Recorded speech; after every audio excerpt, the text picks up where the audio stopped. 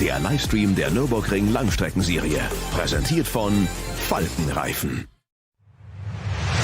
Herzlich willkommen zur Nürburgring Langstrecken Serie. Welcome to the Nürburgring for the NLS, the Nürburgring Langstrecken Series. Und jetzt ist das Rennen freigegeben. The red lights are out now. Viele Zuschauer unterwegs.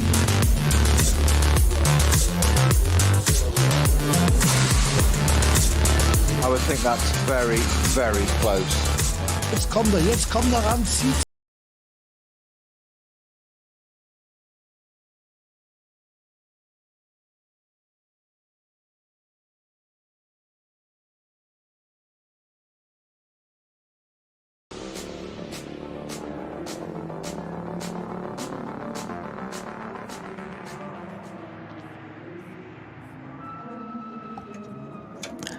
Welcome to our coverage of the latest round of the Nürburgring Langstrecken Series. It's the 57th edition of the ADAC Barbarossa Prize, live from the ring. And I'm delighted to say that the weather looks okay at this stage. There's a bit of cloud cover, but doesn't seem to be any rainfall on the Grand Prix section of the circuit. Remember, this is the typical NLS track as well, so not the full Grand Prix venue, but about half of it. And of course, then taking in the full length of the Nürburgring Nordschleife with some fascinating guests today. And I'm not just talking about the two of us in the commentary box, but it's Johnny Palmer and Bruce Jones to take you through NLS 9. A certain superstar is on the grid, yes, but there are plenty of other drivers here who could potentially win this penultimate round of the season, Bruce. Certainly can. I mean, having Max Verstappen on board, now he's got his full name back, I think it's fantastic. And I think it's the measure of the man that he just wants to race everything he can. This has been a race that's really fascinated him. But I tell you what, working the GT World Challenge this season, he's racing with one of his two regular drivers, Chris Lullen. He's on them the whole time. Even if it's at a Grand Prix, he's tracking their very action.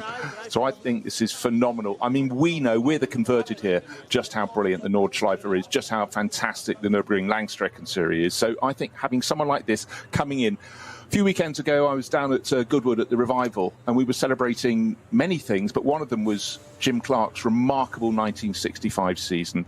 Brilliant feature in Autosport magazine. They listed just how many races he did around the world. But the fact is, it wasn't all Formula One. And I think it's brilliant for the top drivers to come back and do other things. It gives other people a yardstick. It's old school, but I think inside Max Verstappen is a really old school person. Third generation racer in his family. He's got racing blood coursing through him. And I think it's really infectious. And if it casts more eyes on this series, fantastic. But it's all about racing on the Nordschleife. That's what he wants to do. However, you're quite right. He may not win this race, but in Chris Lullen, I tell you, he has an absolute thunderbolt of a teammate. So they've got every chance. Yeah, and the team preparing the car, ML Fry Racing, certainly have a great deal of experience as well, although have been away from the Nürburgring Nordschleife, it feels, for a few seasons. They're with a Ferrari 296, though, that both drivers are getting more and more used to. Still something that sticks out in my mind. I think it's a couple of years ago now, which was at the end of the Monaco Grand Prix. Max Verstappen didn't want to be held up too much with the media interviews after that race because he wanted to get to the nearest screen to see the Indy 500. I know. And let's face it, he's also been reprimanded, but what can you do? By his team for doing through-the-night sim racing, during the course of a Grand Prix weekend. I mean, otherwise, they're blocking out 24 weekends of sim racing for him, so he's got to fit it in somehow.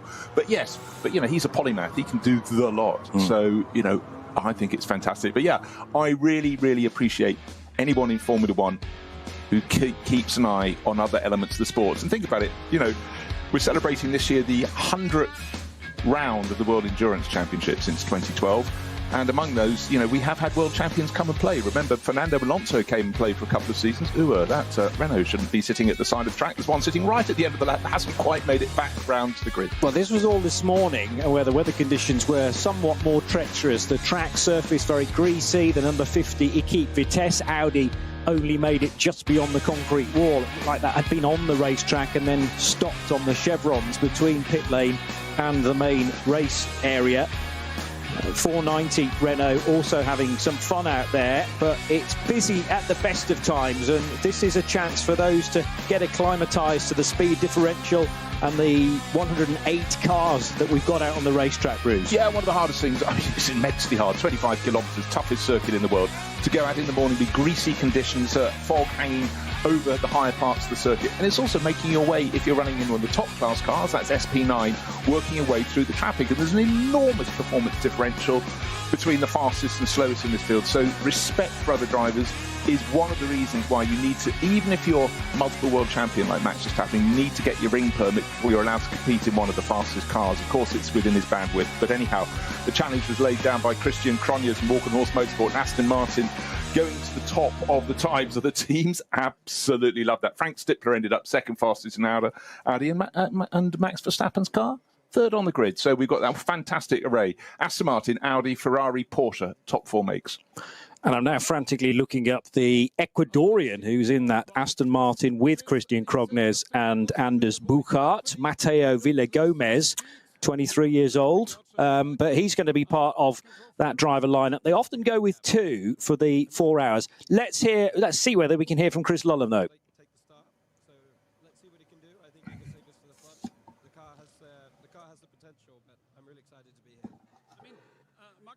The whole quali session on his own, I mean, on tricky conditions.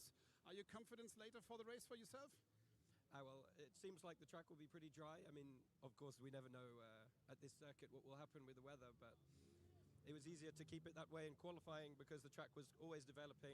You know, the driver is very familiar with the circuit, so no, I'm very confident. So later, if you have more experience, maybe it's easier to jump in the qualifying session in a car with conditions like that. I mean, you just come as a new winning GT World Challenge champion in the gold category, but the Nordschleife is a different cup of tea, isn't it? Yeah, absolutely. It doesn't really compare with the GT World Challenge. It's a very different challenge, a different skill set for the driver. So this is also my first time, not only Max. Yeah. So it's a big learning experience for all of us and the team Memofrey. How difficult is There he is, Chris Lulham. Big learning experience, he says. Has had GT experience. I remember talking to him several occasions last year is what I meant to say, in the Radical Championship that toured the UK. But he comes from sim racing and has applied himself to the real stuff, and almost the transition has been seamless. He's getting better and better behind the wheel of a full metal racing car, as you often call them. Yeah, I mean, he did dabble. He had 3 races in Formula 4, but that was 2019. COVID hit. He was kept indoors, but used that time very, very profitably. And I tell you what, he is hyper quick. But the point Chris made there about Max doing all of the qualifying session made total sense. Of course, that's very much what Max would have wanted. But why, in greasy conditions, have 2 drivers going out and experimenting with it? You might as well get one to get them as close to the front of the grid, so up into 3rd place for ML5 Racing with their Ferrari.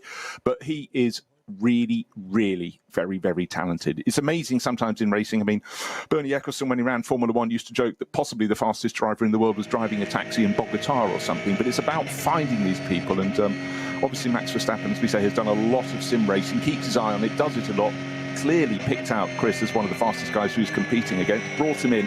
But there is a sort of line, a history here, completing the circle, if you will, because Jan Mardenborough is coming back to compete for the first time in 10 years in the Nürburgring Langstrecken Series. Of course, he came from sim racing, that fantastic Nissan competition to find a rising star. They certainly did, and it's great to have Jan back here. First time on the Nordschleife. That said, he was racing on the Grand Prix circuit when the GT World Challenge came here earlier this year. Had a really good run for Ford, for the Hout Racing team, and he's back on board one of those mighty, raughty Mustangs this weekend. So we'll see how Jan can get on. But I tell you what, if you take a look at Jan right now, he's been in the gym. He is hyper fit for everything that lies ahead. And it is a big test competing around the Nordschleife. It's very, very physical indeed. So again, a little tie-in with people from sim racing. And we saw this, of course, during COVID. There was the digital NLS, which was phenomenal. Within a few minutes, I actually forgot when commentating that it wasn't the real thing. And of course, we had that ability, if anybody had a shunt, we could have replays from 5 different angles. The TV direction was absolutely brilliant. But we realized then and there, Johnny, didn't we, just the talent of some of these sim racers and their crossover to be working even for Grand Prix teams, sitting on the sims, doing endless testing for them. And the crossover of skills has been phenomenal. And for engineers too. They learned from digital, and certainly it would have helped develop, if I call them their testing rigs, you know what I mean, but obviously that's underplaying what they really are now. I ran into Gaetan Palatu earlier on this season. He's another name from that exactly GT Academy, coming from the sims into the real stuff. He was hanging around at Le Castellet back in, what was that, May time. And it's bizarre, you know, you remember these people being so prominent for a couple of years and then they disappear, and then you think, oh, you know, he's aged another 10 years. He still look great, by the way, but doing very little racing actually these days. But as you say, Jan Mardenborough is back again.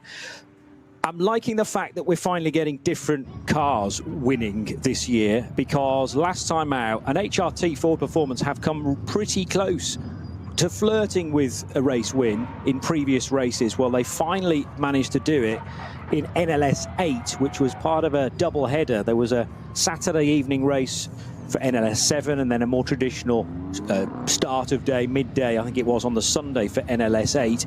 Vincent Kolb and Frank Stippler, who is in an Audi, and I was just checking whether he's in a Ford as well today. I can't find him in two different cars unless I'm just not searching down there. Oh, no, there he is. Yeah, 13th position for Frank Stippler and Vincent Kolb. And he's also going to be driving the Jutta Racing Audi, which normally he starts. So it's double duty, but coming to this 9th race of the season off the back of that win. Yeah, you know, with Frank Stippler, he's going to be a fantastic sort of question, or the answer to the question in years to come. Which driver almost inevitably drove for two different manufacturers in the same meeting? And Frank, you know, he's not 30 anymore, not quite 40 anymore. He's gone a little bit beyond, but he's just absolutely phenomenal. And this is his happy hunting ground. So yes, he's. I think it's been a very good move by the Hout Racing team to draw him in and use that experience around here. It certainly brings the car on big time, but you know, age is certainly not slowing him, and you know, it's great to have different manufacturers at the front. Well, that will be a Stippler time to have bagged 2nd position on the grid, and alongside the Christian Krognes, Matteo Villagomez and Anders Buchart Pro-Am car. So it's actually 2 Pro-Ams that are on the front row because of the driver combination job. Then the all-pro team of Emil Frey Racing with Max Verstappen and Chris Lullum in that car. And then behind that, you've got a Cup 2 Porsche. Now, Cup 2 is reserved for Porsche Cup cars, funnily enough, 911 GT3 Cup cars in their latest spec. And 917 was 4th fastest. So I would expect it to start in that position. Sometimes there's some reordering of the grid to put the GT3 cars all together in a group, but I'm pretty sure that the last NLS race I called, they just began the race in the order that they had qualified within that starting group. If there's overlaps between the 3 starting groups, that's where it becomes slightly more complicated, and they need to be sorted out before those grids are printed and therefore assembled. Again, if you're new to the 4-hour races here at the Nürburgring Nordschleife, it might be slightly unconventional to have 3 entirely separate grids, but we'll watch the first one head through the sequence at the Mercedes Arena, then down towards the cut through that hairpin bend, which brings them back onto the Grand Prix circuit, having missed out a substantial part of the lower portion of the Grand Prix Strecke. But then 2 minutes later, there'll be another batch of cars working their way through the Antonius Bucher and into Tiergarten and across the line. So we'll have to have eyes everywhere, because the timing screen will tell us where the leaders are through the 5 individual timing splits. But there's always a fascinating battle in groups 2 and 3, for that matter, with quite a lot of BMW 240i's, I'm sure, entered further down the field. The Cup 3s tend to start at the front of Group 2. They are all Porsche Caymans, and there's a great deal of those that were qualifying earlier on as well.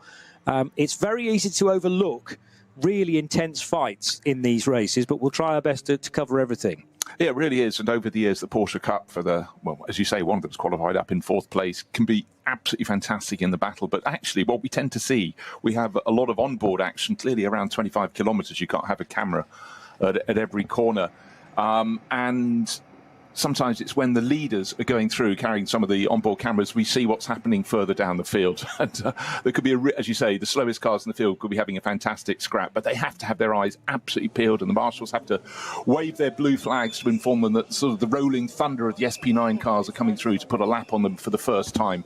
3 pit stops, most likely. That's the standard fare in a 4-hour race, but it's the timing of those, and there is a sliding scale. We will come to that later, because according to when you make the pit stop, there is a different amount of time you have to be at a standstill. But let's focus on the start of the race first. And fantastic scenes on the grid. It's always a feature of the Langstrecken series to have the fans down on the grid to walk up and down, take a look at the cars, you know, maybe grab a photo of some of the drivers.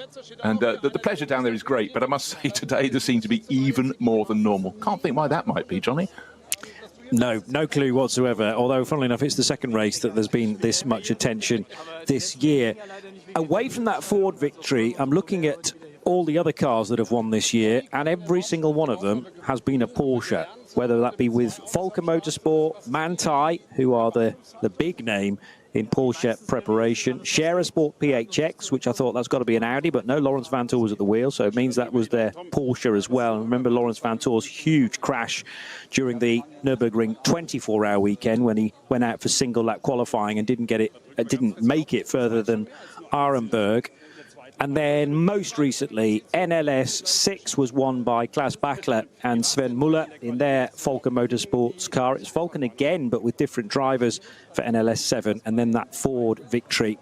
Fascinating as well to have observed the NLS Light event, but no GT3s in that. So you could argue that's a non-Porsche win with the Max Cruiser Racing Golf for Nico Otto and Timo Hochwind. Was a Golf, wasn't it? Some 76? I'm pretty sure it is. As far as I remember, yes. Yeah. But yeah, I don't remember a season where there's been this amount of dominance from one particular manufacturer. They've won every race apart from one. I know, it's really unusual, but the point you were making about Volker Motorsports, they've run cars, sometimes they run two different manufacturers in the season, but recently it's been all Porsche for them. But they rotate drivers through them. A lot of Porsche Works drivers are given their chance to come out and get experience, keep the brand at the front. But Volker is a brand of tyre from the Far East, and they have supported this championship for years. And don't forget, the Nürburgring Nordschleife is used by pretty much every single manufacturer to develop their road cars, the very fastest of their road cars. There's a whole area just at Moyes Path, pretty much running parallel with the main road that runs alongside the return straight at the end of the lap, and it's just chock full. Various manufacturers, tyre manufacturers, have bases there because they keep pounding around the Nürburgring Nordschleife. It's a busy, busy circuit, and of course you can drive around it in your road car pretty much any day of the week. It's an extraordinary thing to do, and certainly gives you new respect for people who raced here over the years. But I mean, it's serious, serious business now. Yeah, and I think until you've actually driven it, I have not driven it, and I've had the offer in the past of being taken round, but I think you have to choose your pilot very carefully as well. Okay, name those you've rejected. No, I couldn't gloss possibly over that. But no, it is extraordinary because you simply think it's a test enough if you're driving on your own. But I can guarantee if you're going around and there are motorbikes on the track, you need someone to ride effectively looking backwards to check where they're coming, because they'll come past at warp speed as fast as you think you're going. But it gives you just immense respect. And then you factor in you might be racing 2x2 around the Nordschleife at the start of a race like this. So that is why there is so much control over people getting the right license to come and compete here. You can't come and race in one of the top class cars. These are the SP9 category. That's for what we globally call GT3. You need to start in lower speed formula, not just to show that you're not going to crash on the circuit, but also you're going to behave and understand what happens when the faster cars come through and what you have to do when you come across the slower cars who have every much as right as you do to be in the field, but they might be driving something that's 40, 50 miles an hour slower down the main straight. We've also got GT4 cars represented on the grid. They are known as the SP10s, but sometimes a GT4 car might be out of the SRO regulations, out of the homologation set, so therefore you can run them in SP8, or if they're turbocharged, SP8T. And taking pole position in SP8T, Marek Bachmann in the 191 Aston Martin GT4 for Pro Sport Racing that he's sharing with Raphael Reinhofer, the Austrian racer. So they're going to be having a fight from the off, I reckon, with the Toyo tyres with Ring Racing Toyota Supra for Giuliano Alesi and Miki Koyama, who have been very fast for a lot of the season. SP Pro, I think just the one car as normal within that individual category. Yes, it is. And SP Pro is again for GT3 type cars, but if they are running slightly again out of the normal regulation, then they can go there. That's a Porsche 911 GT3 Cup car, though, interestingly. Yeah, which is the sort of slightly tuned up Toyo tyres with ring racing car number 347, which qualified 16th. So behind most of the SP9s, but still faster than the SP8Ts, for instance. So kind of in that gap in between. And the 22 car is drawing my attention as well, which is an Audi R8, but an alternatively fueled car. Yeah, Max Cruz Racing stepping up to race effectively in the top class, but by dint of running the alternative fuel, they're in a class of their own, 81. But again, this is an element that's been so strong, going back to the manufacturers using the NLS, using the Nordschleife. This is about bringing on new technology, new fuels, that may well be something that is really important. Well, it definitely is already in motor racing. You know, we're trying to find ways of keeping everything on its tiptoes so that we can carry on in the years ahead. But this, almost every round of the NLS will have something racing on alternative fuels. Some may be the answer, some may not, but how do you find out? You take them racing. Max Cruz, he's run cars for so many years in the TCR class, those silhouette touring cars around here. He's stepping up, safe pair of hands, and it's always intriguing. So do go online and see what you can find out about alternative fuels, because you never know, in years to come, you know, people might be on them. Historic racing now is almost all done on sustainable fuels, so people are really pushing hard to keep things valid and keep things racing. We've got to respect that. They'll be pitting in the normal, well, they'll peel off at the normal area, and then there's a little lay-by which kicks them right and left where the tankers that bring this fuel to the circuit are parked up, and that's where the fuel is accessible for these slightly differently powered cars. But the driver changes, I'm just trying to think, the driver changes are done in the more traditional areas. So the fuel is done at the very start of the pit lane, and then they'll trundle down to the garage to do tyres and driver changes, and then sent back out again. But yes, depending on how long you have done in your stint prior to the pit stop, that determines how long you then have to sit in the pit lane. So it's not a Formula One style pit stop. It is timed from in to out, and the first stint can be a minimum of 5 laps if you're wanting to fuel. If it's anything less than 5 laps, you're not allowed to put any fuel in the car. So it's kind of either going to be a 5-lap stint, a 6-lap stint, or a 7-lap stint in a GT3 car. You can't make 8 because you've already done 1 formation lap of the full circuit. We may well see some of the Cup 2, and if there's any SP7 cars, able to eke out that extra lap, and it's not unknown for the race to be briefly led by one of those cars by virtue of their ability to just do a little bit more mileage on 1 tank of fuel. After that, probably 8 laps, but you could do it on 7, and it really depends on, well, what you fancy and how busy you think the pit lane is as well. But I agree with you that it's going to be 3 pit stops and 4 stints to get to the end. Absolutely so. Let's just reiterate, 25 kilometres, timing your pit stop.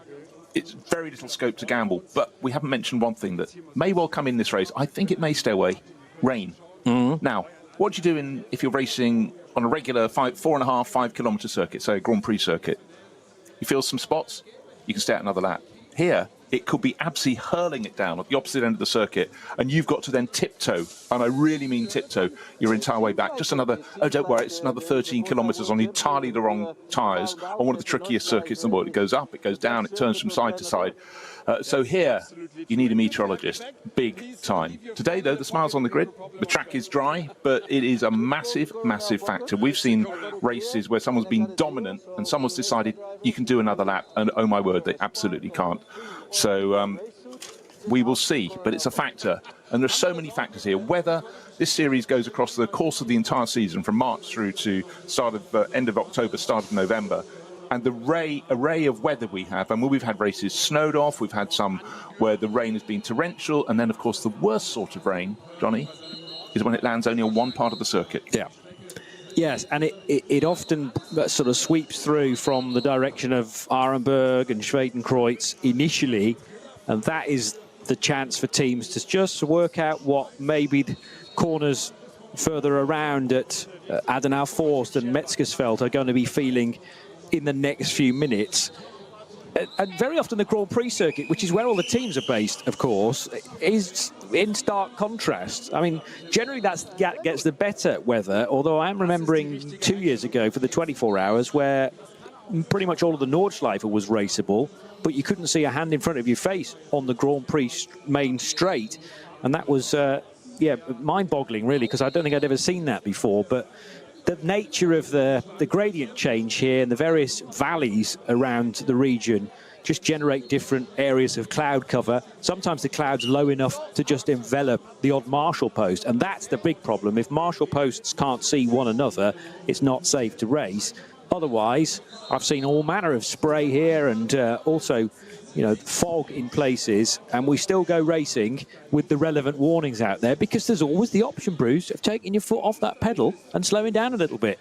A lot of drivers don't go that far through the driving manual, but anyhow, that's fine. But just think about the vagaries of the weather you get at Spa-Francorchamps and multiply them, I would suggest, by 2, possibly 3 for here. The consequences of getting it wrong. It's a longer lap. These circuits are not very far apart. It's almost a forest that runs the whole way. The Eifel forest almost feeds into the forest of the Ardennes in southeastern Belgium, for another one of the great European circuits. But certainly when you look at the season printout, what's coming up ahead in Formula One, you look at Spa-Francorchamps, you go, okay, that's going to be dicey. There is much, much more jeopardy. And here, well, it's almost a guarantee. And if you do the entire Nürburgring Langstrecken Series, you are going to get every single flavour of weather. You know it, and that's part of the challenge. And it's being able to react to different conditions, even one lap to another. By the way, the Aston Martin that has been prepared by Valkenhorst Motorsport on Pirelli tyres, I'll take a mental note of that, because we also have a tyre battle within GT3 in actual fact, but also up and down the order. Max Verstappen and Chris Lulham's Ferrari on the Michelin tyres, with the Red Bull backing, of course. But that car, an Emil Frey racing prepared car to start from 3rd position. Predominantly the GT3s will be on Michelins, but yeah, the Aston Martin is different, and there may even be the odd Goodyear shod GT3 car, but we will check on that as they work their way through. And Falcon tyres too, of course. And Falcon, of course, yes. But just a point about the Emil Frey Racing Ferrari is the fact that all season long, with Chris Lulham at the wheel, it's been competing on Pirelli tyres in the GT World Challenge. So again, it's something else. You might think tyres are round and black, and most notably they are. When I talk of Falcon Motorsport, of course, they're not here this weekend. I just had a sudden frisson of fear because I thought I haven't seen them on the grid. Of course I haven't. Falcon, certainly for N24, an event sponsor, so you may see the odd car with Falcon over the wheel arch, but that doesn't mean that they're on those tyres. It's just that they tend to sponsor all 4 corners of each car. There's a couple of Porsches already getting side by side on this, the warm-up lap. And yes, we don't start till midday local time, but the warm-up lap takes the best part of 20 minutes. So the first group is already being waved away in order to become acclimatized to the latest conditions, but also in an attempt to build some tyre temperature, build some brake temperature where possible. The car's going through the Mercedes arena at relatively slow speed at this stage. This is going to be very useful as a sighter lap, and each group will get the chance to do this then before we are racing in 17 minutes time. It does seem very, very unusual. So in fact, you're driving at a bated pace behind the lead car as it comes around. It's so easy on this lap. You get partway around, you think, I've been checking the conditions. Oh, sorry, I was thinking what I was eating tonight. You know, you've got a lot of time. Once you're confident your car is fine, your tyres are coming up to temperature. But this is a circuit, even running behind the lead car, you cannot afford to lose your concentration. Very few long points. I mean, basically, the main straight of the circuit is probably 90% of the way around the lap. You come out of Galgenkopf, you get onto the Dottinger Höhe. It's a straight line, except of course it isn't. It's got a couple of kinks in it that are taken at very high speed, and then you get to Hohenrhein right at the end of the lap, and it tightens up to a very tricky left-right left combination off the start finish straight. So this is a circuit at which you absolutely have to be on your toes, and I tell you what, experience counts for so much here. Oh, by the way, not everybody's got out on the formation lap, because the dynamic motorsport Porsche is sitting with no wheels on. Joel Sturm should be starting that. That was 6th on the grid, except that is clearly going to have to start once the lead group has blasted away, because, of course, as Johnny was explaining, this group of so many classes of cars, I mean, enormous speed differential, performance differential is broken into sort of like-sized packs, but that is a bit of a setback for Dynamic. Yeah, it's a shame, because his teammate Bastian Buus due to be in that car as well, who's a real superstar when it comes to shorter Porsche Super Cup races. So Dynamic GT, will they be permitted to start from the end of the pit lane? I don't see why not, but it'll have to be at the back of their group. But it might be an advantage in terms of fuel. If they're allowed to fuel the car now, then they won't have done the formation lap. I'm not actually sure about the regulations in that, whether fueling perhaps cannot take place until again after 5 laps are completed. Right, what we ought to tell you is we talked about it being slightly greasy track this morning, low-hanging cloud, or mist if you prefer, but that seems to have sort of burnt away. So little patches of blue sky, but largely a sort of white cloud sort of morning. And in some ways, if it's going to stay like that all day, well, that's sort of fine, because actually what the drivers want most of all is consistent track conditions. If it stays dry, that's what they'll be getting. The temperatures won't be enormous. You know, in the Eifel Mountains, you are quite high, so they're always a little bit cooler than most of the rest of Germany, even though they're deep in the south of the country. But certainly, when you're at the Nürburgring, you do tend to take a jacket with you in the morning. There is a Falcon car in there. It's not a GT3 car, but it looks like an Audi RS3 with the Falcon branding all over the car. So that must be on the same tyres, therefore. So at least they are represented. TCR is also part of the grid with the 801 Moller Bill Motorsport Audi RS3 taking pole position. So that car will start in the 3rd group, but running to global TCR rules for Kenneth Ostvold and Anders Lindstad, the 2 Norwegian racers. And 2nd and 3rd in TCR, another Audi RS3, and the Honda Civic TCR FL5 from ALM Motorsport. So there's plenty of touring car type cars within this race. There's obviously the sports cars towards the sharp end as well, and very much road going cars turned into racing cars like the V category, so V6, V5. V6 pole sitter is the Porsche Cayman S from Adrenaline Motorsport. They are sort of an arrive and drive experience. They bring the car to the track for you. You just step into it, and it's all nicely set up for you and your co-drivers. Porsche Cayman without the S on the end is the pole sitter in V5. Not sure whether we've got any V4s or anything smaller than that. There is a VT3 car, which is a BMW 33i for Kievan Sports and Racing, as the next group of cars stream across the grid hatchings, and this is Group 3. Yeah, worth explaining now about who is likely to be the NLS champion. We've still got one further round to come. However, you score points in your category against rivals in your sort of car, and if your class is really well supported, you score more points. You score basically according to the number of cars in your class. So say 10 cars in your class, you come first, you get 10 points. So if you're driving in a class that's only got 2 or 3 cars in it, you're not going to be the outright champion, because mysteriously the one with the greatest number of points at the end of the season will be that person. And over the years, it's really frequently been cars in some of the junior classes that have produced the championship drivers. And you mentioned Adrenaline Motorsport. They had a 4-year run where a driver called Danny Brink, alongside frequently Christopher Rink, Rink and Brink, they won 4 titles in a row with BMW 325i. So these are sort of basically production cars at the back of the group, but production plus, of course. So it's very rare any of the runners in the front class in the field, the SP9 class, that's for GT3 cars, end up as champion. The number of drivers and cars entered in that category in the first half of the season, largely leading up to the Nürburgring 24 hours at the start of July, is absolutely ram-packed. It slightly falls away later in the season, but it's great to have the likes of Max Verstappen and Chris Lallam coming to play. And next year, Helmut Marko, basically the big man, decides many things at Red Bull Racing, has said that Max is clear now to compete in the Nürburgring 24 hours in 2026. So that is massive news. The event's been growing and growing. It's part of the Intercontinental GT Challenge for the last couple of years, and that's really added to the field. And the number of drivers competing in GT3 across the world is vast. Of course, it's it's the support category, not support, it's the secondary class within the World Endurance Championship. So a lot of the top guns will be at Fuji this weekend to compete in that. It's got the GT World Challenge, 4 different championships across the world.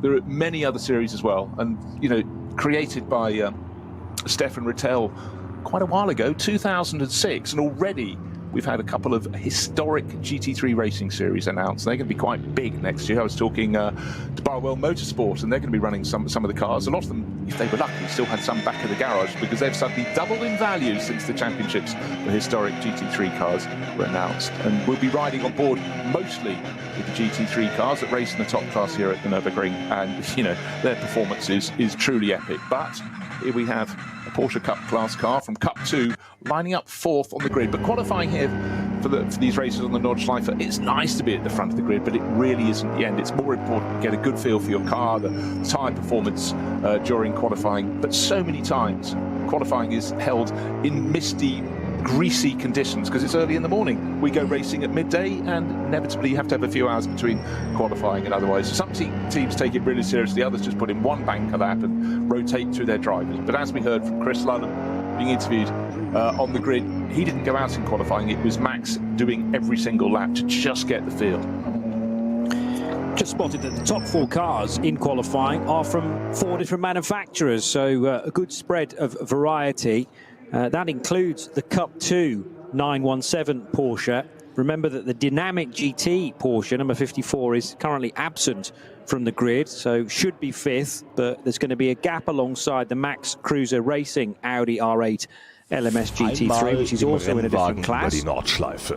Ein Traum vieler Rennfans, der für die allermeisten nie Realität wird, mit dem neuen Gran Turismo 7 aber ein ganzes Stück realistischer. Mit der neuesten Auflage des Kultspiels für die Konsole fahren wir zu den wichtigsten Streckenabschnitten der grünen Hölle. Die AMG Arena. Erstes Nadelöhr nach dem Start und durch die unterschiedlichen Linien ein toller Ort für Positionskämpfe auf der Grand Prix-Strecke. Auffahrt Nordschleife. Nach der Vidol-Schikane biegen wir ab vom Grand Prix-Kurs. Hier beginnt der 20 Kilometer lange Ritt durch die grüne Hölle so richtig. Fuchsröhre. Mit Vollgas bergab, durch die Kompression und den Berg wieder rauf. Wie so oft auf der Nordschleife, kein Platz für Fehler. Breitscheid, der tiefste Punkt der Nordschleife. Die Brücke über die Hauptstraße von Adenau ist ein Zuschauermagnet. Das Karussell, benannt nach Rudolf Caracciola, einem der ersten Heroen des Rings. Die alten Betonplatten der Stallkurve sind Kult. Brünnchen, der Zuschauer-Hotspot. Ob beim Rennen oder bei Touristenfahrten, ob bei brütender Hitze oder im strömenden Regen, hier ist immer etwas los. Die Döttinger Höhe. Windschattenschlacht bei 270 km/h und die Überholmöglichkeit schlechthin am Ende der Nordschleifenrunde mit dem neuen Gran Turismo 7. Und damit von der virtuellen wieder zur realen Nordschleife.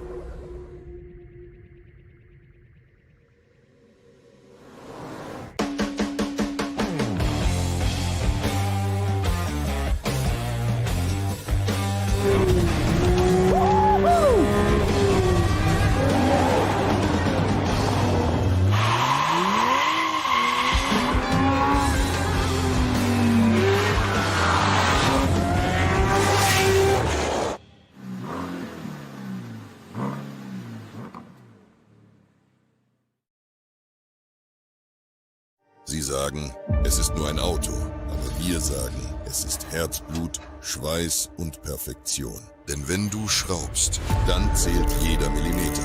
Dann bist du in deinem Element. Du willst mehr als nur fahren. Du willst es fühlen. Die volle Kontrolle. Eine optimale Straßenlage. Wir wissen genau, was dich antreibt. Denn wir teilen die gleiche Leidenschaft. Egal ob auf der Straße oder auf der Rennstrecke. Wir sind immer an deiner Seite. Wir sind H&R. Offizieller Partner der Nürburgring Langstrecken Serie.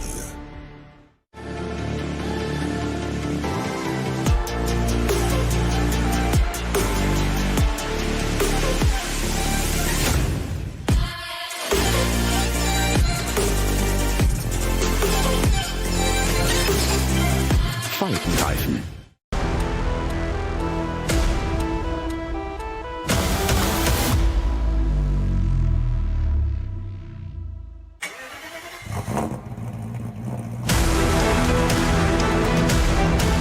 Hol dir jetzt dein eigenes Motorsporterlebnis nach Hause.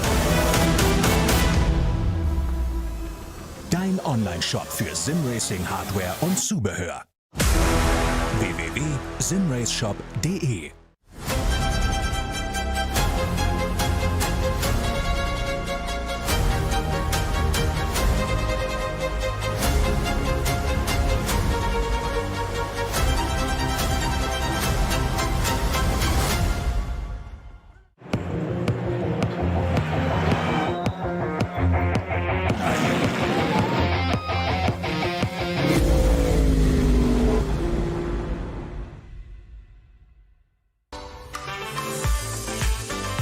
Liebe Fans, lovely Fans, besucht uns auf unseren Social Media Kanälen, follow us auf Facebook, Instagram, YouTube und TikTok. Willkommen bei der NLS.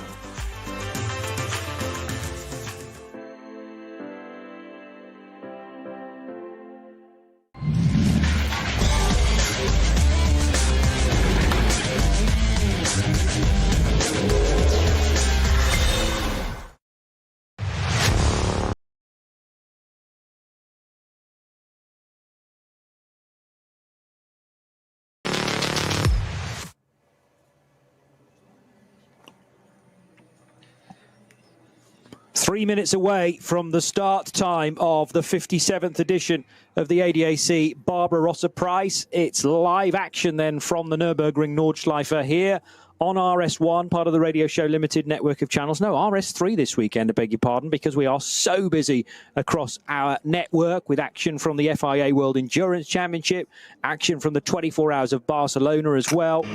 And there's all manner of racing to take your fancy. Hopefully you can consume it all either live or retrospectively, stretching well into next week, no doubt, as the weaving continues for the 347 Porsche.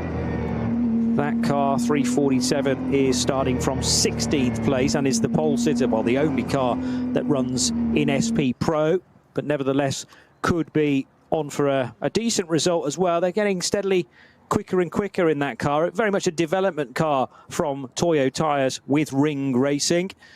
But it's Aston from Audi, from Ferrari, from Porsche as the first four cars. Sadly, at the moment, it looks like Joel Sturm and his teammate Bastian Boos not going to be able to take the start unless they're sitting at the end of the pit lane in the dynamic GT Porsche, but they're not on this rolling lap. Max Verstappen is, though, and he in that third-placed Ferrari, having done all the running this morning as well, so he will know precisely what the conditions were doing hours ago. I'm not sure it will have changed a great deal. Ambient temperature will be up a bit, so that will be bringing the track temperature with it as well, but there's not a great deal of direct sunlight on any of the circuit. The parallel public road will just disappear into the shade when you compare the speeds. At the moment, actually, the road traffic's doing about the same speed as the rolling lap pace. But you just wait for this first lap down the Dottinger Hill, which is the classic slipstream action potentially, to maybe have a lead change at the end of lap one going into Tiergarten. It must be 3 times that you can go from the Tankstelle up towards the main entrance. Yeah, there can't be many racing circuits in the world where we have a public road running alongside the main straight. Not that the drivers can see it. There's a flank of trees on their left as they approach, but this is not just an ordinary circuit. How many circuits have villages within their infield? This one does, because the villages were there first. The circuit was built in the 1920s all around to bring employment to the area. As I mentioned, so many manufacturers have now got employment in the area. It's a huge, huge draw, and long may the Nürburgring last. But if we've got a new bunch of fans this weekend, of course, this is the second time Max Verstappen has raced here, but the first time he's at the front of the grid. He's racing a Ferrari, well, not a Red Bull, but it's a Red Bull-sponsored Ferrari, Verstappen.com, run by Emil Frey Racing. But he's on the second row. It's an Aston Martin on pole position, alongside an Audi, and then comes the Ferrari. I'm sure an awful lot of eyes are watching this. Let's see what happens. Don't discount Ford either, with a great result last time out in NLS 8 when Frank Stippel was part of that lineup. He's going to be dancing between two cars, it looks like, by the entry list. But now the cars all being given the order to be two abreast. It's a rolling start, and as they head out of Tiergarten and over that little lip which brings them back onto the start-finish straight of the Grand Prix circuit, the lead car dives to the right. They're all being shown the red lights on the gantry at this point, but they all turn green now, and hard onto the throttle will go Max Verstappen, who pulls out from alongside or from behind the Aston Martin and draws level. He's going to try and outbrake the pole-sitting car. There's a crash further back, no, and that is the Cup car that has piled into the rear. If it hit the Aston Martin, possibly, or the Aston's continued. The 917 car, though, sideways, that could have been a far, far worse incident. The silver Porsche ends up partly in the gravel, but Max Verstappen, thankfully already in the lead, didn't know a great deal about the carnage behind, and he will lead for the first time out of the Mercedes arena. Well, Max has been going, I've got the move done, I'm just, oh, hold on, something behind, going slightly sideways, yeah, about 45 degrees sideways. The Porsche Cup class car, the Speedworks car, I don't think it hit the Aston Martin. I think Panic realised it was going in deep under braking, and in trying to avoid it, went sideways, went off the track. In behind a couple of Müller Motorsport cars running in the Cup 2 class, making their moves around. We've got a lot of Cup 2 class right at the sharp end of the field, but at the moment the very sharp end is Max Verstappen pulling clear of the Aston Martin, and third on the grid, second in the run down to the first corner, first into the first corner, pulling away. But the battling in the Cup 2 class car, how do you like three abreast? Coming up to the chicane, we're about to leave the Grand Prix circuit, still got that left-right chicane, it's very tight, and somehow, with a bit of door banging, they sort themselves out. And the Audi that's losing time is that started at the front of the field, is it not? The 8 car, yes. So car 8's been started by Veremenko, Alexei Veremenko. Now, there was definite contact on the front of the Porsche because it was beveled on the front right corner, and I think there's a bit of the Aston Martin on the rear left now missing, just the back piece of the wheel arch. It doesn't seem to be affecting its pace, apart from the fact that there might be a minuscule bit of tyre rub now. But I'd like to just revisit that incident to find out precisely where the contact was made. The Porsche was definitely damaged. It had lost it, and then there was a collision. And because I was so busy about where that Porsche was going to go next and whether anybody was going to collect it, I didn't exactly spot which car it hit. I think you may be right, because except Heinemann would have been, it was Tim Heinemann was on the left-hand side. He's just come in, by the way, so he's not gone on to the Hatson back, and instead Tim Heinemann in 917 dives into the pit lane, so this lap will not count as one to his race. Meanwhile, the second group now gets underway, heading down towards the first corner, and the Audi RS3 with the Falcon sponsorship is not that far away from taking, that was almost a Max Verstappen line into the first corner, desperately trying to take the race lead as early as possible. But the yellow and white Porsche at the lead of Cup 3 looks to have retained that. And the Cup 3 pole sitter, I'll have to work my way through the entry list to precisely get to that, but there's lots of jostling for position, including more Müller Motorsport cars. The two blue and white cars in Cup 2 were the Müller teammates going nose to tail in the early stages. So one of them, the 921 in that lead group, for Arne Hofmeister and David Jahn, and Tim Scheerbart. Yeah, Scheerbart's one listed in the car at the moment as they go around the lap, but that was really quite a sort out. And again, you always sort of, it's very difficult to watch a batch of 40 cars and watch everyone in particular into the first corner, but that move by Tim Heinemann, really, really talented young German racer, frequent winner here in the NLS, but down a class, so he's racing in Cup 2 and just brake too deep into the first corner. I think in some ways maybe Christian Cronjes would be slightly respectful of Max Verstappen once the Ferrari had gone past his Aston Martin, but certainly Heinemann caught out And what's your choice? Slam straight in the back of someone or try and go around the outside? And that's what he went to do. But that was a question of consequence. And that really scrambled the immediate pack behind them in avoidance. And that's why I think even more of the Cup 2 class cars worked their way closer to the front. But front right-hand corner, yeah, well, that would tally with hitting the left rear of the Aston Martins. He tried to kink past it, but Tim Heinemann's car, 917, in the pit garage at the moment. So it wasn't just a run through the pits. You might ask, how has he got back to the pit so quickly? Of course, round the Grand Prix loop, and you go into the back door of the pits rather than turning left and going on to the point where we join the Nordschleife, the mighty circuit out through the forests. And here, now, 2 minutes later, is the third group. This is the final one, I can assure you, but it's just as populated, and a couple of Caymans are going to squabble for the early positions then at the sharp end of this. Good getaway then from the purple and white car with a VW Golf involved as well. Other cars working their way through. I think there's a Sirocco in the middle of that, and the rest of the BMWs as well. So don't lose your focus. Oh, there's another spin. So this really goes towards, that's that Cupra that partially lost it and now can rejoin. However, Max Verstappen leading the way, working his way now up towards the carousel for the first time. So that's in the little inset picture to your left, to the concrete banking. And I'm just trying to work out which car has worked his way into second position. That looks strangely Mustang-shaped. So does that mean that the Ford Mustang that started or had that great result earlier on this season, it is Stippler in one of the Mustangs, the number 6 car. So maybe Stippler's got all the way up to second position already and ahead of the Aston Martin. It's definitely a front-engined GT car tucked in there. Yeah, we know he's not starting the Audi that he's doing. He's going to run later in the race. First dibs to Ford, and you know, a car going forward at the start of the race, it's more than likely to be Frank Stippler, but of course the one who went forward the most effectively was Max Verstappen into the lead of the class, and this is his weekend off. Why not come and race on the greatest circuit? But again, it falls into the pub quiz territory. How many starts did it take to get the NLS round complete? 3.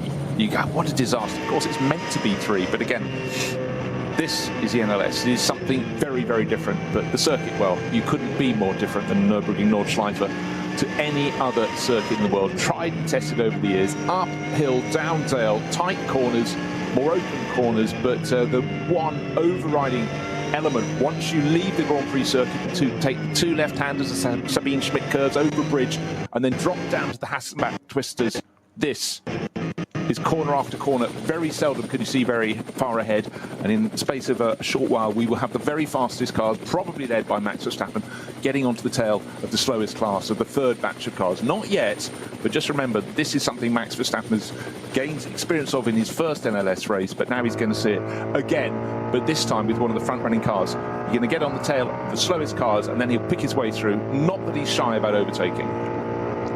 Frank Stippler, quickest time of anybody through sector 2. He then did the quickest time of anybody through sector 3. So that is 100% the number 6 Haupt Racing Team Ford Mustang, which has climbed from 13th place to be, well, halfway around the track. He was up to 2nd, and that was the run into the base of the carousel at Langstrecken, and then looping through that left-hand hairpin, more than a hairpin, at the Caracciolo carousel.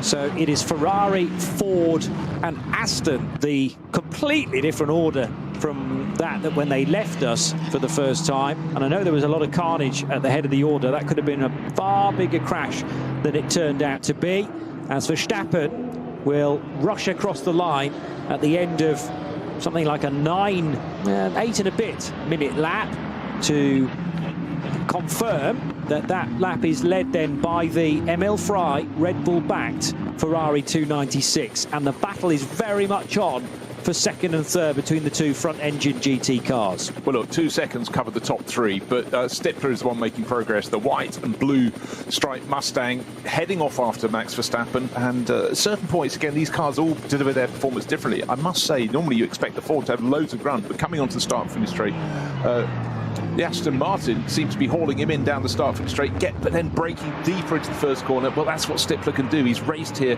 He can race here almost with his eyes closed. He's been doing it for so long, but he's keeping Max Verstappen honest. Now, let's see what they can do, because, of course, they're about to leave the Grand Prix circuit, and suddenly the nature of this venue changes completely. They've got a few more corners to go. They've got to go down into the dip, up through the chicane, but then they go into the Nordschleife. And for Max Verstappen, it's a busman's holiday, but a really enjoyable one for him.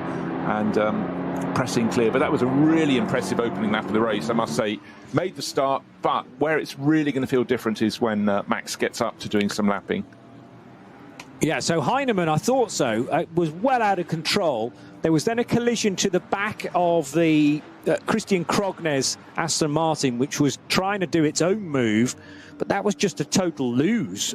Whether there was just a lack of traction on the inside, and then the secondary spin happened partway round the first corner for a Porsche that was starting way up there, 948 probably, the Loesch Motorsport by Black Falcon car, started 7th, but lost a whole load of places because of that half spin.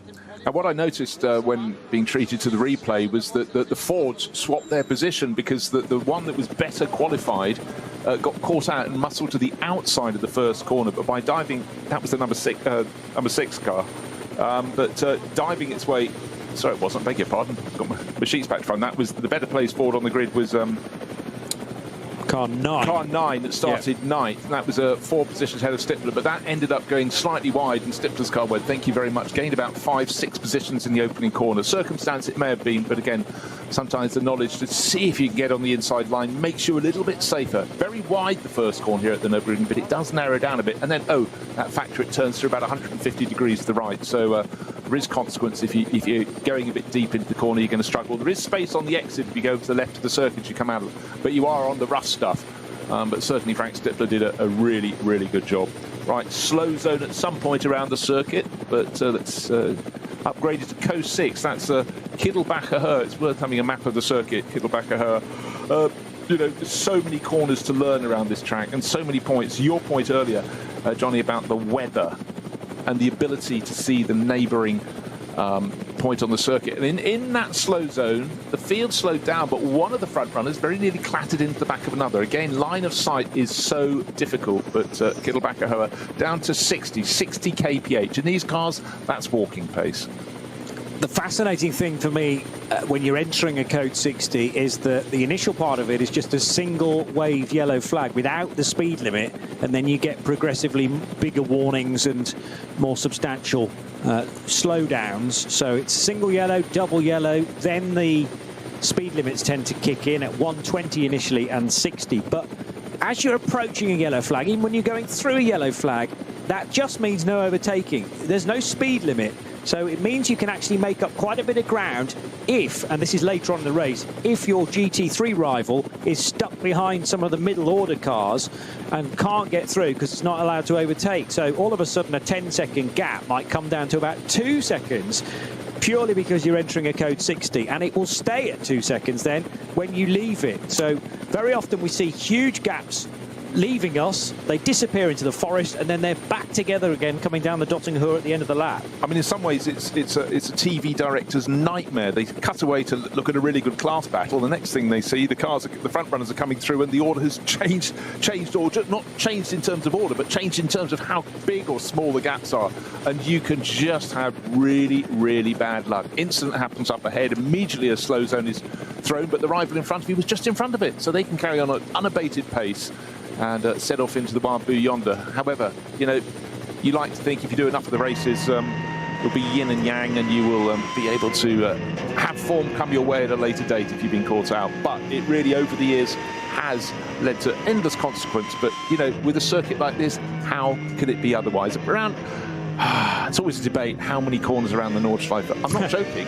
A lot of people think it's 172. I don't know all their names. What, all the people that think that? All the corner names? Well, both, neither. Yeah. Either. Yeah, there's a lot of difference of opinion. I entirely endorse that. And more than enough, I think, is the answer. Yeah. Or just enough, maybe just enough. When is a corner not a corner? I mean, there are little changes of direction of the track between Stylstrecker and the carousel, but whether they're actually corners, because you're still flat through there, but you have to slow clearly for the old drainage ditch that is now part of the racing track. And Verstappen fully focused on the road in front, climbing the hill towards Hohe Acht. He had at the start of this lap a gap of 1.4 seconds over Frank Stippler, who has certainly wasted no time in scything his way up the order.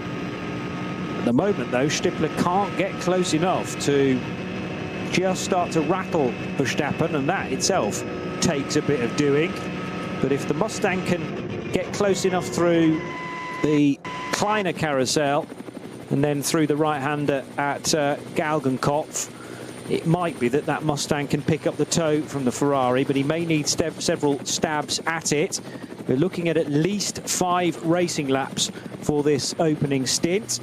Meanwhile, Christian Krognes is still circulating, didn't feel the need to pit at the end of lap 1, and the team, I'm sure, will have been keeping tabs on how bad that damage is, mainly just getting up on the pit wall and watching the car come through. The problem is it's sort of on the wrong side of the car for that, the damage on the rear left. But the occasional overhead shot and then the footage being beamed back to them from the Grand Prix track will be very, very helpful. As long as it's not getting any worse, it might be that initial tyre rub has become less serious now. Yeah, it's also worth pointing out that the pit stops are generously timed. We'll talk about the sliding scale when we get closer to the end of the first hour of this 4-hour race, but there is normally time within that for rudimentary repairs to be made. And if it is bodywork, just getting a little bit close to a tyre, obviously that will need to be pulled off. If there are bits hanging off the back of the car, they need to be pulled off as well. But anyhow, we will face those as we come. So Max Verstappen leading the race, but Frank Stippler keeping him more than honest. So it's Ferrari ahead of Ford, Aston Martin hanging on in 3rd place. Then there was a gap about 5 seconds back to that alternative fuel car, the AT1 Max Cruz Racing GT3 car. And of course, this is the first time that Max Cruz Racing, so many years running cars very effective in the TCR class, has stepped up to the top class, albeit in a class of their own, because they're running alternative technology. So this is, well, what a fantastic laboratory, I think you can say. Saturday racing, as tends to be the way. And just to touch on the name of the race, the Barbarossa Prize. Redbeard Prize, nice combination of Italian and German. It's so successful. This is the 57th year it's been run. Traditionally a race in the autumn, traditionally a race, frankly, Johnny, that's been affected by weather. But so far, as we end the second lap with Max Verstappen still leading, the gap may have increased slightly, but in dry conditions, it's a grey day now. It's not very bright at all. This lap seems to have extended the lead for Max Verstappen. The Ford in 2nd place with Frank Stippler and Christian Krognes in the slightly damaged Aston Martin in 3rd. These 3 cars, these 3 drivers, Verstappen, Stippler, Krognes, are the class of the race. Best of the rest is Benjamin Leuter in that alternative fueled Audi back in 4th place, but that is some way back. Aston Martin at the moment, qualified on pole, looking pretty tidy, getting right on the tail of Frank Stippler, and that is a yardstick, has been over the years. If you can stay with Frank, you're doing something very well indeed. Isn't it the podium at the end of the Barbarossa Prize, which it's essential to have a bright red wig, curly-haired wig, as you accept your prize as well? Well, you've got to put it under your chin, haven't you? I suppose it's more about beard. Okay. Put it upside down. Yeah. Yeah, strap it to your face that way instead. As the Huber Motorsport Porsche almost made contact with the 8 Audi, and a great battle for position within Cup 2 just ahead of that as well. So Huber Motorsport car in its blue, orange and central white stripe.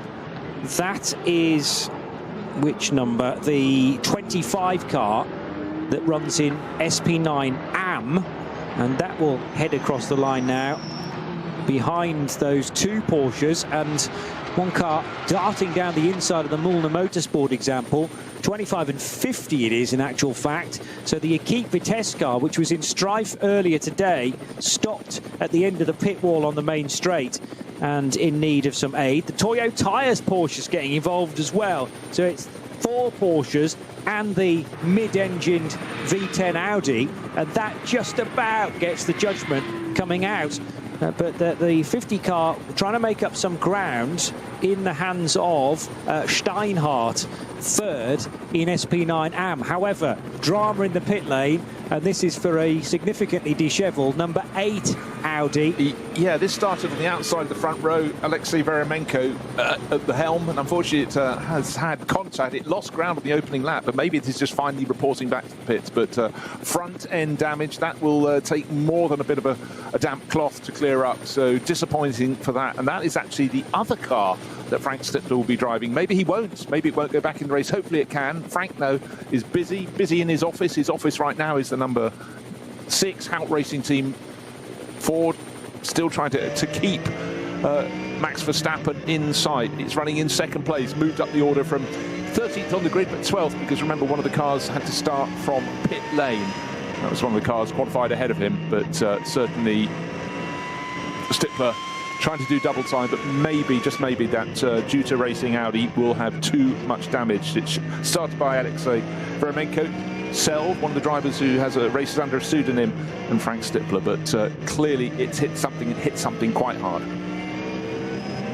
Tremendous action between these 5 cars on Hatzenbach, though. This little quintet led by Tim Scheerbart in Porsche number 921. In behind him is the 25 car, which has made quite a bit of ground since its opening lap. So it's working its way up the order, the Huber Motorsport example.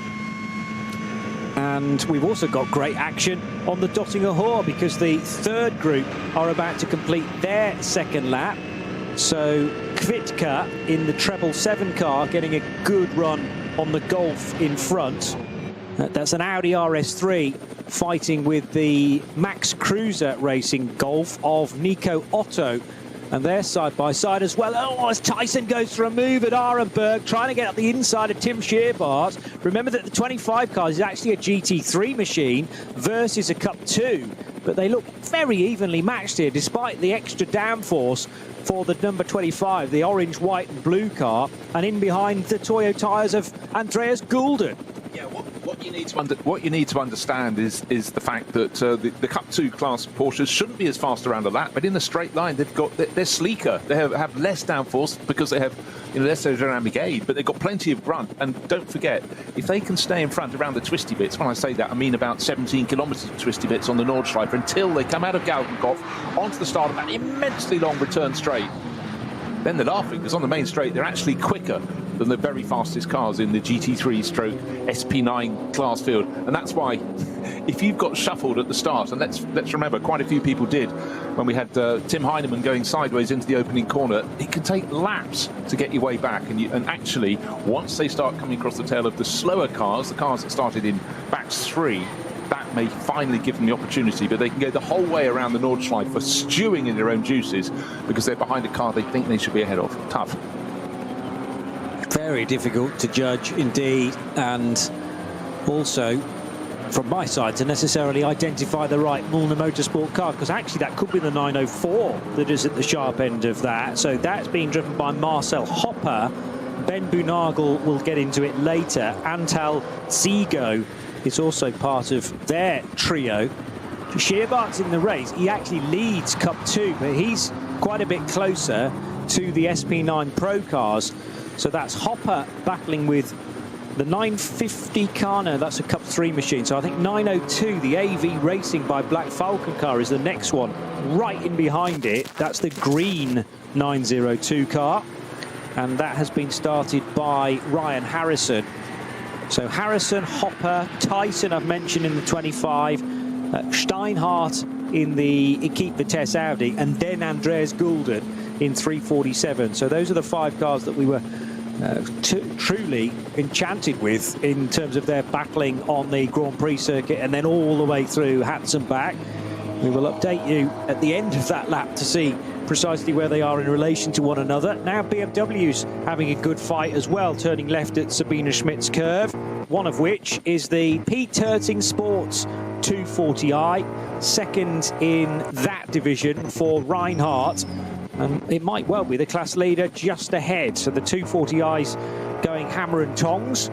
Max Verstappen not that far away from ticking off another lap. He's at Kleiner Carousel. He is, and he's about to come across the first of the tail enders. So this has been the point where he'll show his craft. Of course, he's in a much faster car, a top-class car, but immediately goes around the outside of BMW, finds a Porsche Cayman in his way, however, picks it off, and then that's the point in which he pulls onto the long, long straight. It's called the Dottinger Höhe. You're running alongside a public road. All you can see up ahead is the tower of the village. That's Nürburgring village on your right-hand side. There's a gentle rise in the straight. A kink is coming up. He's got nobody now to get a tow from. Well, he's leading the race. He's very unlikely to, but importantly, he's broken the tow to the chasing Ford and Aston Martin that are still very close together. But right now, he's got a clear line of sight up the rise. Kink coming right now. He's got the end of the lap, and right in front of him is a Renault Clio trying to keep out of the way. Does so. He dives up the inside of that to the right. Wait for it, wait for it. Oh, tail of his Ferrari coming out a bit. Turns left onto the start-finish straight, and this lead would have gone out. Fastest time in qualifying. We know people don't go too seriously there. 8 minutes and 6 seconds, and the second flying lap of the race, or first real flying lap, because it was 8 minutes and 10 from, that looks even quicker, still 8 minutes and 2 seconds from Max Verstappen, so his lead has been stretched. He gained about a second on that lap, but it's a second across 25 kilometres, so it's really, you know, it's the equivalent of winding 0.2 of a second if you're running on a traditional Grand Prix circuit. Does this, and he ran a little bit wide there coming through the second bit of the Mercedes arena. I think that was all in hand though, as Chris Lullen will be waiting in the wings here. The nerves will be jangling, thinking he's potentially going to be taking this car over in the race lead, which is high pressure considering Chris did relatively little running this morning. That is, of course, if they choose to do a driver change in this first stop. Well, I was going to say in the entire race, maybe Max is having such a good time and he's going to go, hey, I'll call it a gym session. I can do all 4 hours around this circuit. But, you know, Max knows full well, much as he's enjoying it, that more will be gone out of the car if the drivers are relatively fresh, and he knows that Chris Lullen, just 2 years ago, Chris was dipping his toe back in the pond to come racing after very limited single seater, but superstar in sim racing, and he's taken this year his first full season back on the circuits in the GT World Challenge, and now the Nordschleife series to really show the craft that he's honed on sim racing. And a lot of the drivers in the field, the younger drivers, would have done precisely that as well. But again, what a circuit. I mean, the variables you have here. And for Max, you know, you think about the course of a Grand Prix, unless someone's got a problem, he will lap maybe only the slowest 2 or 3 drivers in the field once. Here he's going to be lapping all race, and talk about lapping, we're having some amazing racing. Johnny's been talking at length about the Huber Porsche really getting bottled up behind a couple of Cup 2 class cars, and the driver has had enough. So going into the final sequence of corners to end the lap before coming to the start finish straight, dived up the inside. We all held our breath, and he probably did as well, just pulled it off. But you know what? One of the cars, the Mulder one, comes into the first corner, dives down in front of him, clatters into his side, goes for a rotation. Huber Porsche carries on, and the challenger from Mulder got it wrong. Yeah, Marcel Hopper, that was possibly a bit too ambitious, having been, well, caught a cropper by Joachim Tyson at Tiergarten. So it was Tyson in the Huber car down the inside. There's a Ferrari in this mix as well, which is clearly not the lead Ferrari, but sadly Marcel Hopper in 904 stranded partially on the grass, and now a lick of flame from the back of that car, but partially on the grass, partially on the asphalt. The problem is the driving wheels are potentially beached there, so he came from a long way back, Hopper. I'm not sure at any point was this ever his corner. He didn't make the corner is the key thing. Yes, okay, he was fully alongside, but he prevented Tyson from turning into turn 1 properly. He did too, and then on the exit of the first corner, bear in mind you turned through about 140, 150 degrees to the right, he then rotated in the middle of the track, scattering those that had been in that 5-car pack. But for Huber Racing, with their Porsche, they finally got through. It's been a really tense opening section of the race for them, but the deal is done. Dynamic Motorsport Porsche, remember this is the one that's sitting in the pits now, but it's in the pit lane, which is an improvement. At the start of the race, it was in the garage and then brought onto the pit lane. But looks like they're greatly delayed, but it's going to be a quick car when it does get going. Bastian Boos and Joel Sturm, or more to the point, Joel Sturm, we think will start, but what a disappointment for them. Yeah, it's frustrating, isn't it, to have everything prepared. The qualifying went well this morning. The turnaround between the sessions seemed to go to plan, and then all of a sudden, car not ready to start. Well, it's done 2 laps since the start of the race, but unfortunately for them, 3 laps is what's required if you need to be at the front of this field. So they lost a lap on that opening lap, and they're losing more time while they're sitting in the pits. But at this point, your race has become one of development work for the rest of the season, of course. 2 weeks' time, we'll be back here again on the Nordschleife, see which other names have been put into the pot and stirred around, and always new faces in new places. And I suppose the big lottery is how many cars will Frank Stippler be in that one? Will it be 2? Will it be 3? Come on, Frank. Got to try harder. Rejoining Marcel Hopper in 904, although is that actually the sister car, because Tim Scherbart is still going very nicely. He's in splendid isolation, however, as the lead Cup 2 car. No, that is the recovering Marcel Hopper, number 904. But if you catch sight at any point of 921 in very similar colours for Mulner Motorsport, that's Tim Scherbart running 6th and clear of Carlos Rivas by 18 seconds. Yeah, that's very tidy. Just noticing Marcel Hopper's bopper has had a result. His front left wing is slightly tatty. Mainly the side. It really was side-to-side contact into the first corner. And for Joachim Tyson, who'd just done the hard work after being bottled up behind that group of cars for the first 3 laps, he must have thought, I've got it done. Oh my gosh, what's coming down the inside? And he had to slightly jink, having already turned into the first corner to keep out of the way. But it was side on side. It wasn't a big impact, but the loser was the attacker, and that was Hopper. Round he went, and those in behind, largely in the Cup 2 Porsche class, did very well to avoid him on the exit of the first corner. Could have been a lot worse, and also for the Ferrari that I was trying to identify as well. That was Klaus Aberman, I think. Yeah, yes it was. Car 21. Well, absolutely. For the second round running, he's just running solo. And bear in mind, Klaus, for years, his team here, Fricadilly Racing, I mean, how many teams are named after meatballs? Probably the only one in the world, but I stand to be corrected. Such a staunch supporter of all things the Nürburgring, married to Sabine Schmitz, who became famous as the star of the Nordschleife. Alas, she died a few years ago, but Klaus raced on. Then he had his moment in the sunshine when he decided to change from running Porsches for years and years and years at the Nordschleife to run one of the brand new 296 GT3 Ferraris, and get this, turned up, won the Nürburgring 24 Hours in 2023. And that was just a weekend before the Le Mans 24 Hours, with Ferrari returning for the first time in 60 years. So I gave them a good luck story. I'm sure it paid a few of his bills, because they said thank you. Huge publicity for them. And he's raced on with the Ferrari ever since. But racing solo suggests he's probably not likely to do all 4 hours. Maybe he just wants a Saturday morning run out. But he's running just outside the top 10. So, in fact, he's down in 18th place after that sort out. But, you know, good to have him. Good to have him out on the track, and just his passion for this place knows no bounds. And when his crew was about to win here a couple of years ago in the 24 Hours, he was just as he looked just so happy, but so nervous until it literally was going along, dotting her on the final lap of the 24 Hours, and victory was finally his. You could sense the beer bottles being opened in the back of the garage. And a few frikadellis will have been polished off, I'm sure, in celebration of that as well. Yannick Reinhardt in the BMW 240i Racing Cup car, which runs in a class exclusively for BMW 240i's, but is not just finding fellow category members, but also the Audi number 321, which is the Gorian RT by Sharkey Racing entry. So doing the opening stint there as Valers, sharing with Jens Wolf and Moritz Rosenbach, and they run in SP3T, so that gives you the overlap between 240i, TCR to a certain extent, and the SP3Ts for the turbocharged rear-wheel drive cars. The car with the number 1 on it is the defending champions. That's from a team perspective rather than the drivers necessarily, but Sven Markert driving car number 1, which is another Adrenaline Motorsport Team Manhattan Wheels entry with the ADAC Berlin Brandenburg backing.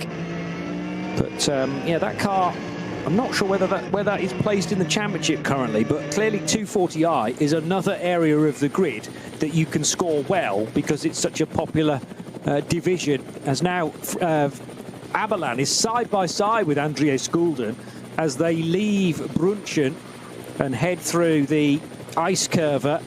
Ferrari now ahead of the Toyo tyres with Ring Racing Porsche. Now, touching, if I may, on the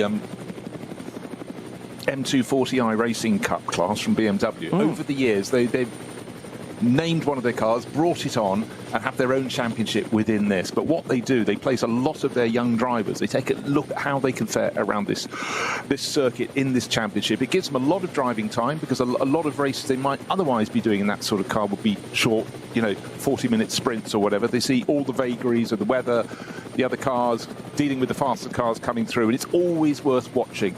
We've had the M240i, I think this is its third, possibly its fourth season, but it's always hotly contested. We only have 4 cars in it. Sorry, 4, I cannot count. 7 cars in it, I can count now. But some great names, but you have people who are just, some people are very happy just doing the shorter races, but I think there's something special here. And Porsche, of course, with the Cup 2, for the Cup 2 class cars and the Cup 3 for the Caymans, those are really well supported as well. But we have the whole array of people who are looking for a future in the sport, and other people going, that's just a really nice price championship, I'll do it, and just enjoy the action. And now, having wriggled free of a properly fraught area of the grid, Joachim Tyson is finally making a bit of ground back to his fellow SP9 runners in the Huber car. But remember, that is an SP9 AM car, so it's all dependent on your driver makeup and their grading within the FIA metals system. So there'll be some bronze and silvers in that, and highly unlikely to be a gold. Although there's sometimes room for one if you've got maybe a 4-driver lineup. Repairs continuing for a different car this time. The 492 Hyundai i30N is now in pit lane, sadly, for Stenley Marketing. And this is the Fabian Tillman car, which started down in 61st position. It's a VT2 car. VT2's grouped slightly differently compared to last year, in that they put the 4-wheel drive cars in with the front-wheel drive machinery this year. It used to be with the rears. Yeah, it's a 2-pronged division, VT2, depending on where you're getting your drive from in the car. I mean, again, it just goes to show it's not quite run what you brung, that awful phrase, but it is, there are so many different ways you can go competing here. And but above all, you have to be, whatever class you're in, you've got to be aware of who's coming around you, what their performance is, as well as keeping check on, is that driver in my mirror in my class or not? But anyhow, lots to be considered. So on we go. Gap between first and second at the end of 4 laps. It was out to just almost 11 seconds. That's Max Verstappen leading in the Emil Frey Racing Ferrari from still the Hout Racing Team Mustang, which has gained 8 seconds now over the Walkenhorst Aston Martin. Maybe there is a little bit of damage for Christian Cronje's car after that strike going into the first corner, but that's the runner. And Max Cruz Racing in their alternative fueled top class car, but running in a class of its own because of that, is Benjamin Leuchter running very nicely in 4th place. He's another 9 seconds back. So quite evenly spaced, the first 4, but it's stretching the whole time. Another 9 seconds behind that. In 5th place is Fabio Scherer in the 2nd of the Hout Racing Mustang. So the Blue Oval took a win last time out. They may do so today, but one person is trying very hard to stop that, and that's Max Verstappen. So, and by the way, in terms of the pace, Max has already lapped 10 seconds faster than pole position. But pole, as I say here, it's about really getting your side to laps in greasy, slightly misty conditions. Still not overly bright, but it's dry. Track conditions constant, which is good news. But last time around, both Max Verstappen and Frank Stifler, first and second in the race, lapping under 8 minutes. And any lap around here under 8 minutes is not hanging around. Certainly not. BMW is doing battle again, one slightly out of step though, and that might mean there's an opportunity for an overtake at Hoa Act. Not quite. 4 absolutely nose to tail. The other thing I spotted, by the way, about Fabian Tillman's Stenley Marketing Hyundai is that because it runs in VT2, there are 5 studs on each of those wheels. So if you have got a problem behind the wheel with the brake caliper or a bit of suspension as well, it is the same sort of process that you get down the road at your local tyre fitters. It takes such a long time compared to the centrally mounted wheel cap, the stud to take. Oh, one of the BMWs is off now, and that means it's going to run wide, and its tyres are very dirty, having been out in the grass. This is Brunchen, lost 1 place. It's going to do well not to lose any more than that, but it looks like it's weathered the storm now. And that is classic Nürburgring Nordschleife racing. A bit of a consequence. You go slightly wide, you lose your momentum, you can't pull over, you've got other cars around you, but also it's just, the next corners are already upon you. You may not be able to see over the crest of the next hill, and just one little wobble, 3 places lost, but rejoined. Lost a couple of seconds, but 3 places. Don't worry, you've got 3.5 hours to make it up. Yeah. So, yeah, going back to the point about wheel nuts, it's not like your Formula 1 pit stop where one nut is unleashed and you take the wheel off within milliseconds.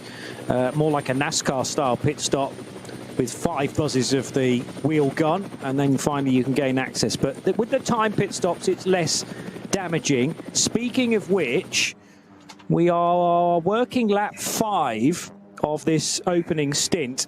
So look for the lead BMW. See this again. It's just way too much curb, and that put it out onto the outer curbing. And actually, the leading BMW did very well not to go further wide into the Brunchen gravel trap, because there's very often no coming back from there. The number of sort of home video bits of footage I've seen of tourist laps where it goes very, very wrong at Brunchen. You attack that corner at high speed, and you think it's slightly simpler than it appears when you are then mid-corner and skating off towards the barrier.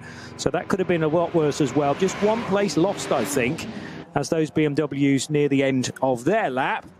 I think one thing really worth explaining is just how narrow the circuit is for much of its course around the Nordschleife. If you ask people to take 3 cars and park them side by side, possibly 4 if they're very good at parking, wouldn't be able to open their doors, but that's how wide the track is. Either side of the track, for most of the Nordschleife, there is the width of 1, possibly 2 car widths of grass either side, but generally 1 on one side and possibly 2 on the other. So it's super, super tight. But again, as long as you keep it off the grass, you can go on. But grass, particularly in the end of September, it would be cool overnight. There was that mist.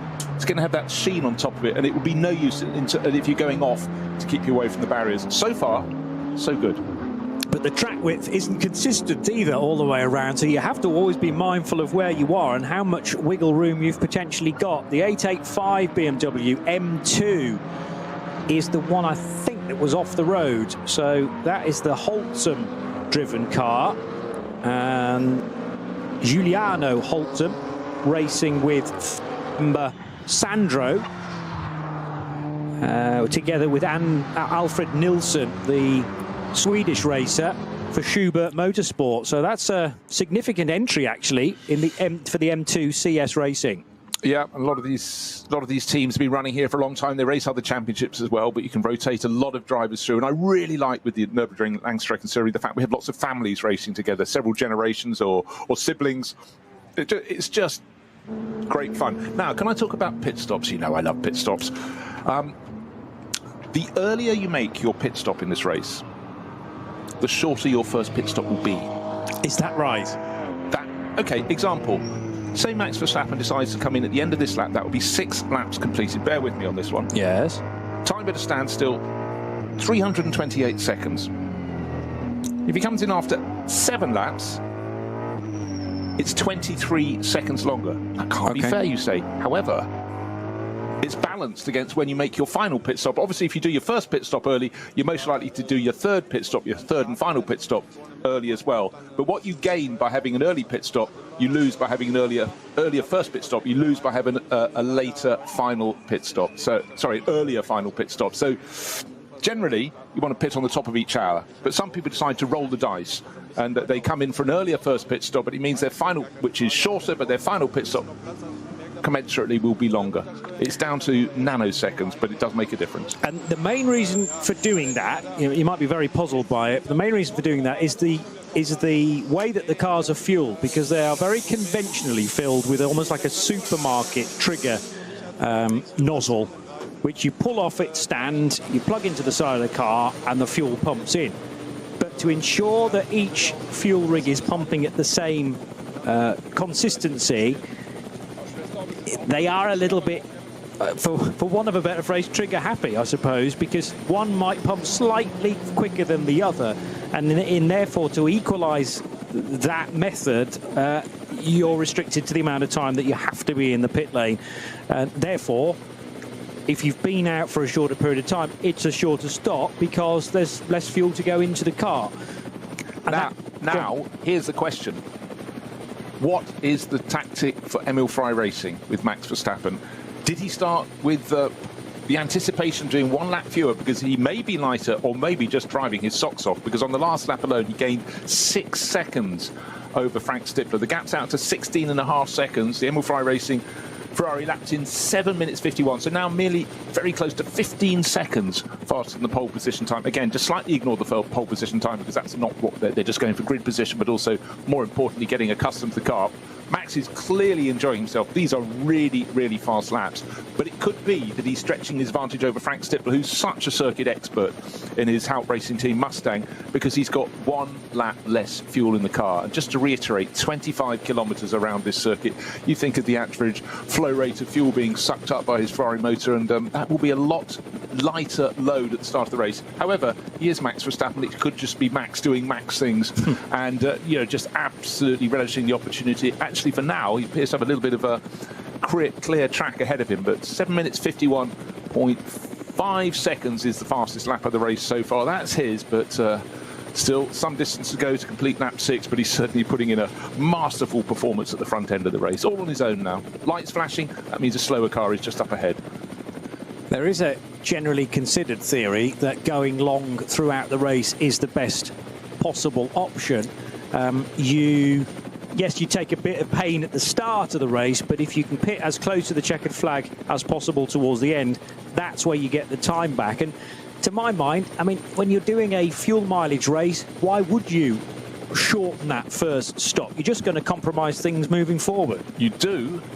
But if it's on a day when you know a massive rain cloud is approaching, then you go, well, we may have to come in and change tyres anyway. And again, the pain of when you've just passed the pits, because it's possibly dry at the pit lane, one of the 2 highest points of the circuit, and haven't had the message that once you've got, I don't know, a third of the way around the lap, somewhere like Arenberg, where it's really opening out into the Nordschleife forests, then you have the pain.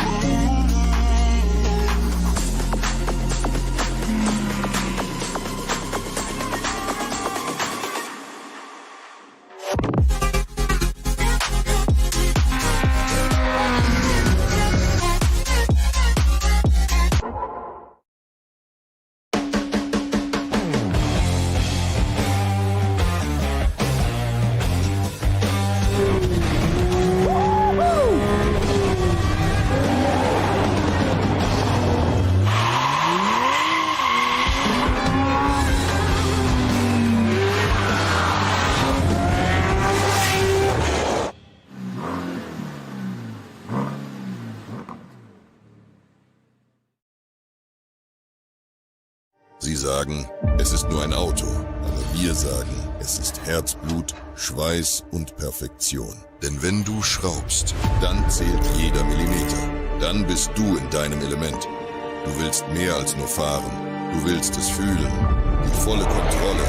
Eine optimale Straßenlage. Wir wissen genau, was dich antreibt. Denn wir teilen die gleiche Leidenschaft. Egal ob auf der Straße oder auf der Rennstrecke. Wir sind immer an deiner Seite. Wir sind H&R. Offizieller Partner der Nürburgring Langstrecken Serie.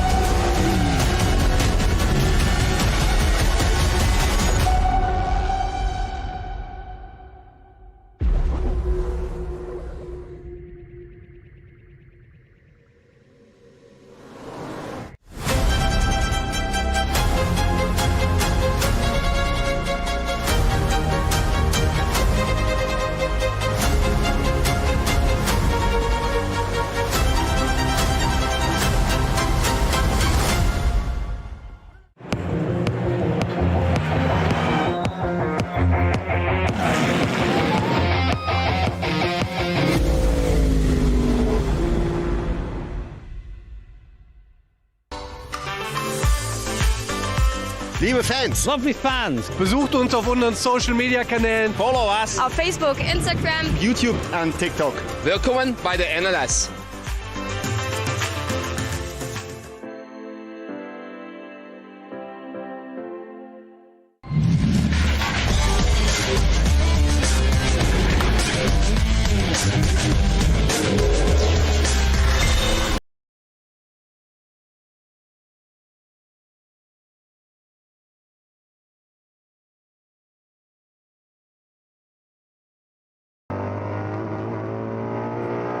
Huge in regular motor racing, but that is part of the feature of this circuit and the way things go. So will at the end of this lap, when 7 laps are completed, will we have Max Verstappen coming into the pits to make a pit stop, or will he go for one further lap?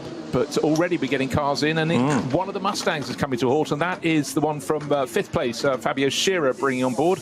And the dolly jacks go underneath. That's not because they're probably going to tip it round and pivot it into the garage, but they need to pivot it so that the car is parked at 45 degrees from the pit garage, so nose sort of roughly towards pit exit. And looks like a driver change is going on. No, not at all. Just a bottle of water passed in, or what, a drink of his choice. And so clearly Fabio is going to carry on for a little bit longer in that. He's showing that with Jan Mardenborough and Dennis Fetzer. So maybe Fabio's going to do a double stint at the start, and then the others are going to get 1 stint each. But that's in after only 6 laps. So that may actually be a car that's got a possible problem.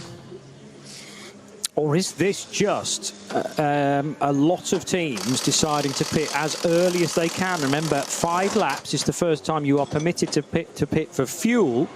So Ben Leuchter came in his number 22 Audi R8. There was also a stop for Fabio Scherer, as we're dealing with. Not Fabio Scherer, the number 9 car, which is, yeah, Fabio Scherer. I'm second guessing myself then, but Scherer brings the Ford Mustang in.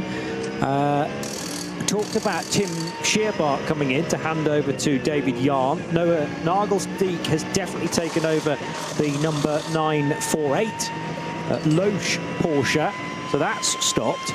And then there's some more Cup 2s that have come in after only 5 laps. The 900 Cup 2 Porsche, the 901 for Fabio Grosser, and Klaus Abeland's Ferrari made a stop as well, where he's got nobody to hand over to, we reckon. Yeah, handing over to himself by the sound of things. And as soon as you get cars starting to pit, possibly rolling the dice 1 lap earlier than thought, but maybe it's just what they intended, I automatically look to the sky, see the shape of the clouds. You need to be a meteorologist doing any events at the Nürburgring Nordschleife.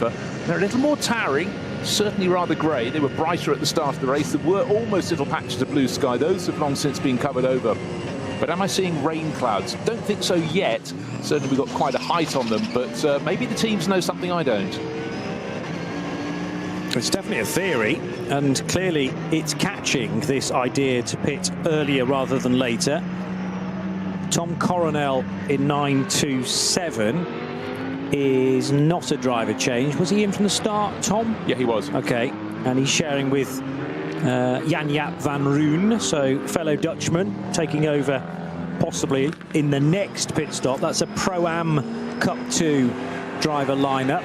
Talking of Tom Coronel, there was a lovely little moment at the start before the start of the race on the grid when all the fans are around, and he was showing that he's got a little pocket on one of his shoulders of his race suit, which he puts his mobile phone in. And you sort of need that in the Nürburgring Nordschleife because you don't get radio contact the whole way around the circuit. Because if he's been put off, or just simply stopped for lunch around Adenau, he can call the team and let them know. But just little details like this just emphasise the sheer scale of this circuit. 25 kilometres. And even if you were on a circuit that was round and 25 kilometres, it's going to be a long way to the far point of the circuit. But this one's got endless trees and valleys and hills in between, so clearly getting signal isn't always easy. But Tom, well, he's never known being someone who doesn't like a chat, so having a phone with him will keep him feeling secure. But you know what I mean. Finally been able to identify the I had the Porsche that was leading Cup 2. I've now instantly forgotten it, but Fabio Scherer just stuck a lap on that car. Might have been 961 potentially. Yeah, here's a Cup 3 WNS Motorsport Porsche. But there was no driver change for the number 9 Ford Mustang for Haupt Racing Team. Pitted from 4th.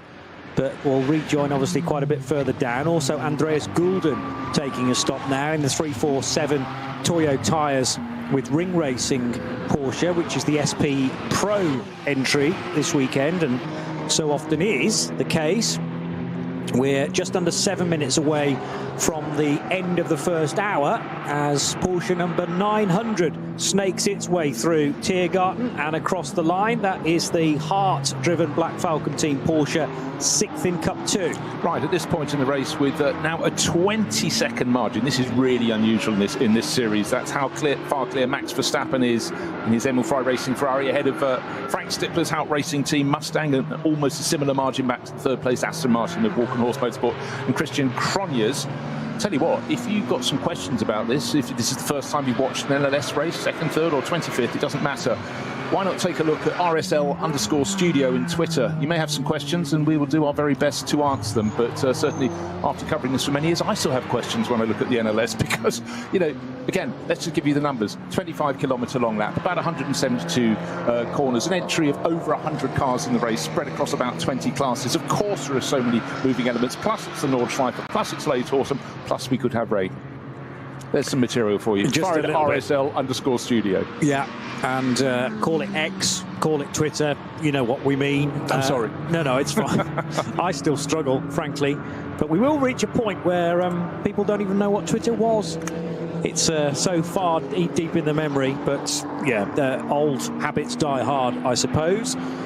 But it's the same handle moving forward into x.com, so at RSL_studio for all of your comments. I've noticed that the timing is creaking here and there, which rather suggests quite a lot of you are logged onto it now to find out how young Mr. Verstappen is doing. I'm still talking about lap 4, but we're on lap 7. I know, yeah. I know that feeling entirely.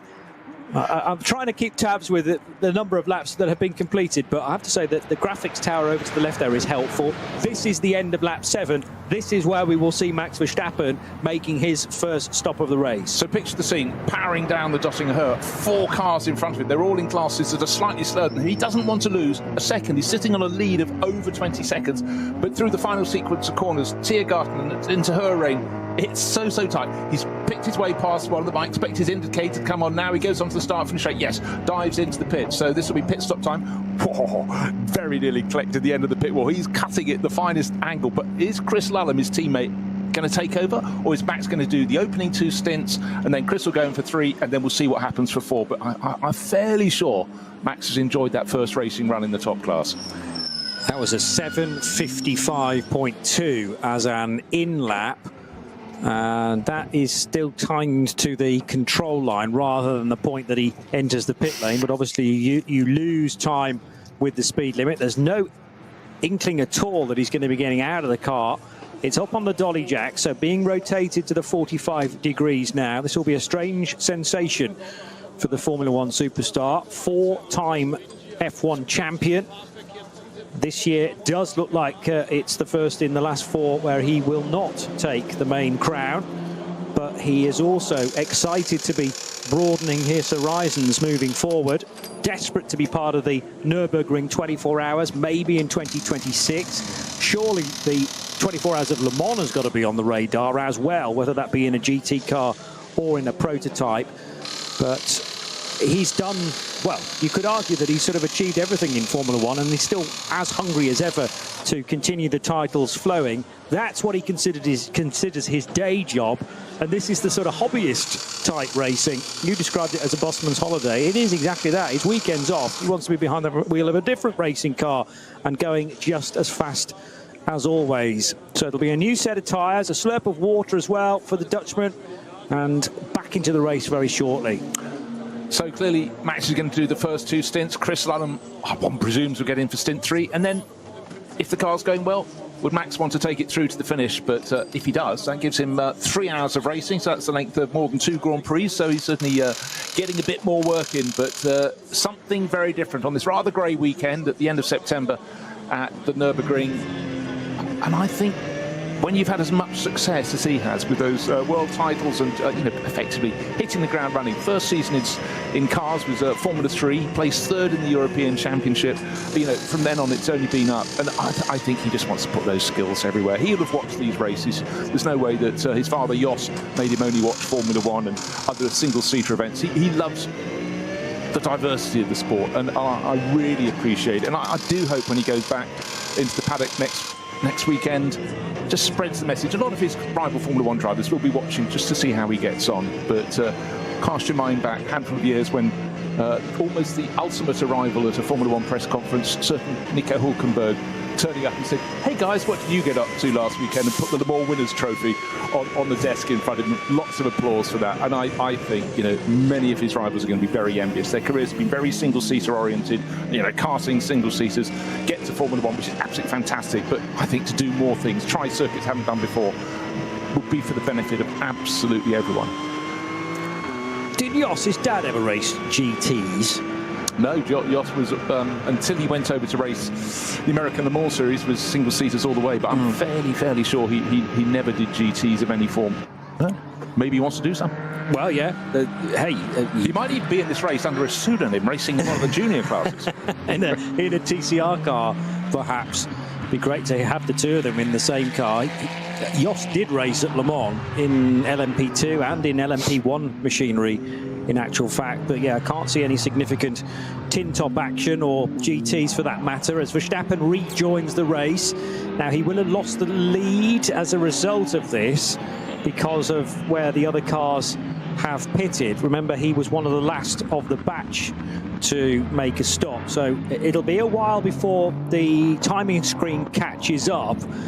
Obviously, from a net point of view, still very much in a comfortable position. Now, remember, if you pitted a lap earlier, you probably come out ahead. We've just seen that as the Walkenhorst Motorsport Aston Martin came in from third place as those top three pitted at the end of 7 laps. And it saw a white and blue Ford flash past it. It wasn't the one it came in behind, which was Frank Stippler's car, but it was the one that Fabio Scherer came in after 6 laps, stayed on board. So he's gained track position, but he knows his final pit stop is going to be earlier than the Walkenhorst Motorsport car. It's going to be 1 lap earlier, and that can have a huge difference. Right, best lap in the race, let's call it 8 minutes. It wasn't, it's 7 minutes 51.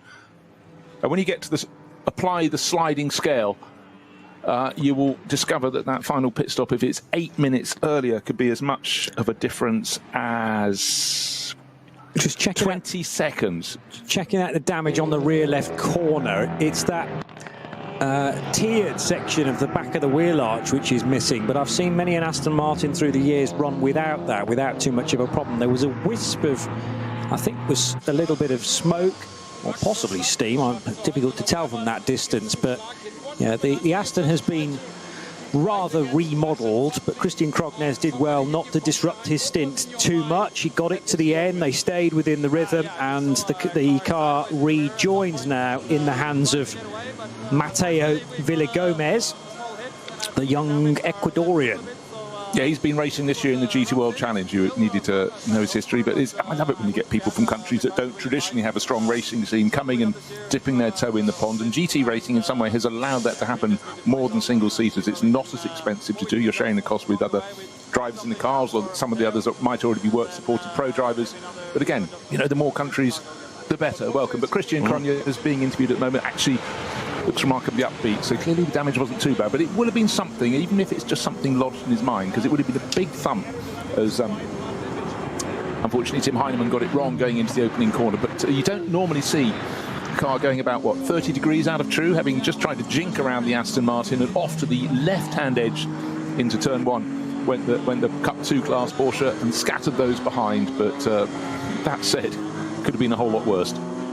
Certainly so. I mean, first of all, the recovery or the reaction speeds of the cars immediately behind. Also, to an extent, Tim Heinemann, because he didn't try and get the car immediately straightened up. He thought, I've lost this now, I've made a mistake.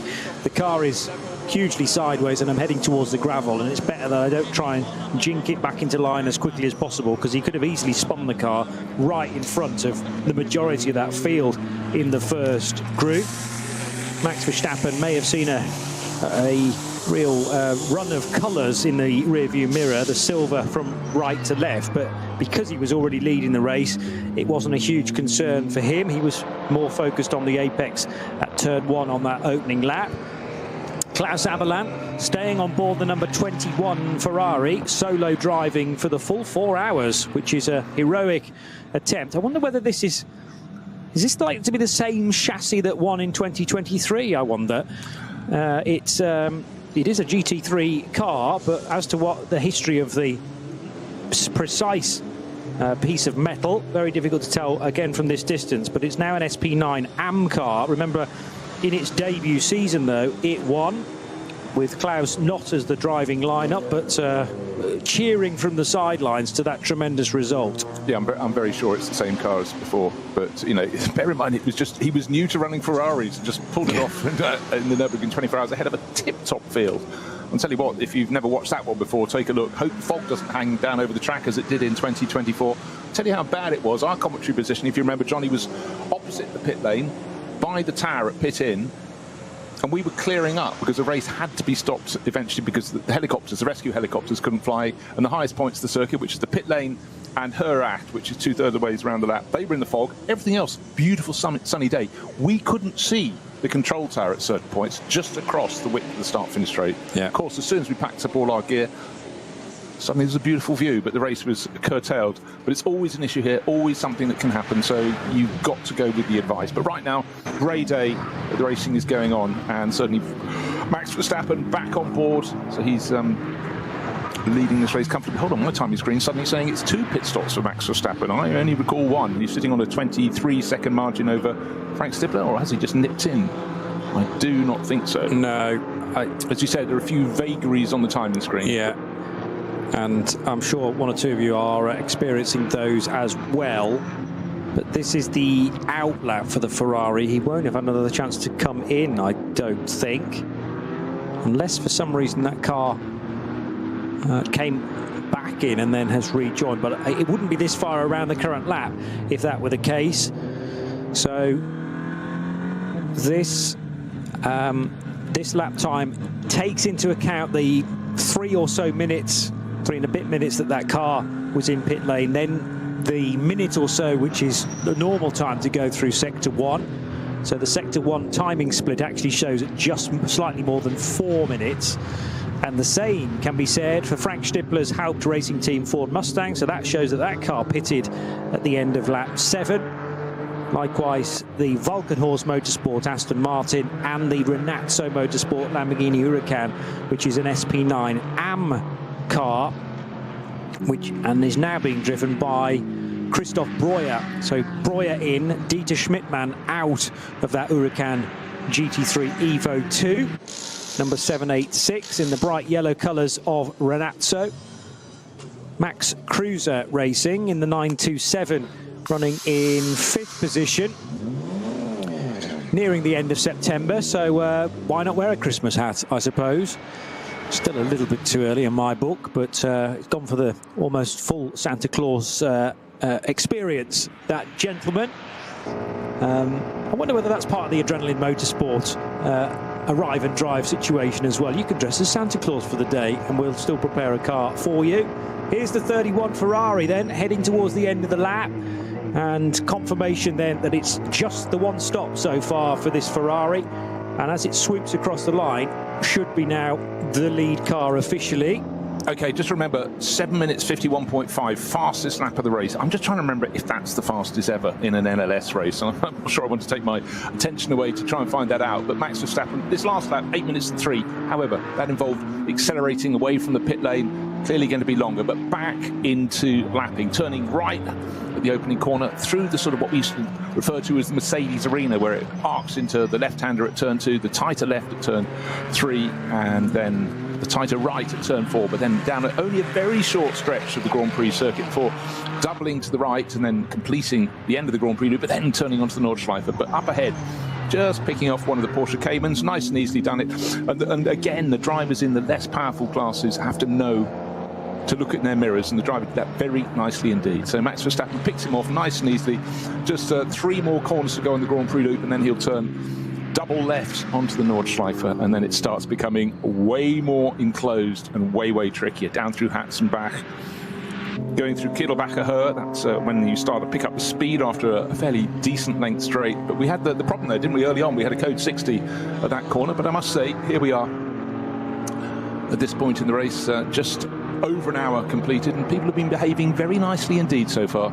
Please do not make that the commentator's curse. Oh, as I say that, suddenly yellow flags have been shown at Marshall Post. Well, that's the shortcut back into the pits, but that's not going to affect our race leader because Max Verstappen has passed those by. Next driver to get there is a driver who's second in the race, and that's Frank Stippler, still on board the Hout Racing Team Ford. So like Max Verstappen, the race leading Ferrari, he stayed on to do a double stint. Maybe has more scope to do that because the Audi he was going to be driving later in the race came in with front end damage quite some while ago. And so maybe his driving that is no longer something that's going to employ him later this afternoon, so he can do a double stint for Ford.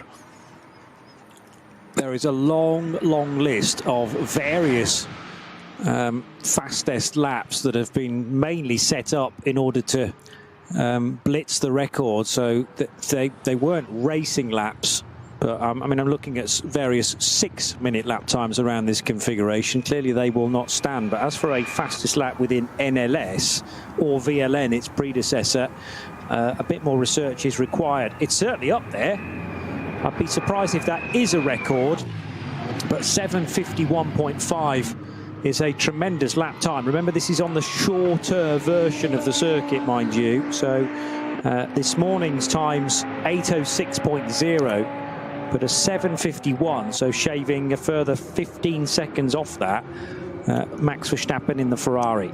And again, we use different elements of this circuit. For the Nürburgring 24 hours, they don't use the same circuit. You actually have you turn right into the first corner, and then immediately turn left. There's a little cut through, so you don't go through the Mercedes arena. However, you then don't turn right and curtail the Grand Prix loop. You go all the way down to the hairpin at the bottom, then work your way back. So Nürburgring 24 hours will have a very different lap time and lap record to this version of the NLS. But I tell you what, that 7:51 lap was very tidy indeed from Max Verstappen. And so many laps here, you can put 95% of it right, and then you have a slow zone. We talked about that at the start of the race. Possibly someone else had a moment. The marshals need to be protected. And again, line of sight is so difficult on the Nordschleife. So extra layers of safety are put in so that any rescue crew that has to tidy up an incident is going to be safe. But, you know, as long as the drivers adhere to all the flag signals they're getting, messages from the pits at the points on the circuit when they can get them, then, you know, hopefully things will stay safe. But as long it's such a proviso on this circuit, so extra layers, you know, they're adopted by all the drivers and totally accepting that. But anyhow, take a look. Maybe some of you out there in the world of X can let RSL_studio know what you think might be the fastest lap in this formation. So racing in the Nürburgring Langstrecken Series, but 7:51, we know that's quick, and that is why Max is leading by, at the moment, it was 23, it's now 24 and a bit seconds. Certainly Frank Stippler, who is the gold standard here, is putting in a really good show for Mustang, who scored a first victory here last time out. But Max Verstappen is stretching the advantage, and I'm not sure he's hating any single second he's at the wheel of the car at the moment, because this is his weekend off. What a busy place to be having it, but clearly one feels that the Dutchman will be smiling big time when he gets out. Will he get out? Will he only get out at the end of the race? 4 hours is the duration of the race. Chris Lullum, his teammate, he may allow him one of those sessions, may allow him two, but right now, clearly a double stint from our race leader. Got the lead at the start of the race from third on the grid, hasn't looked back. Well, all the more impressive is the fact that lap time 7:51.5 is quicker than any of the pole laps we've had so far this year, because the quickest pole lap that was set in the opening round for the 70th edition of the ADAC Westfalenfahrt was set by Frank Stippler, and this was a pole time 7:51.530. So we are 16 thousandths of a second faster than that for a race lap. What I have found is in 2022, I think it was 2022, a quicker lap than that still. But that again was a qualifying lap rather than a race lap. I'm not able to dig out as readily as this times from the race. But I can tell you that it was either Axel Jeffries or Michele Di Martino did a 7:50 at the start of 2022. So we have seen quicker laps than that, but they may have only been on the Saturday morning in qualifying rather than the race. Yeah, but again, just going back to qualifying, it's very short. And for most drivers, they know the weather's going to be changeable, track conditions be changeable. Track conditions, the track is normally quite slippery or quite cool relative to how it's going to be in the race. So it's not always the best time, but really it's a sort out. As long as you get one banker lap in, your main job is to bring the car back, and the number of drivers who just aim for a slightly faster time, driven around the outside of a slower car and ended off the circuit. There's not a lot of time to prepare a car for a Nürburgring Langstrecken Series race. Qualify in the morning and you kick off the race. You have to get to the cars, the grid about 11:30 for a 12 o'clock start. So your mechanics do not thank you. And don't forget, if you drop the car into the barriers at the back side of the circuit, it takes a very long time to get the car back to the pits. 25-kilometre lap. Think about it. That's 15 miles. And so really heroics are kept in check, but certainly a lap of 7 minutes 50, that is very impressive. So in race trim, well, we'll see. How low can he go? Yeah. We'll find out a little bit towards the end of this stint. So around about lap 14 or so, his fuel load will be light. Tyres will be slightly past their best, but that could be the next time that Max will strike for glory. However, of course, that could be obscured by a moment if someone's put a slow zone on the circuit, somewhere around this 25-kilometre lap, or simply traffic at certain points on the circuit. But anyhow, we'll see. But certainly Max Verstappen flying here on this now Saturday afternoon on the Nürburgring Nordschleife. Now getting some suggestion that it might be as low as a 7 minutes 49 second lap. Yeah, that's in my mind. I'm fairly sure someone's crested 7 minutes 50. I thought it was 7 minutes 48 something, but at the moment it's very difficult to go down the rabbit hole to find it. So I'll keep attention on the timing screens and the race action. The records are great for pole positions. They're more difficult to dig out at speed when you're trying to do a race commentary as well from the races themselves. But a lap record, strictly speaking, should be within the race, remember, rather than anything that happens in other sessions through the course of a weekend. Just caught sight of a very nicely turned out BMW M4 GT4 from Plus Line Motorsport. That's for the Greasex, Richard and Philip. Can't tell you who of the two's actually in the car at the moment, but it is one of the family members. And Plus Line's BMW running fourth in SP8T. There are 5, 6, 7, 8, 9, lots of SP8T cars, 9 in total. And Supras, BMWs, that's basically the order of the day. There's an Aston Martin Vantage as well from Pro Sport Racing, and indeed an Aston Martin from Pro Sport that leads the category for Marek Bachmann, number 191. He's up as high as 24th overall. As the 800 Honda Civic, the FL5, turns right, and that is Thiago Monteiro. I was just about to come to that. So this is a new TCR class car from Honda, and Thiago, really lovely Portuguese racer. Of course, he had his time in Formula One, raced a lot in the World Touring Car Championship. Again, that's why you need to print out the entry list, vln.de, take a look. There is always a name somewhere further down. It's very easy only to look at the top few classes, but work your way down. He's here because Honda, he's had such a long relationship with them, want him to help develop this car. Why do they want that? Because they can then sell that car for people to race all around the world in the TCR class. But they call him up and he goes, yep, bags packed, on my way. I think you struggle to keep him away from this place. In truth, he has lots of experience in the last few years here. Oh, that was almost a big moment for the number 9 Mustang, which how far up the order has that now crept? 5th position. Well, it was 5th before its pit stops. Remember, it came in the lap before the top 3 cars came in. There was a Cup 2 class Porsche still up ahead of it, but since then on this it's getting going and really starting to move around the circuit a bit. Coming up on the, I think it's just past the Max Cruz Racing Audi. That's the one that was 4th overall. That's the alternative fuel car, but certainly Fabio Scherer staying on for a double stint is really starting to get the progress. But that car will be pegged back eventually by the fact it had that early pit stop, so it have to say its final pit stop earlier, which means that final pit stop will be longer than those that come in a lap afterwards. Normally about 20 seconds is the gap difference. Seems enormous, but just remember how long the lap is here. We've even got down to hundredths of seconds now for this suggested quickest race lap time. 7:49.578 is the latest suggestion. So Verstappen has got into the, did we say low 51s? Yeah, 51.515. Okay, so sort of mid 51s, and we're looking at a mid 49, 7:49.5. So he's still amazingly got 2 seconds to find. May not be the same car, of course. We're talking about a Ferrari 296 in this instance. And if that's from a few years ago, who knows what tyres it was done on, in what weather conditions, might have been slightly more conducive to a quick lap time, and also a completely different car as well.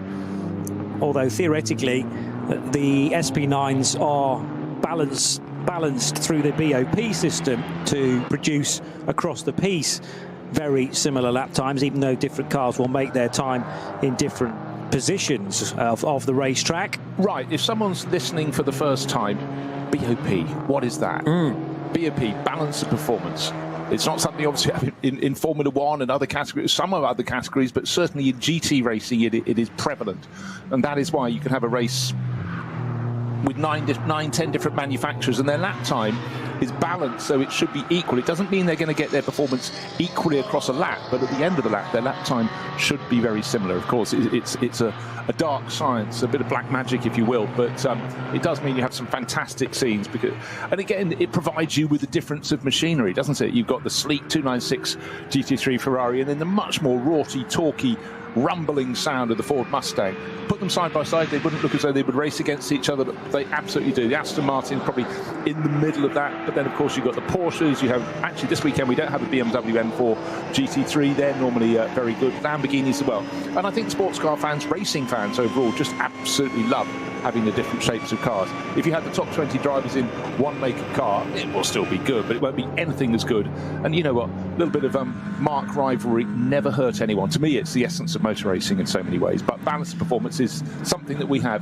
You do not have it in the World Championship for Formula One, but you have it in many, many other categories, and to me, it makes an element of sense. Well, that is why somebody like Stefan Rattel, behind the global category of GT3, has been so successful year in, year out, because, I mean, take, for example, the World Endurance Championship, not an SRO championship, but has adopted the GT3 rule set in effect, turning it into LM GT3. But this weekend in Fuji, there are 9 different manufacturers: Aston Martin, Ferrari, BMW, Chevrolet with their Corvette, McLaren, Mercedes, Ford, Lexus and Porsche.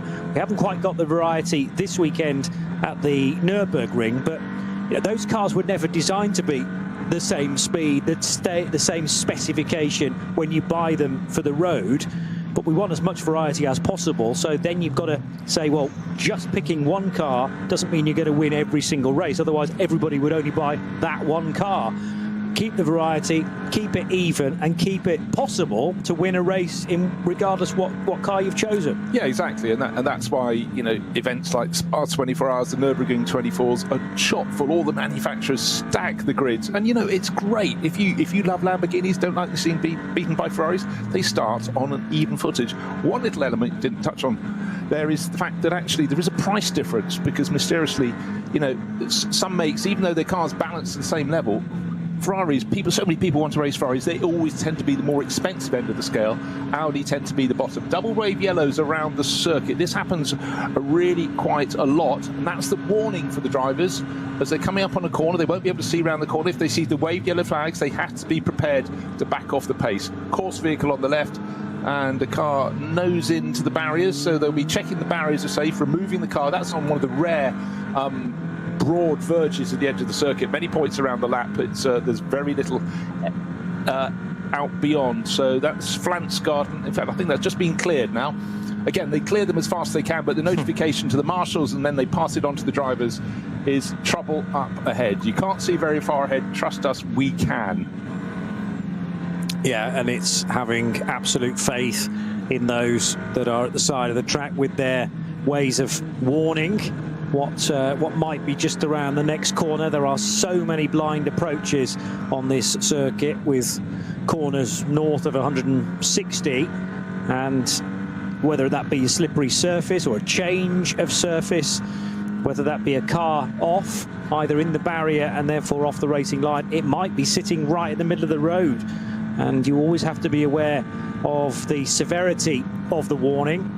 Is it one of those where you need to slow down and be prepared to stop, for example? Double waved yellows mean that. Certainly a code 120 and a code 60 means that as well. On we go, and 2 hours 37 minutes remaining with Max Verstappen onto lap 10. He's just completed that lap now, leading by, well, it's nearly half a minute. Nearly half a minute, and his last flying lap, well, he just did a 7-minute 56 lap, and then he's fallen 6 seconds off that pace. Why on the subsequent lap 10, has he slowed so much? Well, he hasn't really. That's just simply where the traffic has fallen in front of him. And again, we had those double waved yellow flags, so he would have had to back off just a little bit, just preparing to back off more if he came around a corner and found something. There had to be driver's alert, and that is something the drivers, it's hard enough to get things right. And as I say, that right at the final 2 corners of the circuit, going up and through Hurrain and into Tiergarten, a BMW, a little Seat getting it very wrong, sorry, Hyundai getting it very wrong indeed, and snapping. The track was going to the right, the car was going to the left. Somehow he's hauled it down. It says a fuel filler cap or something has popped open on that. Maybe the extremists of the sudden change of angle of that car. But if you're going to drop it, I don't know, probably better to drop it close to home. But anyhow, good save there. Orange and blue Hyundai coming into the pits, but that was, you know, sometimes drivers, they've done all the difficult bit, they've done the Nordschleife, I've just got to bring it in. Maybe just that level of concentration, falling to 95% from 100 was enough to cause that, but good save, so well done. Yeah, and partway through the save, Darian Donkel very nearly ran into the next car through. We've already mentioned, or I've already mentioned, the Stenley Marketing by Mertens motorsport car, but I'm just wondering whether there are a couple in the race now. Yes, there's more than a couple in fact. 491, 496 and 492 all carry that identification, and all 3 of them are Hyundai i30Ns. So it was the Darian Donkel car that was in question. He shares with Akshay Gupta and Alex Schneider, and they run again in the VT2 front-wheel drive division, which also has the 4-wheel drive cars from VT2 in the same category this year. The Falcon car that I was struggling to identify at the start of the race is the number 10 Audi, and that is for Jasmine Preissig, in fact, for Max Cruiser Racing. Jasmine, a regular runner in the 24H series as well, and she's sharing with Christoph Lenz and Timo Hochwind. So Max Cruiser getting a nice bit of sponsorship. I can't tell at this speed whether the tyres are the correct ones, but I'm sure that that is the case. Well, otherwise, I find that very disappointing. Why? What, I can't identify the sidewalls at racing speed at something like 80 miles an hour. Yeah, it's tough. But that typically or instantly recognisable two-tone blue that we so often see on a couple of Porsches, actually, and the season started so well for the Falcon Motorsport GT3 cars. They've had at least one 1-2 finish, but neither of the cars here this weekend. It's busy certainly around Central Europe, but further afield as well. So it might be a question of just finding drivers to take to the cockpit of those cars. Not sure whether there's, for instance, an ADAC GT meeting this weekend as well, which sometimes means that the entry to an NLS race suffers a touch. But there's always some scrapping to focus in on, regardless of the class, including Noah Nagelsdijk, who now heads out of the Mercedes arena, second place in Cup 2, the number 948 car. Across the course of the season, not everybody does all the rounds. I mean, you just mentioned Jasmine Preissig, normally raced in the 24H series. Of course, if she was this weekend, she could be having a 24-hour race down in Barcelona, also covered by Radio Show Network. But, you know, you have to pick and choose, and some drivers, particularly if you're a top star in GT3 or if you're a low-ranked driver in GT3, you can actually get lots of other drives because they need a quick bronze or a quick silver. But yeah, you could be racing anywhere in the world, and this is the very essence of why GT racing is so strong now. As I said, next year we're going to have a historic GT3 racing series, 2006, to 2013. So some of the first cars you might have thought, oh, well, they're so far out of date, nearly 20 years old. They might have been tucked away, nowhere to race. They will have next year, and it's really exciting. And one of the ones I'm waiting not just to see again, but to hear is the BMW Z4 GT3 that just made such a good sound. I'd warrant Aston Martin makes a wonderful rumble. The Ford Mustangs at the moment, they win the sort of the best rumble of all, but certainly the racing engine note on the V8 Z4. You may say, hold on, but they never built a Z4 in road trim with the V8. Well, they got dispensation to have it in GT3, and I think anyone who watched them in period would go, oh yeah, they made a good sound. But they're historic, and some of the drivers talking to now aren't even 40 years old going, I raced that. Oh my gosh, that's terrible. A historic series with stuff I've already raced. But luckily, I've just remembered I've got one still in the garage. It's just gone up from £250,000 worth to 500 in the drop. Well, yes, that's a winner for sure, even though you might feel a little bit old, that your car is now considered a classic racer rather than a modern day version. But as you say, the price hike is well worth considering. GT Motorsport BMW 330i for Lutz Horst is just going through the Mercedes arena, together with the 347 Toyo tyres with ring racing car. That might be a pass for position, 347 on 927. Yeah, it was indeed. That was Van Roon being passed by Mark Canaricci. I just want to point out, on the last lap, our race leader, Verstappen, still in the lead. Yep, we know that. He gained, get this, 15 seconds or as near as over Frank Stippler. So suddenly, just being around 29 seconds, he's now 43 seconds clear. Chris Lullen in the pits must be going, I'm going to get this car. This is quite phenomenal what I'm being offered.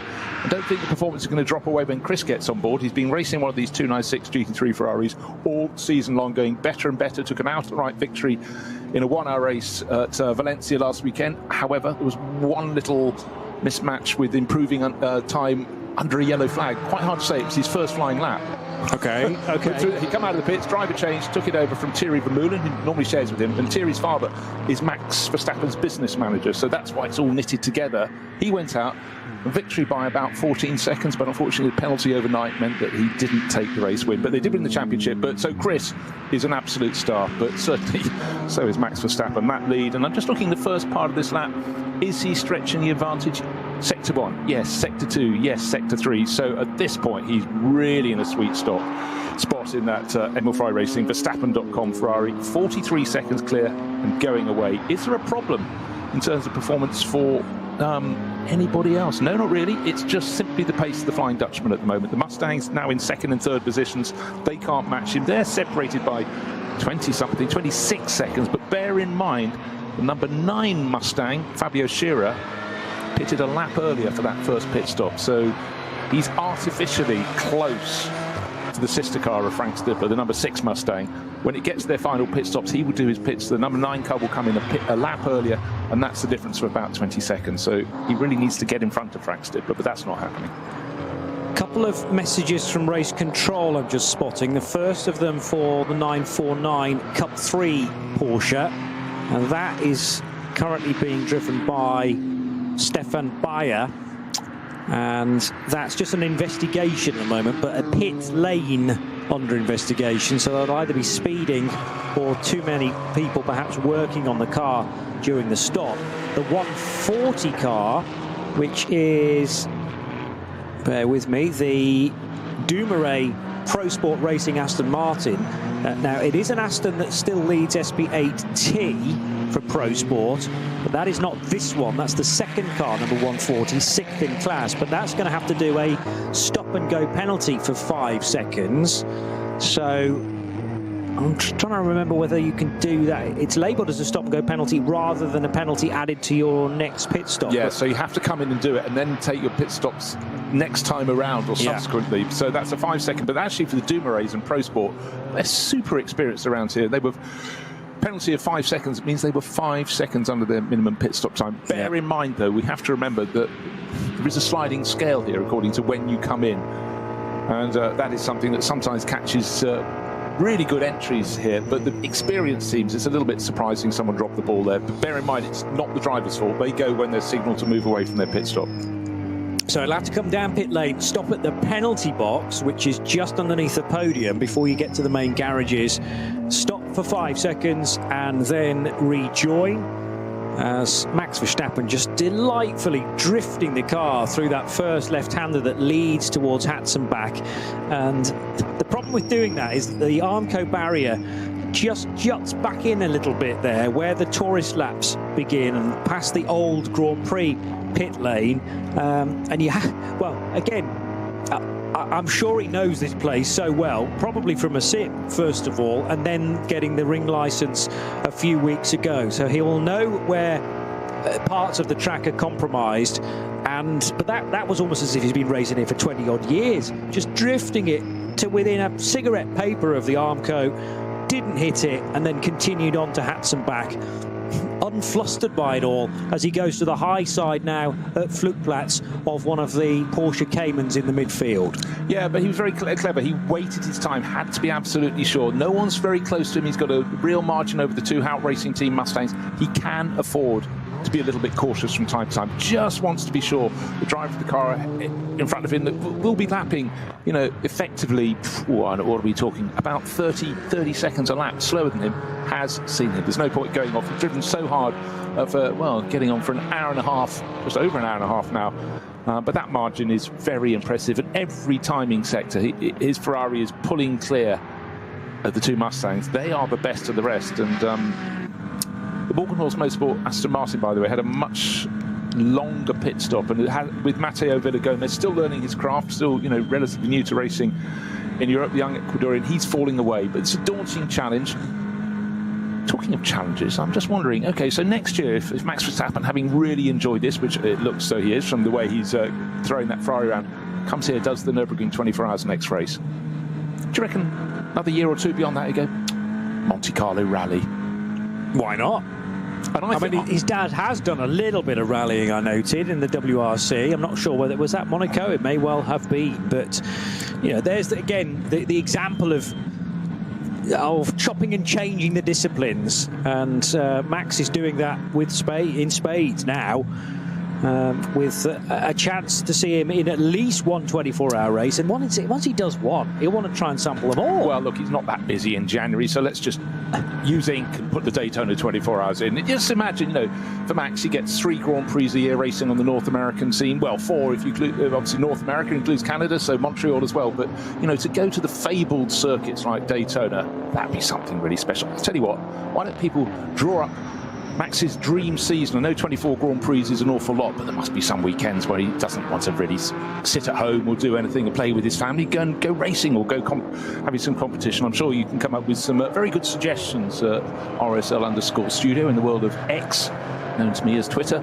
But yeah, I mean, the dream list. But just remember, in the 1950s and 60s, your Grand Prix stars of the day would turn up at a race meeting. They'd do the single-seater race, probably a non-championship Formula One race, that would be, because, of course, were many of those each season. In fact, those days, you only had about 9 Grand Prix a year. Imagine that. Now we've got 24.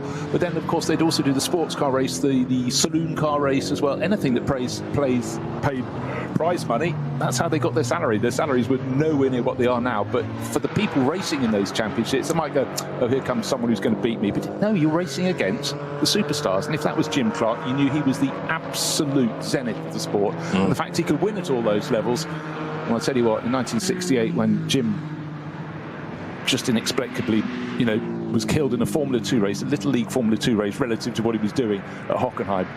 A lot of his rivals were competing in the sports car race at Brands Hatch, and just went, oh my God, if it could happen to Jim, it could happen to any of us. And they were very, very much more dangerous days back then. In fact, the circuits were a little bit, well, like the Nürburgring Nordschleife now. Of course, it's better, the barriers are there, but, you know, the proximity of trees. And think about Spa-Francorchamps when it ran into the neighbouring valley and that long climb from Stavelot, flat out through kinks. With the only one that's left on that climb is Blanchimont. And you still, when you think of a lap of Spa-Francorchamps, think Blanchimont. Oh, yeah. You know? Yeah, that is the close your eyes and hope you come out the other end. And there were so many of them on the longer lap at Spa. Oh, and of course, I forgot to mention there were no barriers. There were just trees. And houses. Houses, mere details, yes. Yeah. The master kink, oh yes. Indeed. I've driven through there on the road, and you think, how on earth did they go through at the speeds that they used to? But there is still some opportunity to wedge a few extra races in for some Formula One stars it need not just be Max Verstappen, surely. And no, the more the merrier. Maybe that bug will work its way through the F1 paddock generally to open one or two other people's eyes to racing elsewhere. Just caught sight, by the way, of the purple and white Porsche Cayman for the Adrenaline Motorsport Team Manhattan Wheels crew of the Korn family. Ulrich, Tobias and Daniel. They are running second in V5 and trying to close in on the 447 car, which is likely to be another Porsche. It is another Cayman for the team nameless crew. And Alexander Müller, Christian Weber, Jan Weber and Torsten Cray continue to lead the V5 part of the order. I'll tell you who's impressing me at the moment is Alexander Hart. He's third in the Cup 2 class, carrying one of our cameras around the circuit. Black Falcon team Zimmermann. Black Falcon, long-term sponsors of many things around the Nordschleife, but they have various teams carrying their colours. But he's lapping faster than David Jahn, who's leading the class. And I tell you, for the past decade or so, David Jahn has been, you know, the sort of yardstick, the benchmark, if you like, in this category. So that is impressive. It's good to have different names coming in and showing their hand. Okay, of course, either of those laps last time around was 2 seconds faster for Alexander Hart. We know someone could have moved out of the way to let the front runners like Max Verstappen come through, lost a bit of momentum, or they could have been caught behind other traffic. But you take each lap as it comes. And certainly that was good to see Alexander Hart showing some form. He's still down third in class. His next target is not too far ahead. It's the 948 Cup 2 entry. We've seen quite a lot of that in the course of the race. But yeah, he's hauling that in at the moment. And that's Noah Nagel-Diesk at the moment in that. And a car that, well, actually, you say no, it's not. It's Muller. Yeah. I beg your pardon. Only because he's on an out lap now. So that driver change has just happened. And Tobias Muller takes over the 948 car. They have gone through their full driver lineup very swiftly indeed. So that suggests to me that Tobias Muller might even be doing the closing stint. But they've done a lot of stops. You know, Carlos Rivas started the race. They were one of the group that pitted very early after only about 5 laps, which is still puzzling for me. Yeah, definitely. Noah Nagel-Diesk took over. That, again, feels like quite a short stint. And now Tobias Muller is in. So have they all just decided we'll shorten the stint? We're not that too concerned about where we finish, just to make sure that everyone gets some driver time? Or do they genuinely think this is a good strategy to be taking? Because I suppose you're spending less time in the pits, but at the same time, you know, when you map it all out from a net perspective, it's got to be slower than their fellow Cup 2 runners. They're all quick drivers in that car, though. Well, that's the difference. I still can't quite work it out. You don't see Cup 2 class cars doing that. Maybe there is good reason, but I can't for now just work out what that is. No, and I'm not sure that their near rivals are necessarily doing that, although I notice Arne Hofmeister's now in the 921 as well. And Arne Hofmeister is the third driver within that too. The other thing that's just starting to enter my mind is, have the fuel tanks been closed up? I.e., are the Cup 2 Porsches now in the latest balance performance got nothing like the fuel reliability or fuel mileage that we are used to them having over the last 5 or 6 seasons? So, that's a very good point. You have to keep on your toes with all of that. But they're nowhere close to an SP9 stint length, if that is the case now. We're talking 5, maybe 6 laps at best, and then the cars have to come in. But that might be a deliberate decision by the organisers to make sure that the Cup 2 cars aren't in the way and tripping up the SP9s. 55 seconds is now the gap between Max Verstappen. He's in a hurry. And then Frank Slipper. So the Emerald Fry Racing Ferrari just bashing out quick laps. And there was a sector midway through the 25-kilometre last lap. In one of the 5 timing sectors alone, 6 timing sectors, 5 seconds gained in that point.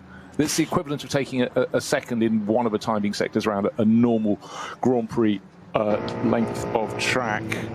But the lap times well, they've fallen to 8 minutes 13 last time around for Max Verstappen. No, it's not a crisis because he hasn't suddenly lost all the pace, because remember, he's lapped 7 minutes 51. That is simply yellow flag areas. We've had some recently at Flansgarden just being cleared. Flansgarden is about 2/3 of the way around the lap where it's really serious. Fabulous stretch of track, so many fabulous stretches, but that bit through Brunchen, Flansgarden, then over to Schwalbenschwanz, it is very, very quick and very, very twisty. Factor in as well, if you will, track is going up and down, and I think this is the key reason to why Max Verstappen wants to come and race here.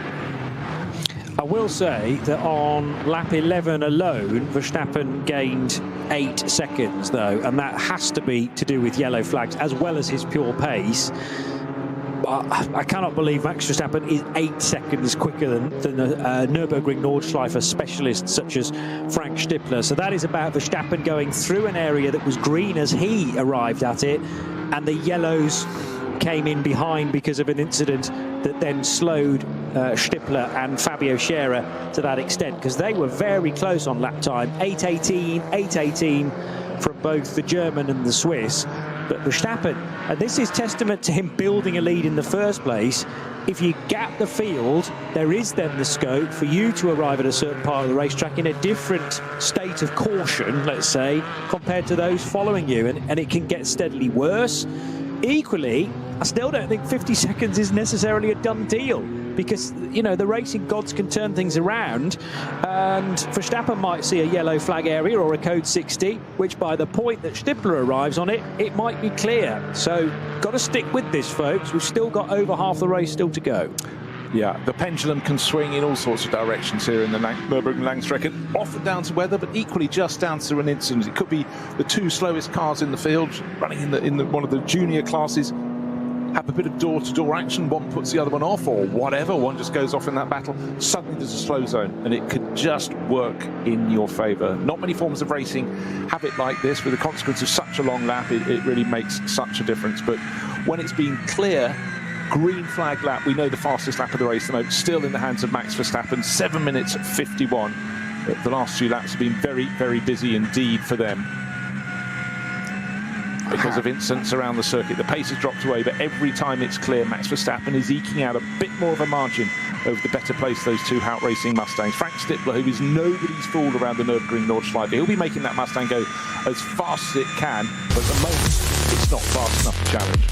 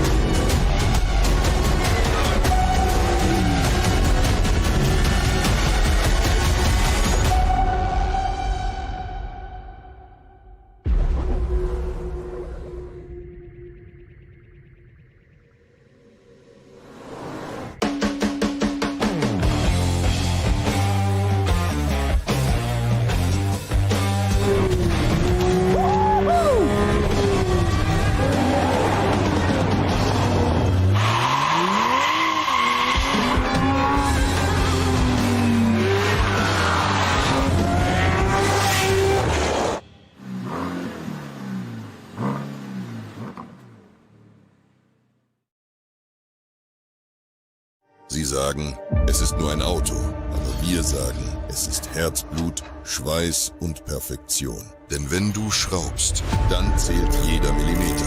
Dann bist du in deinem Element. Du willst mehr als nur fahren. Du willst es fühlen. Die volle Kontrolle. Eine optimale Straßenlage. Wir wissen genau, was dich antreibt. Denn wir teilen die gleiche Leidenschaft. Egal ob auf der Straße oder auf der Rennstrecke. Wir sind immer an deiner Seite.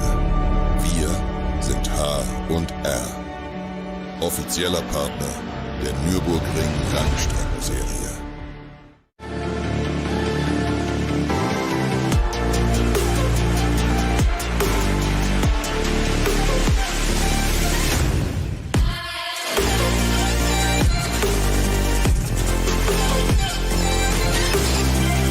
Faltenreifen.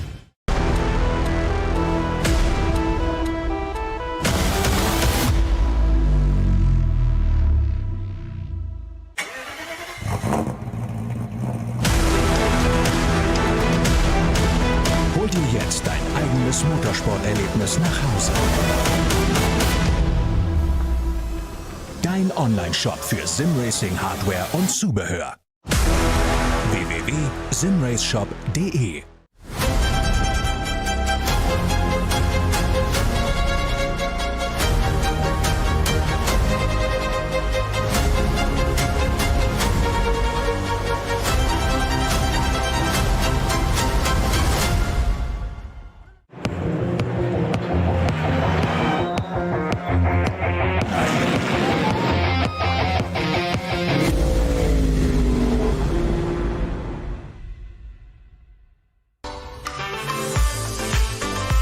Liebe Fans, Lovely fans. besucht uns auf unseren Social Media Kanälen, Follow us. Auf Facebook, Instagram, YouTube und TikTok. Willkommen bei der NLS.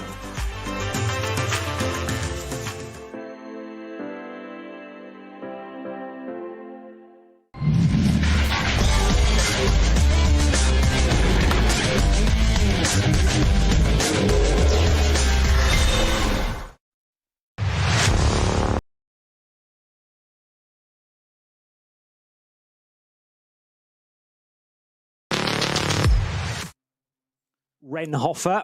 There's a couple of Renhofers in the entry this weekend. Raphael, who drives the 191.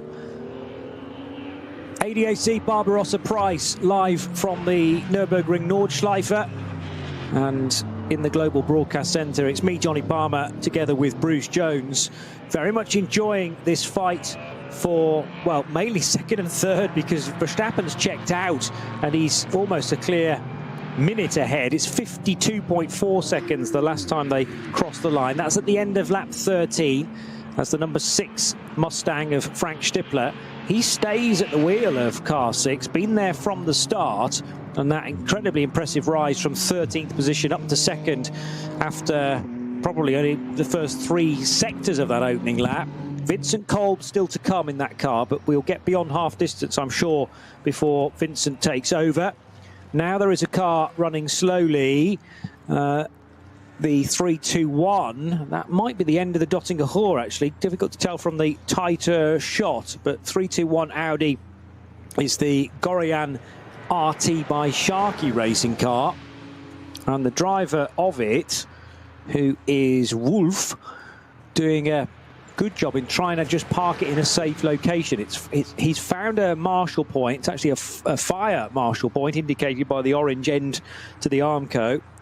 But now testing the rear view mirrors, because there's had 2 separate attempts here at trying to get it into the overlap, and therefore if he can get it into that little safety space, it might be that the yellow flags on the lead up might be able to be withdrawn as well. Well, trying to reverse into the gap between in the cut in the barriers, but I think he's going to have one more attempt coming forward. But again, it sometimes just goes to prove how little visibility you have out. Oh, and he moves forward, then suddenly a course vehicle pulls in front. There was nearly a little bit of contact. That's going to hook up with him, I presume, and then tow him away. So that's a good idea. Good job from the driver, Jens Wolf, though, to try and tuck it away to safety, but they'd rather get him back to the pits, and you never know, could actually rejoin the race. But something amiss. You're quite right. There's lots of markings on the circuit. People have been known to get on and draw the names of their favourite drivers at various points around the track, and at certain points, these are around middle part of the lap. Whipperman and corners like that, where you can get a bit of air in the car. People put land here, another little quitch, because there are various points around the Nordschleife where we can get all 4 wheels off the deck. And then, of course, you're normally met immediately by another corner, so it's not always the best of ideas. And certainly when people do what we call tourist laps, so they turn up, pay their money, and get to drive around the Nordschleife. Yeah, it seems incredible, doesn't it? They certainly have corners that you do need to learn. Best thing is do a sighter lap or 2 before you start to open up the pace. But I really urge anyone with racing blood in their veins to, at some point in their life, make their way to the Eifel Forest, here to the Nürburgring, and have a go around the circuit. And for a lot of you, you won't believe it. And back in COVID, when racing was largely digital until we got cars back on track, a lot of people looked at the digital Nürburgring Langstrecken Series, sim racing series, and couldn't believe it was actually a real track. They thought it was made up of various sections of other great circuits around the world. It is real. It's very, very real. Trust me. Just catching sight prior to the 500 Manhattan wheels BMW of the WNS Motorsport Porsche 718 Cayman, currently being driven by Leon Duca. And Duca is a teammate of Joshua Bednarski and Laurens Stegman in the other Porsche, which started from pole position. So you've got 961, which is one part of the WNS Motorsport entry. 962 is a pro car, and that car led Group 2 away at midday this afternoon. Cup 3, not Cup 2, but Cup 3 is still being led by, bear with me as I scroll up the screen, yeah, still that 962 car. So they led away in the WNS Motorsport car and have stayed there since then. Laurens Stegman, who has been putting most of the lap times in. It just shows that the lap time set in qualifying this morning was not a fluke to have stayed there at the head of a very competitive class. Heiko Eichenberg trying his level best to get close to that car, but the separation between the two in Cup 3 is about 20 seconds. Right, some cars coming in for a second pit stop, including Klaus Abelen. Bear in mind he's planning to do the whole race solo for a driver who was born in 1960, so let's do some maths and call him 65 for sake of argument. White and red, running still with the Fricadelli Racing livery on board. Is he going to do the whole race, or is he going, I'm just going to do the first couple of hours and have a spot of lunch? But Klaus loves this. He's invested so much in his racing career in the Nürburgring, but his Ferrari being pivoted around, so I would suggest he's not planning to get out just yet. So 2 hours of racing or thereabouts, 2 hours and 6 minutes remain. But however, of course, if you're talking Ferrari 296 GT3s in this race, you have to talk about Max Verstappen. He'll probably be coming in next time around, or possibly the time after. Normally have a 7-lap opening stint. That is precisely what he did. An 8-lap secondary stint, which will take us up to 15 laps. But the first of the cars that came in from the top class of this race, the SP9 class, on the at the start for the first round of pit stops was number 9. That's the one that Fabio Scherer has got up into 3rd place.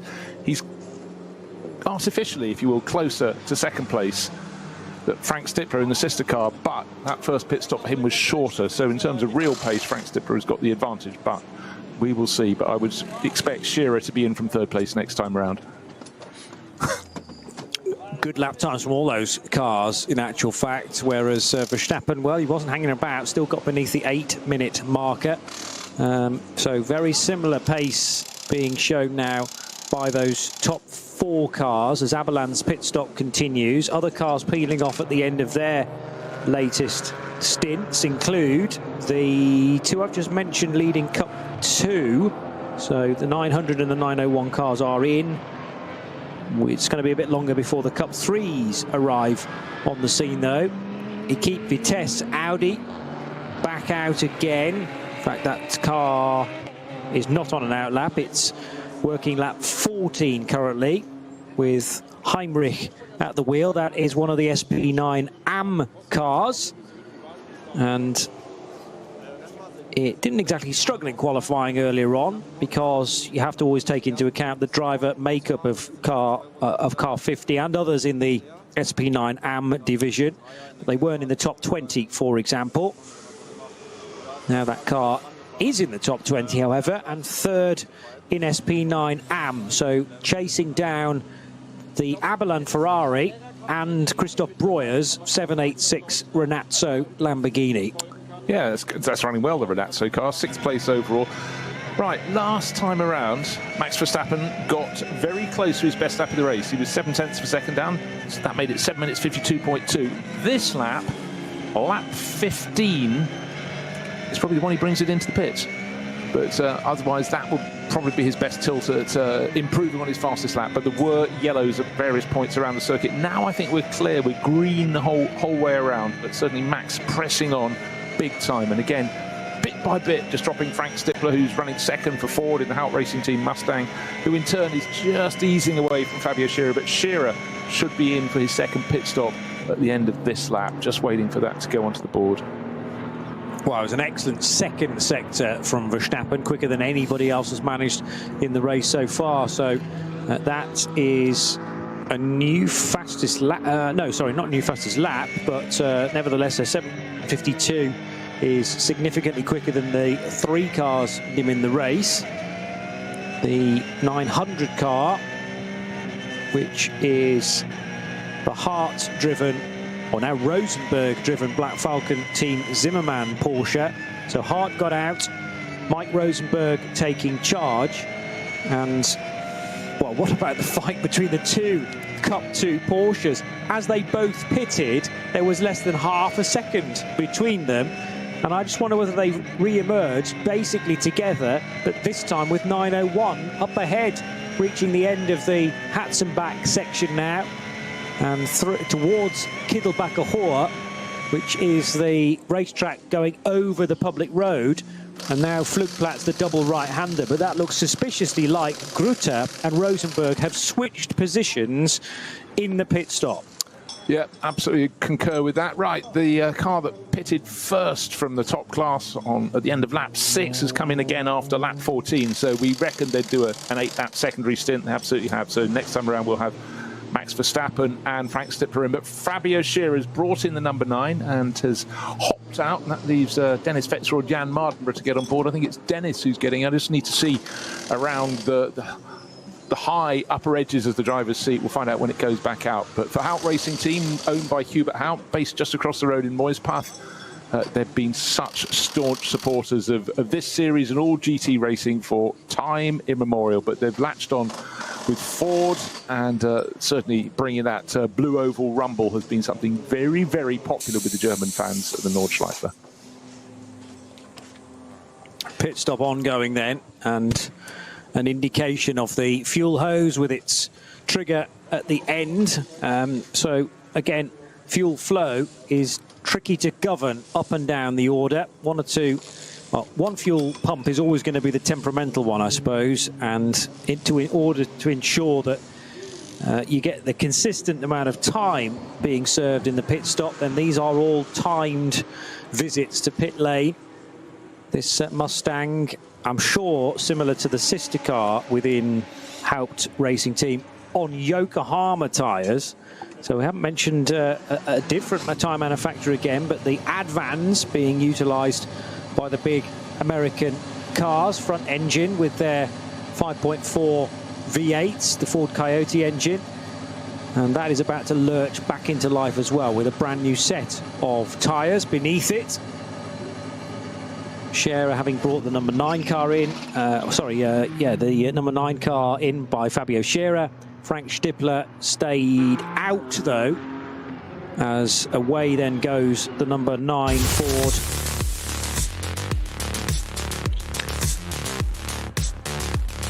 Two hours to go on RS3, part of the Radio Show Limited network of channels, reaching half distance.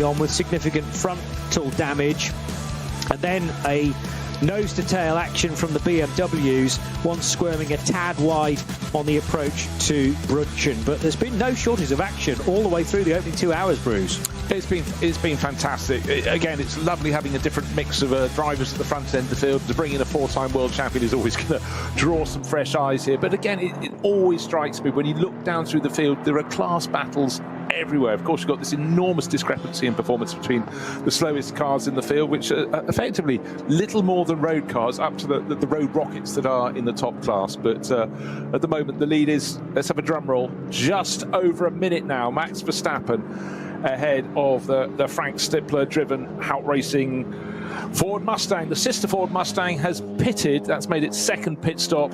And just waiting for update to see who took that over. Was it Dennis Fetzer or Jan Mardenborough? But again, they will make their final pit stop earlier, one lap earlier, one presumes, than the rivals, which will therefore mean their final pit stop has to be longer. But I think we'll revert to having 31 from 6 from 34, which is as it was in the first lap of the race. That'll be the Verstappen.com Ferrari at the front, the number 6 Ford Mustang from Hout Racing Team, and the Walkenhorst Motorsport Aston Martin. Now up into 4th place overall, making it 4 manufacturers, is that Lamborghini Huracan that has really impressed very much today for Renazzo Motorsport Team. 4 makes in the top 4.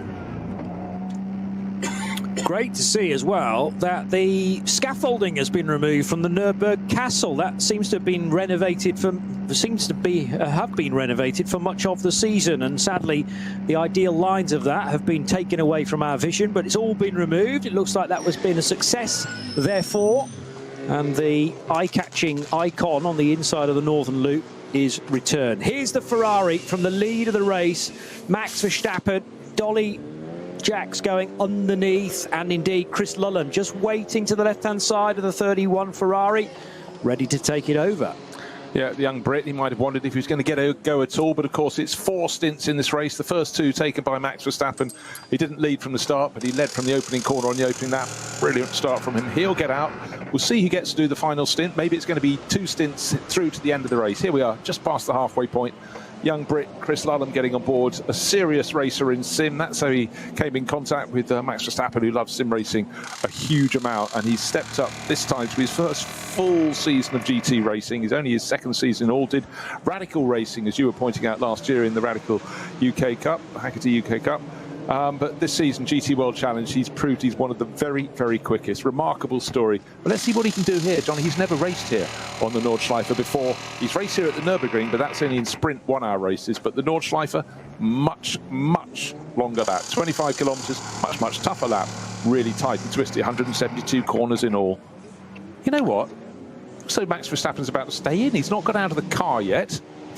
Chris Lullen is waiting alongside. Normally there'd be a driver change by this point. All the wheels are off the car. He's passed in a drink. You know what? I think Max is going to do a hat trick. No, I think that is Max stepping away, is it not? Yeah, they have a different gate. Okay. I thought that was Max out of the car. He was helping Chris get strapped in. Okay, that would explain it. Maybe I was looking at something else on the car, but it wouldn't surprise me, quite frankly. Just had a quick conversation. Go.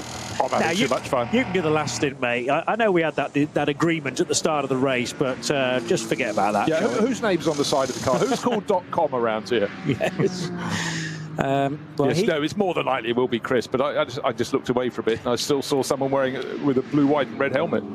Yeah, similar helmet design, certainly similar race suit as well. Well, the full confirmation will be when the car leaves the pit lane and the timing system catches up with a potential driver change. Still plenty of people wanting to photograph, if it is Chris, now in that car, with photographers kneeling down at the road surface. Oh, by the way, I didn't, I think, answer my own question. Who took over the second of the Hout Racing Team cars from Fabio Scherer? It's Dennis Fetzer. It's been the completest. Yep. So Jan Mardenborough should do the 4th and final stint. So fresh set of Michelins on the Emil Frey Racing Verstappen.com Ferrari. Normally competes on Pirelli when it races in the GT World Challenge. So the teams have to just become accustomed to these cars, and such a tyre war in the Nürburgring Langstrecken Series. And Yokohamas are the ones on the 2 Mustangs, the Hout Racing Team, and plenty of other makes around. But back into the race goes the Ferrari that came in with a lead of north of the minute. It was 1 minute and 2 seconds, I think it was, before the pit stop. We'll see what it is afterwards, but it's not a race into the pits, a race out of the pits. Well, it is, but it's the pit stop has a mandatory time, and we have had even some of the top teams getting it wrong today. If you're short by, let's say, just 1.5 seconds, you have to come in with all that deceleration time, pit speed limit. You're going slowly and you stop for another 1.5 seconds. So it costs you about 30 seconds for going down by just 1.5 seconds below the margin. So you just really got to keep your eye on it. But Johnny, you and I have been commentating on endurance racing and GT racing for many years, and every single race someone transgresses, don't they? I mean, you know, the most experienced can still fall foul of that rule, and it just shows you how hard so many of the drivers are pushing. Teams can make mistakes as well when the time pressures of a stop clock are there, ever present. So still yet to, on our timing screen, trigger even just the out lap, but clearly the Ferrari is back in the race. What I'd ideally like is confirmation that there was a driver change. He's out. There we go. That's the confirmation I needed. Yep. The face of Max Verstappen deep in conversation with those at ML Fry Racing. Yeah, because quite often you have to wait until the first timing interval around the circuit before it's confirmed to you. And around here, that's about 5 kilometres or 4.5 kilometres or whatever. But anyhow, Max is out, and he doesn't even have the decency to look as though he's got very hot and bothered. He's got that completely under control, and I think he's just reveling in this entirely different environment. The circuit is just what it is. It's just the most amazing stretch of tarmac in the world, even if it was completely level, had all these corners. But to me, the thing that really makes the Nordschleife is the vertical change, the topography here in the Eifel Forest. And there really is appreciable up and down vertical gain and loss, and that's why the lap just is endlessly interesting. And I'd love to hear Max's thoughts as soon as he gets a microphone in front of his face. But you know, a whole new bunch of fans, both regular NLS fans, getting to greet Max here. Of course, he did a race a couple of weekends ago, but this time, for the first time, having got that ring license, he's racing in the top class, and how, coming in with a margin of a minute and more. Quite fantastic run from him. And okay, he's done half the race, but bear in mind how much time that actually is. It's 2 hours. There's very rarely a Grand Prix that is that length of time. Think back to the recent Italian Grand Prix at Monza, which I think was the quickest Grand Prix in history. Was it about an hour and 10 or something? An hour and 13. 13, okay. And 24 seconds to do 53 laps. That is a race that Max won. And yeah, he's just been at the wheel of that car. Okay, there was a pit stop partway through, so take away 3 or 4 minutes for the stop itself. But you're still talking an hour and 55 minutes to be at the wheel of that car. And the concentration levels have had to be as high, if not higher, actually, than you might require in a Grand Prix, because you're not having to deal with traffic all the time in a Formula 1 race, whereas here, there's all the corners to try and remember. There's where you are on the racetrack, there who you're racing with as well. So his brain will have been in a workout there. It will. I'd say it's far better than having a session in the gym, because yes, I mean, things are coming at you from all angles. Oh, and it's fun, so why not do some more of it? I'm sure he will, but again, just a chance to see any car being driven around the circuit. You know, I could watch onboard laps all day long around the Nürburgring Nordschleife. It doesn't matter what class of car you're in, but when you're in one of the front-running cars, the sheer pace with which the corners come up at you, and more to the point, also some of the slower drivers who are doing their best in cars of, you know, definitely inferior performance potential, it's just always a changing scenario. And right now we do have, I think, a car at the side of the circuit with a rescue vehicle looking to see if the barrier repairs. No, it's a simple tow, just hooking up with, I think it might have been a Honda. Running one of them, possibly a TCR class car or a production car, couldn't quite see. We went past, but then as soon as the cars get past that, the drivers look for the signals from the marshal's green flag. Off we go again, and you know, back up to pace. But of course, they have to back it off when they get to a zone of conflict or contact or barrier damage, and have to, you know. It's such a busy environment around the Nordschleife, but you just almost have to have an extra set of antennae, I feel, to be just constantly aware of potential problems up ahead, because we see it, and sometimes if ever you're looking down and you're seeing a helicopter camera shot, you see suddenly a car in a pack of 4 or 5 coming up, and someone maybe at the back of the pack sort of nearly locking up and clipping those in front because they've just been a little behind the curve in spotting yellow flags. It's tricky. It really is tricky. Now there's a big penalty handed out to the 939 Porsche. Yes, a 718 Cayman from Cup 3 for Andre Duvet, and that is after speeding in the pit lane was detected. So first of all, the car was under investigation, and it's now going to be a 30-second stop and go penalty for the 9th placed 939 Cayman. Duvet's name not actually listed, but he is the current driver, so whether he was the one that committed the crime, but he will definitely be the driver that has to serve that penalty. And you generally, well, on a normal length of track, you get 3 laps to respond to a penalty. It might be 3 laps here, but that, when you think about it, is about half an hour in order to dive into the pit lane. I suppose you get fewer chances past pit road in that spell. Double waved yellows now on the approach to Flansgarten, and the reason for that is not immediately obvious, but it might be around this next blind right-hander. It is indeed, and there are significant difficulties here. A car's been off at relatively high speed, so there's an intervention vehicle parked on the racetrack protecting it, as now the speed is quickened again by the 347 Toyo tyres with Ring Racing Porsche.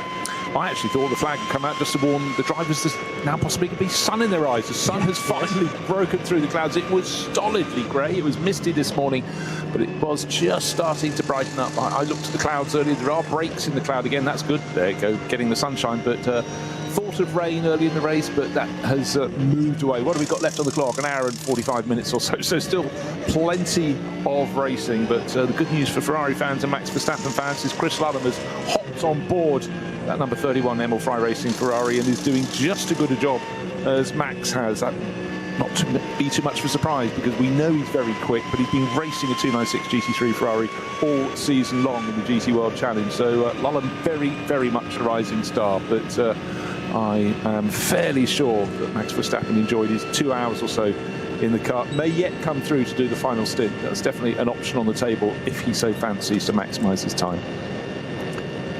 Keeping my eyes glued to the fight for position, where the 347 has now caught the AV Racing by Black Falcon Porsche number 902 that was started by Ryan Harrison. It's now driven by the Romanian racer Alexandru Vasilescu and potentially Leon Vasatila to still come in that car. Not sure whether Leon's already been in it, but that is a guest entry in Cup 2. But I tell you, those 2 cars, different classes entirely, but very evenly matched indeed as they head across the line together. All sorts of different aero as well. The 902 is a purebred Cup car, so terrific down the straight. That's probably why the car carrying the more aero wasn't able to get past it on the Dottinger Hoor. But now the 347 all over the back of the Romanian racer. 347 is in the hands of who now? It was started by Goulden. And it's Santler. Santler, yeah. Okay. Is that Tim Santler? Yes, it is. With Mark Henrici part of that lineup as well. And Santler is finally able to pick off Vasilescu on that run out of the Mercedes arena and down towards the cutout. But there are jostles for position everywhere you look at this phase on the Grand Prix track. 1, 2, 3, 4, 5, 6 cars. Could be the opening lap again with so many at close quarters. Is that a repaired number 8 Audi? It looks like it's had quite a bit more bodywork added to it in the black colours, which is the more traditional paint scheme for the Jutta Racing Audi. Yeah, no, it came out effectively, I think, 5 laps down or 4 laps down. It took a long way to repair. Remember, it was at the end of, was it the first lap or was it the second? But certainly front end damage, and that took quite a while to sort out the radiator situation. But as I said, in this, when you know you've got potentially 4 hours of racing, you get your car fixed, you've still got 2 hours ahead. What do you do? It's rude to pack it into transporter, so get back out on the track, and that's why the drivers come here. I mentioned the sun, it has gone away. For now. The outlap for Chris Lullum was 11.5 minutes, but we'll get a representative time this time around. 106.5 through the first sector is properly on it. It's only really Dennis Fetzer who manages a slightly quicker time through sector 1 in this phase of the race. We've got an hour and 3/4 still to go, and quite a bit of pressure on the 22-year-old from Tunbridge Wells now, taking over from Max Verstappen. But if he can get anywhere close to the 7:51.5 set by the 4-time champ, then Chris will relax later on, knowing that he's more than done his job. but with an advantage of north of a minute now, just needs to keep things calm. Doesn't need to do anything stupid. Yeah, but would Max accept that? Well, say, come on, press on. You know, Max isn't someone who's known to cruise towards the end of races, but I actually still fancy that Max is going to get in and do a third 1 hour stint. You know, it's a 4 hour race, 3 pit stops. The pit stops aren't rushed because there's a mandatory minimum time, which makes it safe. And also, one of the advantages here by having this longer pit stop, it's sort of made because you use fewer mechanics. It means the teams don't have to employ so mechanics, keeps the cost down. But if it's the same for everyone, that's absolutely fine. You talk about the nozzle fuel filler. Of course, it's not the fast way, the high pressure way you'd have in lots of other forms of racing. But again, it's a level playing field. But it's also about not stumbling in the pit lane. And every race in endurance racing, some will get something wrong. As you said just recently, someone else being pinged for driver penalties. We've got some code 60s. It's towards the end of the lap. Brunchen has had a yellow flag and a slow zone. So these are the things that affect people setting their fastest lap time. You could do an absolutely brilliant lap, but partway round you find you've got to back off by 3 or 4 seconds or get behind traffic. But just waiting to see what Chris Lullen could do. Certainly his sector splits are looking tight. He's still stretching the margin over that number 6 Ford from the Hout Racing team. Vincent Kolb on board at the moment, but at the moment he doesn't have the answers.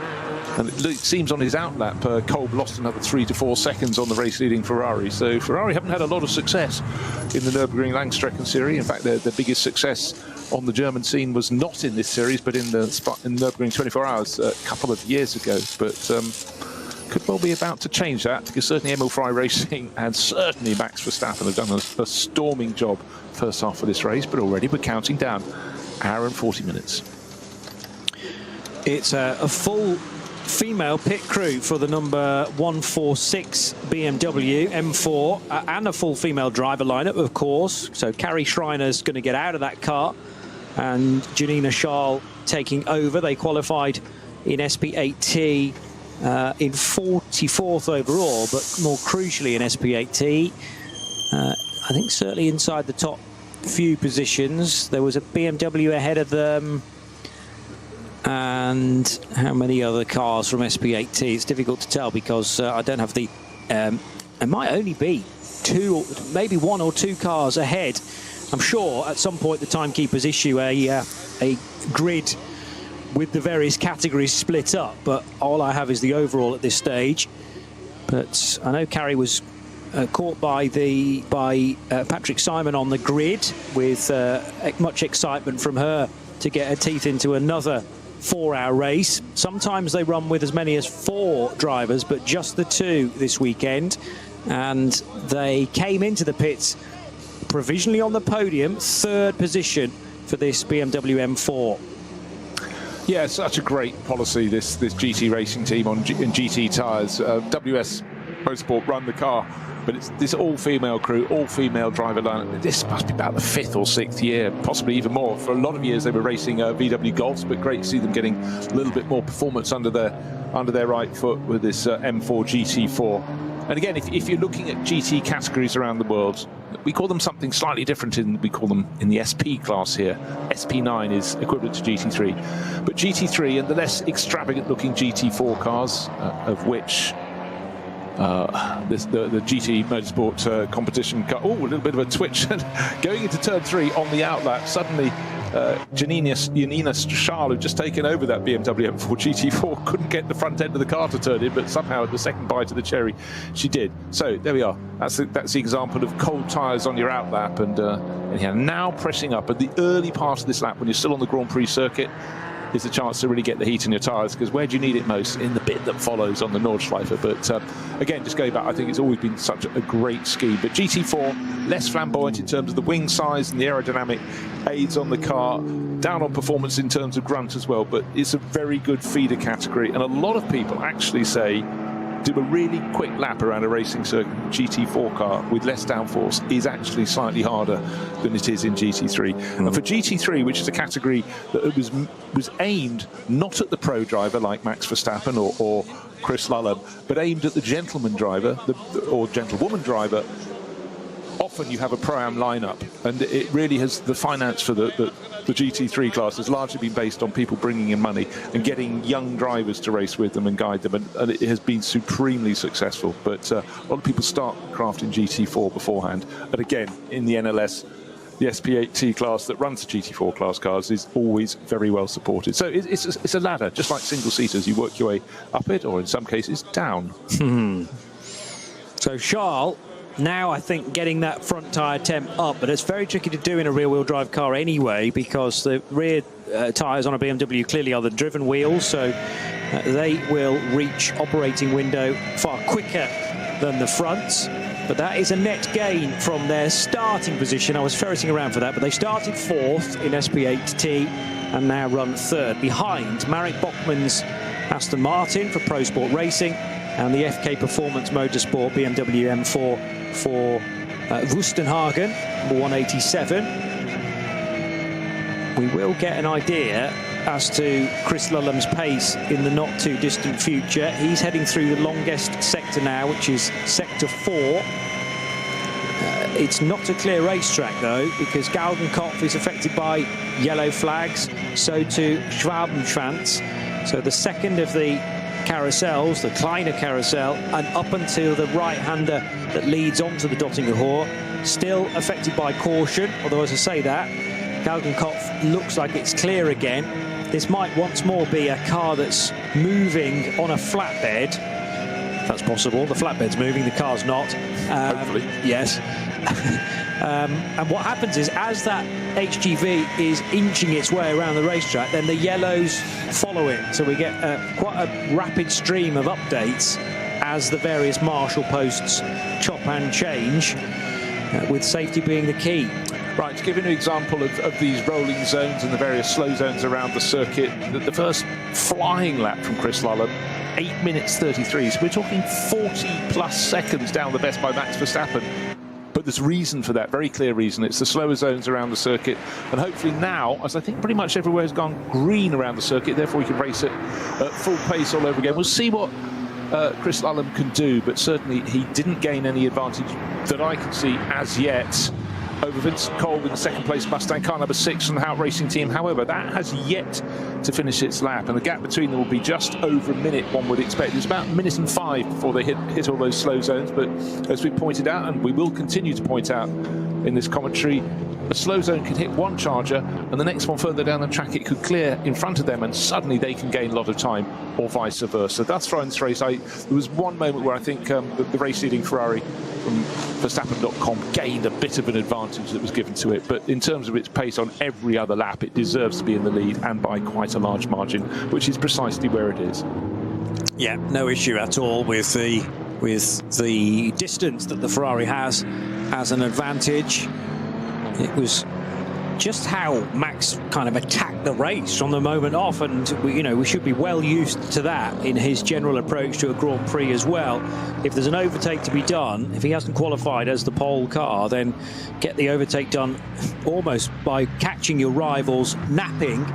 And Christian Krognes could not hold back the Ferrari, which was right underneath that very large wing of the Vantage. Plus then there was the hit from a wayward Tim Heinemann onto the back of the Krognes Aston Martin, which didn't help matters, and all sorts of carnage in behind, which gave Max Verstappen the best possible start. Yeah, one thing that's always very tricky, the damage didn't seem to be too bad to the Aston Martin, but of all the GT3 cars, it seems to be the most affected by contact with the rear. It has that massive diffuser that is vulnerable, has been over the years in GT3 racing. I don't think it's as bad as it used to be about, I don't know, if I say 6 years ago, it was probably 10 years ago when it was a very prominent diffuser on the tail end of the Vantage. And certainly when it was launched, a lot of people thought, lap 1, first corner, could be problems. But certainly Christian Krognes, when he came in, didn't seem too gutted and broken by any potential damage that happened.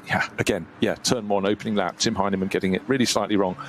And what we have to just stress is that Tim was running in a Cup 2 Porsche, but they're very quick in a straight line, and off the grid it was good. He came from, I don't know, about half a dozen car lengths back, and just he might have been caught out slightly by the way that Christian Krognes had to brake for the first corner, but he had to do so because Max Verstappen was in front, was sweeping across from the left-hand side of the track in his Ferrari, and maybe the Aston Martin braked a little bit harder than was expected by Tim Heinemann, but I think Tim's got a little bit over-ambitious. His car then went all the way across the track to the left-hand side, skirted with the gravel trap and rejoined, but did scatter the field behind it. Certainly bought the first 3 cars a bit of a margin, but ever since they've proved that they would have been pulling clear anyhow. So, but again, interesting days. Right, gap between first and second, still waiting for the Aston Martin to come through in second place. The Vincent Colk Ford coming through in second place, but it's still going to be over a minute and 8 seconds is the margin between first and second now. So again, slight advantage to Chris Lullum. Maybe this time there won't be slow zones, so we can see them pick up their pace. We'll see what the gap will be next time around. Number 1 car still in the race, being the defending champion team, and it's Adrian Richney who is now driving that. Kevin Vambach and Sven Markert are the fellow drivers in the championship winning team, Adrenaline Motorsport, from last year. They're down in 5th position in the BMW 240i class, but it is a class that is currently being led by Van der Sanden in the P. Terting Sports car. So that is John Van der Sanden of the Netherlands, Anton Abbey and Yannick Reinhardt, the 2 other drivers in the 680. 7, did we say, 240i's this weekend. There's also a well-populated BMW 325i class. We start with 5 of those cars, 6 of those cars, and now down to 5 runners after an early retirement in the 325i's. BMWs of all shapes and sizes, very nearly. But Chris Lullum in his Ferrari completes the first racing lap. You mentioned the time. That was a lot to do with the amount of caution that was around, and we still do have at least 1 code 60. In fact, it's 3 code 60s officially, with slow zone now being introduced at Brunchen as well. It's been a little while since that was Flansgarten, wasn't it? Right-hander at Flansgarten, where there was a car off to drivers left. So maybe something fresh now. A new problem has occurred at that famous right-hander at Brunchen. Yeah, so Brunchen, if you're looking at a circuit map, is not a great distance before Flansgarten, but to my mind, it's about the trickiest section of the track. You've gone through the carousel, per the highest point of the circuit, Whipperman, but then it seems to sort of go on to fast forward as you approach Brunchen. The gradient change, the combination of corners are just, well, they're just outstanding and frankly quite frightening when you're doing a circuit lap, you know, taking your own competence around there with you. But certainly for the front runners, it's still a challenge, but it's just they're not quite mere mortals like the rest of us. Slow zone upgraded to code 60 at Brunchen. We mentioned that fearsome right-hander, but normally when something like that occurs, it's because there is clear-up going on down there. And barrier damage, well, comes as no surprise when the barriers are so close to most of the circuit, all the way around the Nordschleife. You know, car hits barrier may get damaged. You cannot continue with damaged barriers, so they will be dragged around, sections brought along behind a great big 4x4 Unimog, and they're very, very good. The crews on board there are getting them fixed as fast as they can, but it can mean you could have, you know, 3, even 4 laps, so you're talking the best part of half an hour while they're fixing them. But actually, you try getting your local builder to do it that quickly. I've never found one that can do it. Mind you, I've never asked for any Armco in my garden, now I think think about it, but that's where you're going wrong. Yeah, no, that's the problem. Judging by your lawnmower driving, it might be a wise addition. He's off again. The 948 car chasing down somebody different again. I think that's the 919 up ahead of Robin Cherzanovsky. Certainly the right colours for that particular car. But that might mean that those cars are not on the same lap, therefore. 948 is Tobias Muller, and he's 47 seconds behind Arne Hofmeister, who now drives the Cup 2 leading Porsche for Mühlner Motorsport. BMW going through the cut-through on the Grand Prix circuit, trailing a bit of sill, it looks like, on the left-hand side. That's the 885 that has been in the wars. It is a class-leading car. The Schubert BMW, well, that was the one that was off the road, I seem to remember, when we were calling that from an aerial shot. So whether that's a scar from that incident or something entirely different. I think it's actually just a little bit of trim hanging off there, because the car's running a very elaborate black and white sort of split livery, and it looks like it's actually just a bit of tape off the side. It's on the left-hand side of the car from the driver's point of view.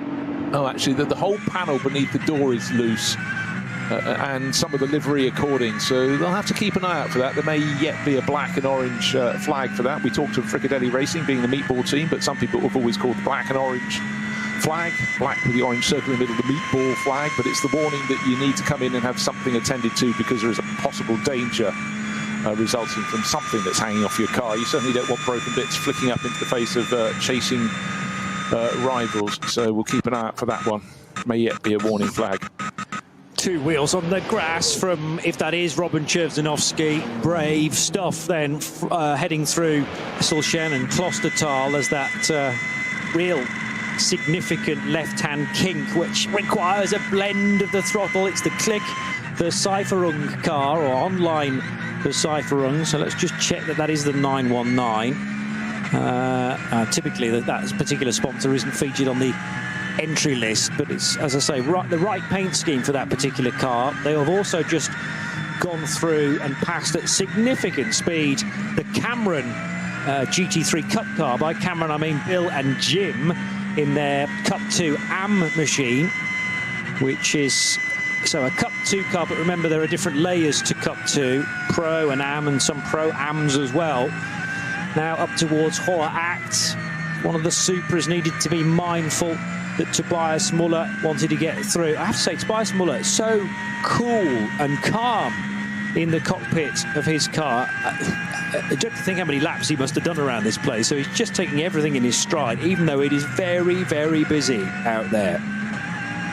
Yeah, I think that's the ability. This must be the sort of the zone that Frank Stippler's in. He knows what's coming up. He's done every corner just endless times. So the circuit isn't the issue for some of the top drivers here, the ones with the experience. It's just the other elements that are added to the equation. But it means they've got more sort of mental capacity ready to handle those sort of variations that could lead to trouble. Double wave yellow flags just in front of one of the camera cars, the Tobias Muller car, so they don't know what's next, but they have to crack down the pace over a brow, round a corner, over another brow. So there's a yellow and red flag, just looking yellow and red. So someone's dropped something nasty and slippery on the circuit just before the moment where we've got Porsche Cayman. Two Porsche Caymans off on the left-hand side of the driver's point of view. Drivers go past, they wait for the signal. Where are they going to get the green flag to let them go all over again? Not for the next corner. Still looking at the marshal's post, still yellow and red flags. So there's a further incident next time around. Okay, this is the Brunch and Flansgarten issue, isn't it? Two separate corners separated by a couple of corners in between, but once they got through there, the other side of Flansgarten, they can get going again.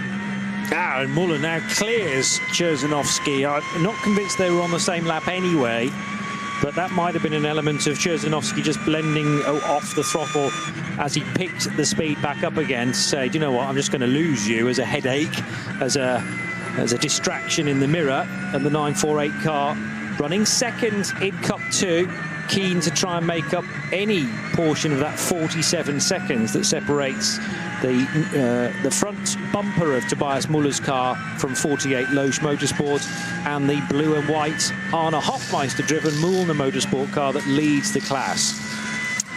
Car's being shoved back into garage at the moment. It's last year's championship winning team with their BMW wheel back. That's one with Maxell sponsorship. I thought that was a message to our erstwhile race leader. Sell what? It's SE single L, friends. Oh, yes. But again, repairs under the right rear corner of the car. This is where the mechanics need to earn their keep. And if they've, just look at how little space. Now they've kindly put the car up on jacks so the mechanic can actually slide underneath the right rear corner of that number 1 BMW. Not racing in the top class, but this team won the championship last year. And just go back to the issue of points. You score points according to how many people finish or start in your class. And it's generally drivers for cars further down the order. This is running in the M240i BMW class. And if this one probably not going to win it today, but every variety of spanner and wrench being used under that one. But again, for example, 7 cars in their class. If they win, they'll get 7 points in the bag. And certainly it tends to be in the better populated classes. Yeah, more competitive perhaps, but the more people you beat, the more points you put in your pot across the course of this season. Spring through to autumn, every single weather condition imaginable will be experienced, of course, across the course of the season. But the NLS, the Nürburgring Langstrecken Series, the long distance series, it's a test for the mechanics, Johnny, as much as it is for the drivers and the pit crew, because they have to be able to react to things that get broken and know how to fix them quickly. And the better teams have watched, and they've learned from example, you know, how Audi really conquered the World Endurance Championship. But it's about a decade ago when they started just having they had special bags of tools for each appropriate job. Clever, eh? Rather than fishing around. You've got, who's taken that spanner? They know, right, we're changing the right rear corner. Here's the bag of tools. Okay, you need a lot of tools, but it certainly saves time. And if you can save yourself 20 seconds, well, you'll do that in a race, wouldn't you? You might need a spare garage as well to keep it all safe. But normally these days at Le Mans, for example, the paddocks continually getting encroached by the back of the garages, which just progress further and further out towards the fan area. Very tricky if you're a journalist to get anywhere close to the drivers these days, but that is the nature of Le Mans, I suppose. Well, it is. You walk in through the garage, walking from the pit lane side, you go through what we traditionally think of as the garage, and then we started to have little rooms behind, which might be a room where a driver goes for a massage, but largely that's where the engineers sit with their banks of screens. And yet, as you say, you get to the back of the pit building, and then people put awnings up and semi-permanent structures. And if you're walking from the front to back, I mean, you feel the seasons might have changed by the time you got to the far end. But certainly, yeah, it's harder to get through. But rooms of purpose, and you know, every bit of space is used. But you have, again, large areas where they have more than just a driver kit, but they've got these specialist bits of kit packaged up, ready to tackle individual jobs. A flurry of more announcements and potentially penalties from race control. So the first of them is that the 901 Porsche, which is third in Cup 2 for Patrick Grutter, is going to have to take a penalty lap.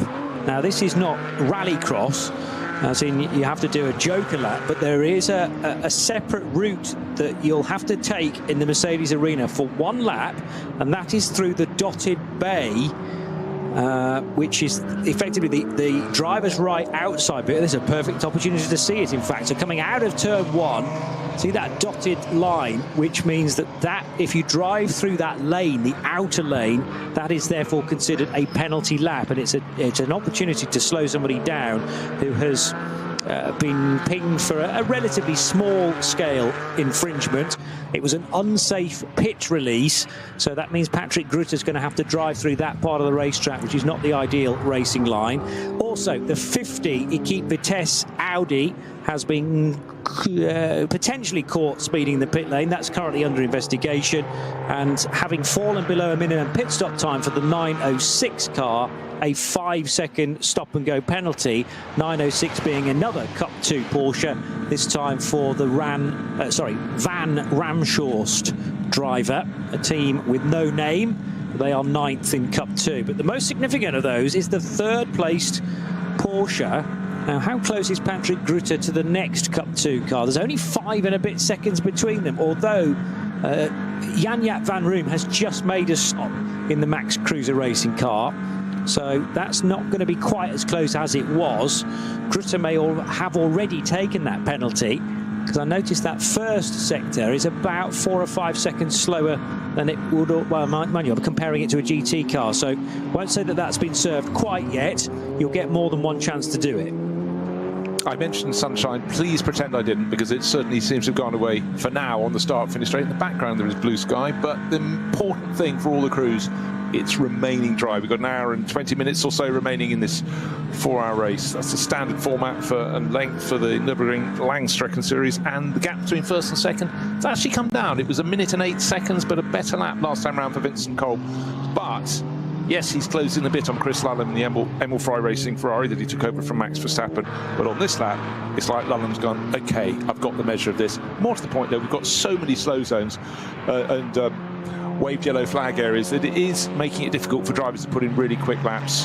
And the fact is, oh right, okay, another lap completed. That means 19 laps on the board. But the lap that Chris Lullum has just done is 8 minutes 29.2 seconds, and that is the best, getting on towards 37 seconds slower than the best lap that car has done. That is the effect, quite simply, of a lot of yellow zones around the circuit. You have to back it off. And in fact, many a time in the Nürburgring Langstrecken Series, you might have a race with very few incidents, but just enough to mean you almost have no laps without a yellow flag somewhere slowing your progress. But the golden standard, 51.5, was set early in this race in the first stint by Max Verstappen. The car's still out front by more than a minute, but the team that took victory last time out, the Hout Racing team with their Mustangs, sitting there in second and third. But, you know, you're not, surely, with an hour and 17 minutes or so remaining in this race, going to claw back what you've already lost, and that is over a minute. Sounds good, though. It certainly does. Looks great on paper if it can stay in that margin, but one car out there to prevent that from happening is certainly Vincent Cole in his number 6 Hout Racing team Ford Mustang. The other one is Dennis Fetzer in the 9 car with that keyboard wrapped livery down both sides of the car. It's like a QWERTY keyboard, which is an addition to the otherwise close to the livery of the number 6, but it's a helpful addition so we can tell the two cars apart from a distance. They are running second and third. How's the Huber Motorsport car doing? That's a bit further down in 15th position, but 4th in the SP9 AMS, and has at the wheel Hans Wehrmann currently, having taken over from Joachim Tyson. Thomas Kiefer is in that lineup as well. As now the two Ferraris have found one another. Now, of course, they're not on the same lap, but Chris Lullum is trying to get by Klaus Aberlan, and Aberlan actually gives him a lot of racing room around the outside at the bottom of the foxhole, heading towards Adenauer Forst now, and that could have been far more awkward than perhaps Chris Lullum was thinking it might be. One fellow Ferrari driver looking out for another. Yeah, it could suddenly have been very good for the Ferrari parts department, but anyhow, you know, certainly Klaus Aberlan's been racing the Nordschleife for a very long time. The last thing he would want to do is interrupt fellow Ferrari drivers. He pulled out the way very nicely, but just get this, at this point, Klaus Aberlan, 65 years old, is getting towards the end of his 3rd hour in the race. Is he going to do the whole thing solo? Well, he might have to, because there are no teammates entered in his car, whereas our race-leading car, 2 hours completed by Max Verstappen in that. That gave a big lead of just over a minute before he handed over to Chris Lullum. Chris Lullum in for this stint, but there's still one more stint to come. We don't know if Max fancies getting back in or if he's going to go, hey, let's do this 50-50. But either way, it's going to take something quite enormous for them not to head on into victory. Worth pointing out, of course, in the early part of the season, the entry list is sort of more packed at the top end. A lot of people only do the first half of the season, then do the Nürburgring 24 hours. That will be in the back of Max's mind. You know, maybe it's not such a difficult race to win today, but all you can do is do what you can do. And the fact his car is more than a minute clear, being driven very nicely now by Chris Lullum, you know, he'll go away saying, well, if the others were there, I reckon we would have still beaten them. That's the sort of confidence you need. And as a multiple world champion, that's the sort of confidence he carries. You can be sure of that.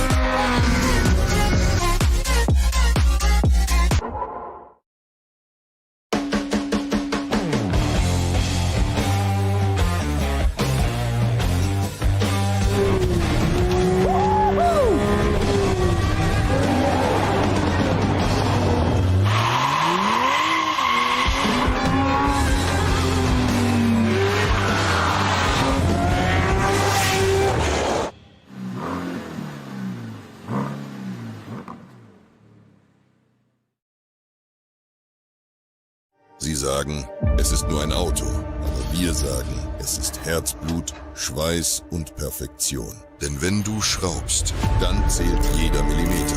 Dann bist du in deinem Element. Du willst mehr als nur fahren. Du willst es fühlen. Die volle Kontrolle. Eine optimale Straßenlage. Wir wissen genau, was dich antreibt, denn wir teilen die gleiche Leidenschaft.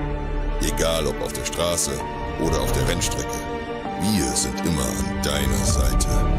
Wir sind H&R, offizieller Partner der Nürburgring Langstrecken Serie.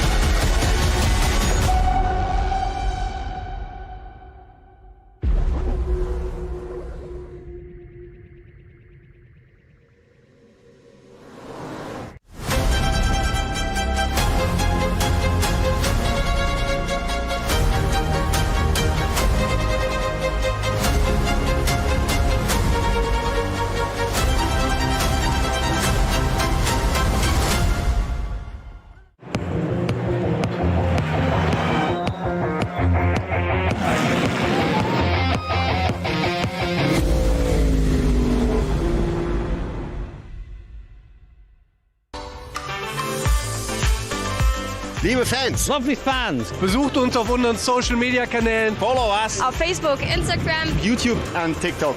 Willkommen bei der NLS.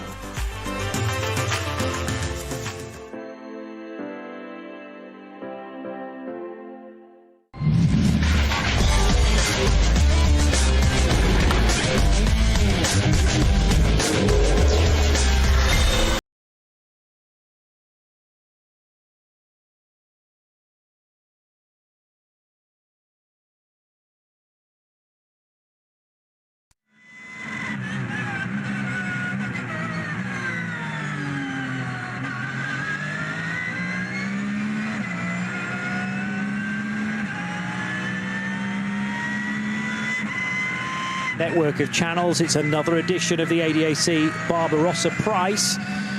Johnny Palmer and Bruce Jones enjoying a bit of sunshine now at the Nürburgring, heading down towards Breitscheid and the lowest part of the circuit. Bergwerk is the next significant corner for the Mühlner Motorsport car, which is the Arne Hofmeister example, I fancy, that leads Cup 2 with some pressure on, because just 30-odd seconds, 34 seconds back down the road is Tobias Müller. He did an 8:42 last time around, so that was about 4 seconds faster than the Hofmeister 921 car. But with so much caution here, there and everywhere, there are local yellows at Kesselchen. There's a code 60 on the entry to the carousel, and that's precisely where Arne Hofmeister is arriving now. So he needs to be showing that he's down to the 60 kilometers per hour. And that is because, well, an intervention vehicle sits ahead of an incident that involves one car, and that is I was going to say it was one of the Mustangs. It looks like a Mustang, but it's not. I can't work out what it is. Right, okay, the car is parked against the barriers, 2/3 of the way around the carousel, that famous bank corner. It's BMW, isn't it? It's a BMW, but actually does look Ford livery, doesn't it? It's white and blue, but it's parked against the barriers there. And of course, luckily, the driver's side is the side he could open the door. The other side's against the barrier. The driver appears to be out and over the barriers. I can't see any particular damage, but clearly there's been contact. There is fluid leaking down the banking. Drivers are largely on a concrete strip, which is right around the bottom of the corner, and about 3 times as the width of that strip is the tarmac on the upper edge. But clearly someone's gone in the BMW's gone into that dip, risen up, sort of lost the battle against the forces of gravity, and gone up the hill and gone into the barriers. But certainly the drivers are all being protected just before the entrance carousel. There's a course vehicle parked sort of diagonally across the tarmac strip, saying, if you're coming into this corner, go low, go on the concrete. There's another course vehicle up in front of the stricken BMW, one tucked in behind. The driver is out, but for the drivers coming around, okay, it's a debated pace, but there's that run of liquid coming down from the BMW just across the corner, just past the halfway point leaking down on them, but let's hope that can be cleared up. But yet another lap on which any of the drivers finding will not be setting a super quick time, and at the moment they're lapping last time around almost precisely, the front running cars almost precisely 1 minute slower than the best time in this race set by Max Verstappen. His car now in the hands of Chris Lallam, and Chris doing the best job he possibly can, but these slow zones and wave yellows are really making it hard for the drivers to carry on. But you race what's in front of you. If it's hitting you, you hope it's hitting your rivals as well. So it's all sort of balanced out. But in terms of being able to carry your maximum flow, you have to say it's been a very difficult race for that. And ironically, many a time we've commentated here where there've been almost snow, almost ice. They don't go racing in either, but we've had really cold, dreadfully wet conditions. And you sometimes, in those events, have fewer yellow flags than we have today. Sometimes people just push a little closer to the edge when things are all dry, or maybe they've just been really competitive batches of cars where people are having a 2 or 3 car battle and someone has just gone off. But anyhow, we'll wait for the carousel to be cleared up, but it does mean for now we're not going to get any quick laps at all. Well, that useful bit of talking from you has enabled me to check that it is Michael Bailey, who is the Australian bronze racer in the Hoffa Racing by Motorsport BMW, number 189, who has found the fence, I'm afraid. So travelled a long way to be with us in Germany, and could well be his first action on the Nürburgring Nordschleife. He might have experienced 1 or 2 races earlier on in the year, this year, but has come from GT World Challenge Australia, is that? Yeah, he did a handful of those, but he's done a Bathurst 12, because that's a obviously fantastic race down in his neck of the woods, and it does go through the woods as well, doesn't it? But start of the year, that's a race that's grown in stature, and of course you've got the Bathurst 1000 later on in the year, which isn't a multi-class race, but you know, he won't be a stranger to racing with barriers close to the edge with lots of topography, but you know, Nürburgring is something else. But many a time you end up with someone else having helped you into your particular situation. But either way, frustrating to not get all the racing laps you wanted, but I'm sure once you've tried this, you'll be coming back again. So Michael Bailey meets the barriers, or his car does, but hopefully that will be rectified and he can maybe come out in that final round. Yeah, hopefully he's okay as well. That BMW likely to be left-hand drive, so at least it was on the opposite side of the car from his position within it. Here is the Cup 2 race leader, Arne Hofmeister, and whether this is just cleanly out of fuel or the team have thought, well, there's so much of the racetrack affected by yellows, it's not a bad idea to pit at this point. Still too far out. Well, having said that, actually, we are within the final 70 minutes of the race, so this is where the rule changes, isn't it? And the perspective to the end of the race, rather than the laps you've just done on the stint into this stop, switches, and you've got a clever little table. You need very good eyesight to read it. Can I explain my table at the top? It says 69 minutes to the end of the race. If you pit then, which you would just past that moment, your pit stop will be 357 seconds. So that's the best part of 6 minutes. If perchance you stop with only 36 remaining, it's 270 seconds. Okay. So it's a huge swing, 87 seconds difference. Mind you, you're not so likely to be stopping with only 36 minutes remaining in the race, because it means you'd have had to do a super long stint earlier in the race. But let's say you come in at about 60 minutes to go, so in a few minutes time your pit stop will be 24 seconds fewer, so 9 minutes earlier, or 1 lap. Mind you, with this slightly abated pace at the moment because of all the slow zones around the circuit, you know, you can gauge, but it's all the timing. And actually, if you can do your pit stop on a lap when there are lots of slow zones, you may actually have a gift if you come back out and those are cleared, and suddenly you're racing again when it's green. So many elements to include in all the reckoning, but you know, as if the circuit isn't tricky enough on its own right, hey? But that's the challenge. Well, the numbers may differ through the different categories, but each team is given their own sheet, and they will have to do the calculation correct. And it changes every single minute, does it not, to the end, or is it every 2 minutes? No, 69, 68, 67. Oh, every minute, yeah. It is every minute, and those numbers change. Those are the figures for SP9 and other of the quicker classes, so I'm sure that Cup 2 get their own document and the numbers are probably very, very similar. But the closer you can pit to the end of the race, the quicker the stop, because obviously the less fuel you will need to get you to the end. So again, it's meant to be an equalization tool. The fuel is still going in right now. The teams do get to a phase, though, if they come in, let's say, with 1 lap to go to 4 o'clock in the afternoon, they're almost having to do everything as quickly as possible and forgetting about the clock, because the clock will run out of time way before they've done the fueling. And then you really do see what the teams are made of, particularly towards the end of a Nürburgring 24 hours. If a car needs a splash, you can really easily get into a comfort zone, I would imagine, of thinking, well, we've got way too much more time than we need, so we don't have to hurry. And then all of a sudden, in the closing stages, when you do have to do a quick pit stop for real, it's about remembering what you've got to do and in what order. So that will really put the pressure on. The Müllner Motorsport guys, though, as you would expect for a team this experienced, have turned the 921 car around very speedily indeed, and it will rejoin the race. Müllner Motorsport based just up the road from Spa-Francorchamps, along from Stavelot Corner, I think it is. Driving away along the old circuit, and they're just up there on the left. Lots of cars in this race, at least 3, possibly more. As now, a bit tight going into the cut through for one of the middle order cars. That could have been absolute disaster on a new set of tyres. And remember, tyres don't only get you through the corner, but they're also affecting the braking ability as well. And I'm sure just a few extra inches were needed to be found on the brake pedal, pushing that little bit harder. But to do damage to your tyres, if he'd flat spotted the tyres there, going up on the, it was a production class Hyundai, minding its own business. It didn't leave much of a gap up the inside. But so, say you flat spotted your tyres, you haven't even got off the Grand Prix circuit, and the rest of this stint, which will be an hour, we've got an hour and 2 minutes left in this race, could be unpleasant. So these things, there is that natural element you want to press on as soon as you get out of the pit stops. But and ironically, it was only one car in front of him, not a gaggle of cars. But that Müllner Motorsport Porsche, suddenly the driver must be going, hold on, I haven't even. It's more respectable to crash on the Nordschleife. You know.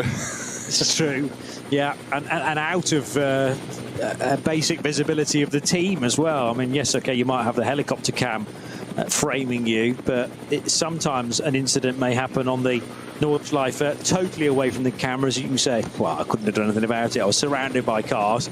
Probably went off entirely on his own, but you can make up a story. You can't do that on the Grand Prix track. What I'm trying to work out is whether this is still Arne Hofmeister, or have we gone back to someone like Tim Scheerbart in 921. Scheerbart started the race, but I'm not getting a current driver flashing up. Saying David Yarn on mine. I think just okay. May have flipped over. That's Yarn's second stint then, if that's the case. Is it not? Right, I'm just having a little think at the moment. Chris Lullen, this is his first appearance on the Nürburgring Nordschleife. He is now starting to drop Vincent Kolb, and it is not Vincent's first appearance on the Nordschleife. No. So Emil Frey Racing clearly got a very, very good handle on its Ferrari here, the 296 GT3, running on Michelin tyres. The Hout Racing team are running, did we not say, on Yokohama?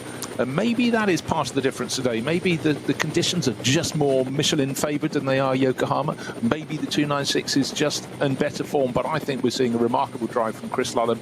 Yes, it's hard to gauge his actual pace. You can only gauge it relative to the car that's giving chase. And Vincent Kolb knows this circuit really well. The Ford Mustang GT3, a winner last time out in this championship, NLS 8.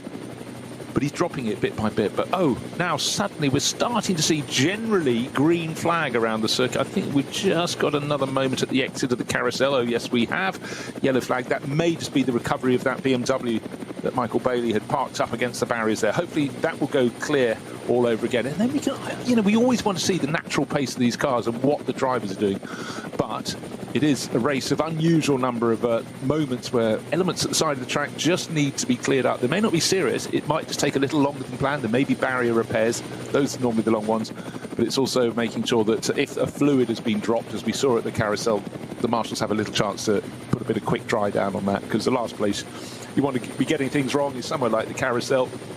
Slip at the bottom, you go straight up into the barriers at the top. Such an incredibly tight corner. It's more than 180 degrees, about 190 degrees as it banks to the left, and then immediately as the drivers come out of that, they've got to sort themselves out for the sequence that follows. And it is a very difficult circuit, however you consider it.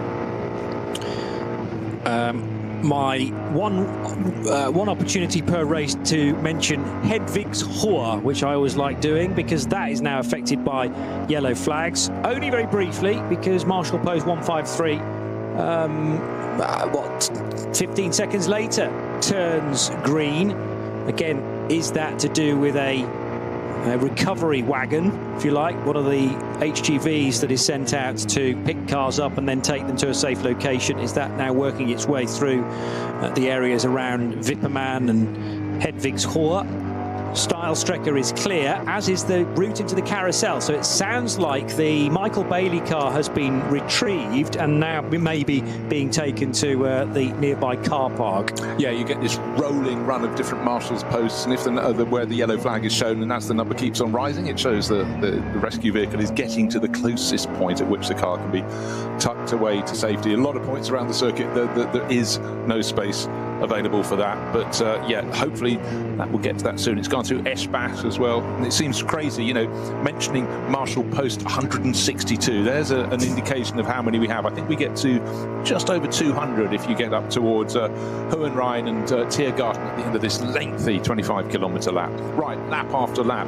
Still getting Emil Frey Racing's Ferrari in the lead. This is the car that Max Verstappen has come here to race. His first chance to race at the top class. He did a trial race to get his ring permit last time out in the LLS. Another free weekend. Comes here and put in a masterclass. Gained in the first half of this Ferrari race just over a minute of advantage. And his teammate Chris Lullum is now starting to stretch his legs. It's been slightly interrupted by these yellow flag patches around the circuit, but he's proved that when the track comes clear, he's got really, really good pace. He's been racing the car all year, but has been racing on Pirelli tyres in the GT World Challenge, but now getting used to the Michelins as well, and getting used to this incredible circuit.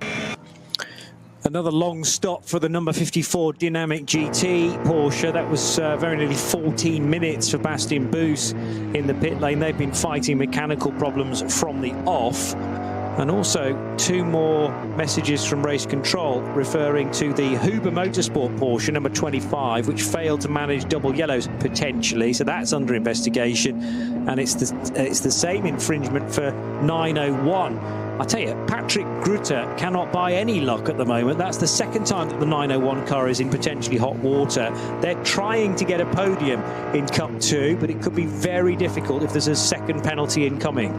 Just been given sides looking forward from Chris Lullum's windscreen. He's got a Porsche right over his nose, but good news is they put the marshals up at the carousel, put a lot of quick dry down on the circuit. Remember that BMW that hit the barriers dropped a lot of fluid. It was running down at the inside of that bank corner, but they haven't stinted on putting quick dry out. I reckon several sack loads down there, but so that's good news. Such a tricky corner, you don't want it to be extra slippery. And now Chris Lullum. First it was the rolling yellow flags period. Now he seems to have a run of traffic up across the nose of his race-leading Ferrari. It's BMW just in the way. He's looking left, he's looking right. Have you seen me? Yes, you have. Thank you very much. Down the inside he goes. I think that was the GT Racing car. May well have been, and he picked it off. That was the all-female crew. And then suddenly, a Cup 2 Porsche around the outside, 2 wheels up over the curbing, very close to the sand on the exit of the circuit there. Grass had run out, but again, this is the nature of the Nürburgring Nordschleife, Johnny. You're in the quickest car in the field. You've got to work your way through traffic. You talk about people doing sim racing. Of course, Chris Lullum's a superstar in that. But one of the best fun bits when you're doing a sim race is overtaking cars from other classes, and this is what he's doing in abundance. He'll make more overtaking manoeuvres in one lap than he will in the rest of the season when he's running in the GT World Challenge. That is how busy it is. Apologies, because my eyes have been in all sorts of different places. Have you mentioned the gap coming down considerably at the head of the order? I didn't, because it had come down slightly, and then it settled, and the last lap alone, suddenly, best part of 30 seconds. We talked about gifts coming and prizes being taken away, and still with wave yellows around the circuit, suddenly it's fallen in the lap of the chasing Vincent Kolb, down to 42 seconds between first to second. Well, like I said, about an hour or so ago, it's not over. There were 2 hours and 20 minutes at that point, I remember, and the lead was well over a minute. Chris Lullum just needs to, well, almost not be told. I'm sure the team are keeping him up to date with the gap back to the second place car of Vincent Kolb.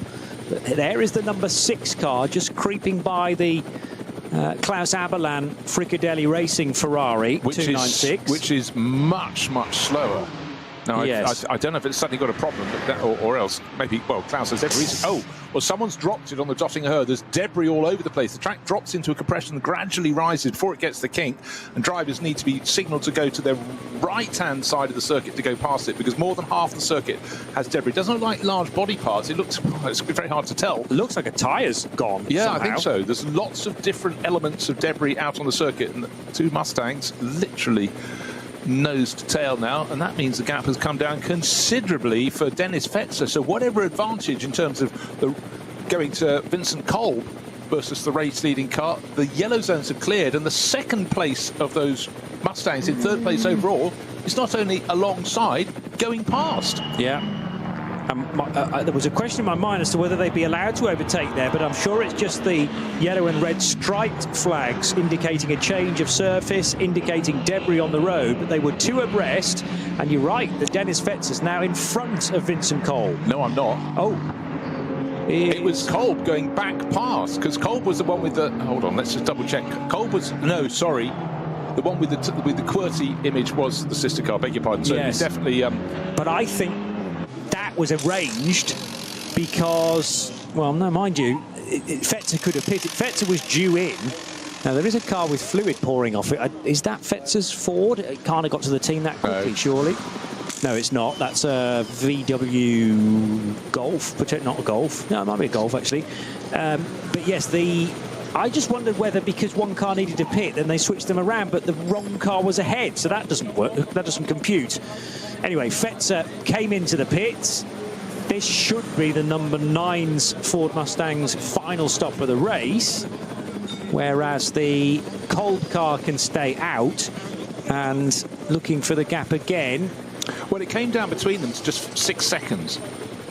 Between Kolb the two and Fetzer, Fords, between yes. the two Fords. The gap to the race lead, we'll have to wait for it to get to the next timing sector but remember that came down to just under 42 seconds, which is still an enormous amount with an hour of racing and slightly less, just over 50 minutes of racing. Final round of pit stops should be coming up this next time around. The end of lap 23 is when we expect the Verstappen.com racing Ferrari to come in, sitting on a 42-second lead. But just remember, it went out the best part of a minute and 10 seconds, so it's really come down. But that was a gift wrapped the Hout Racing team. Clearly, Vincent Kolb giving chase, but not really actually gaining ground, if anything, slightly losing it. And then clearly a slow zone that was cleared allowed the second place Mustang to close in. Not that much, but it closed in by 20 seconds. That sounds a bit counterculture to say it's not much, but that's because the margin was so great. That's a very, very comfortable cushion. Well, it was just about a 30-second gain for Kolb's car. It was even more than that for Fetzer when he did an 8.28 on the previous lap. And the race leader, a 9.02. Not because that was a duff lap from Chris Lullum. It's because he was encountering so much yellow on lap 21. Still waiting for these splits to appear, but on lap 21, it was the Aston Martin pitted behind them, and Anders Buchart brought that car in for Valkenhorst Motorsport. So they have now chalked up 21 laps, but they all dive into the pit lane. And remember, the top 4 cars still owe us their latest and what will probably be final stops in this ninth race of the season. NLS 9, the 57th edition of the ADAC Barbarossa Prize. And 48.8 seconds, in fact, the gap as the cars began this lap between Lullum and Kolb. That was the end of lap 22, so we're on to lap 23 now.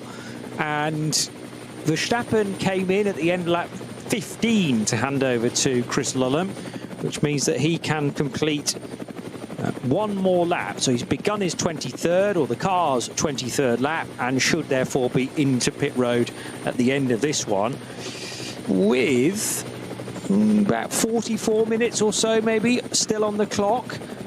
But I'm expecting both the Ferrari and the Kolb Mustang in at the same time, so there shouldn't be a gain for either car. They will have to be in the pit lane for the same amount of time.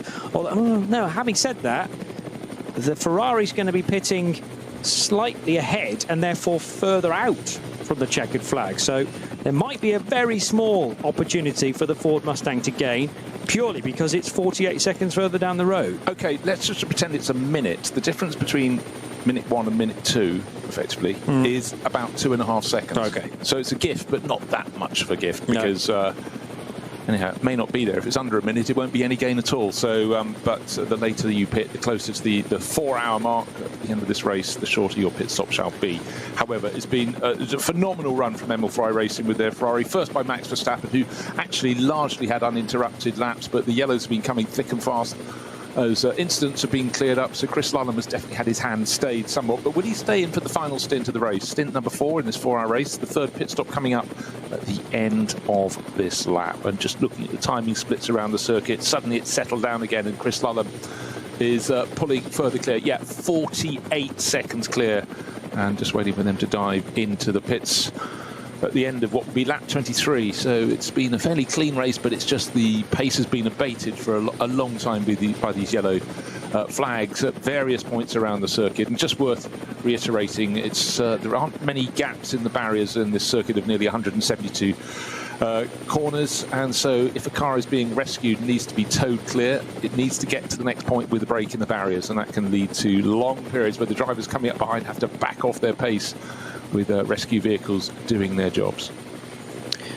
Also on that lap, into the pit lane was Ben Leuchter for Max Cruiser Racing, as the various shards of what could be just plastic, but the most awkward thing is that that's carbon fibre and could easily slice a tyre. So a couple of marshals are now out on the racetrack at the Dottinger Hoor, ensuring that those bits are all retrieved. A bit of a concern is that one of the Mustangs ran right through it, but if it was Fetzer's car, well, he's pitted straight away because he needed fuel, and they no doubt gave him a new set of tyres anyway, so he can instantly forget that. Yeah, Vincent Kolb seems to be running at fairly decent pace in the other car, being chased by the bright yellow Lamborghini at the moment, and that's had a decent run, and that's car number 786, Christoph Breuer, back on board.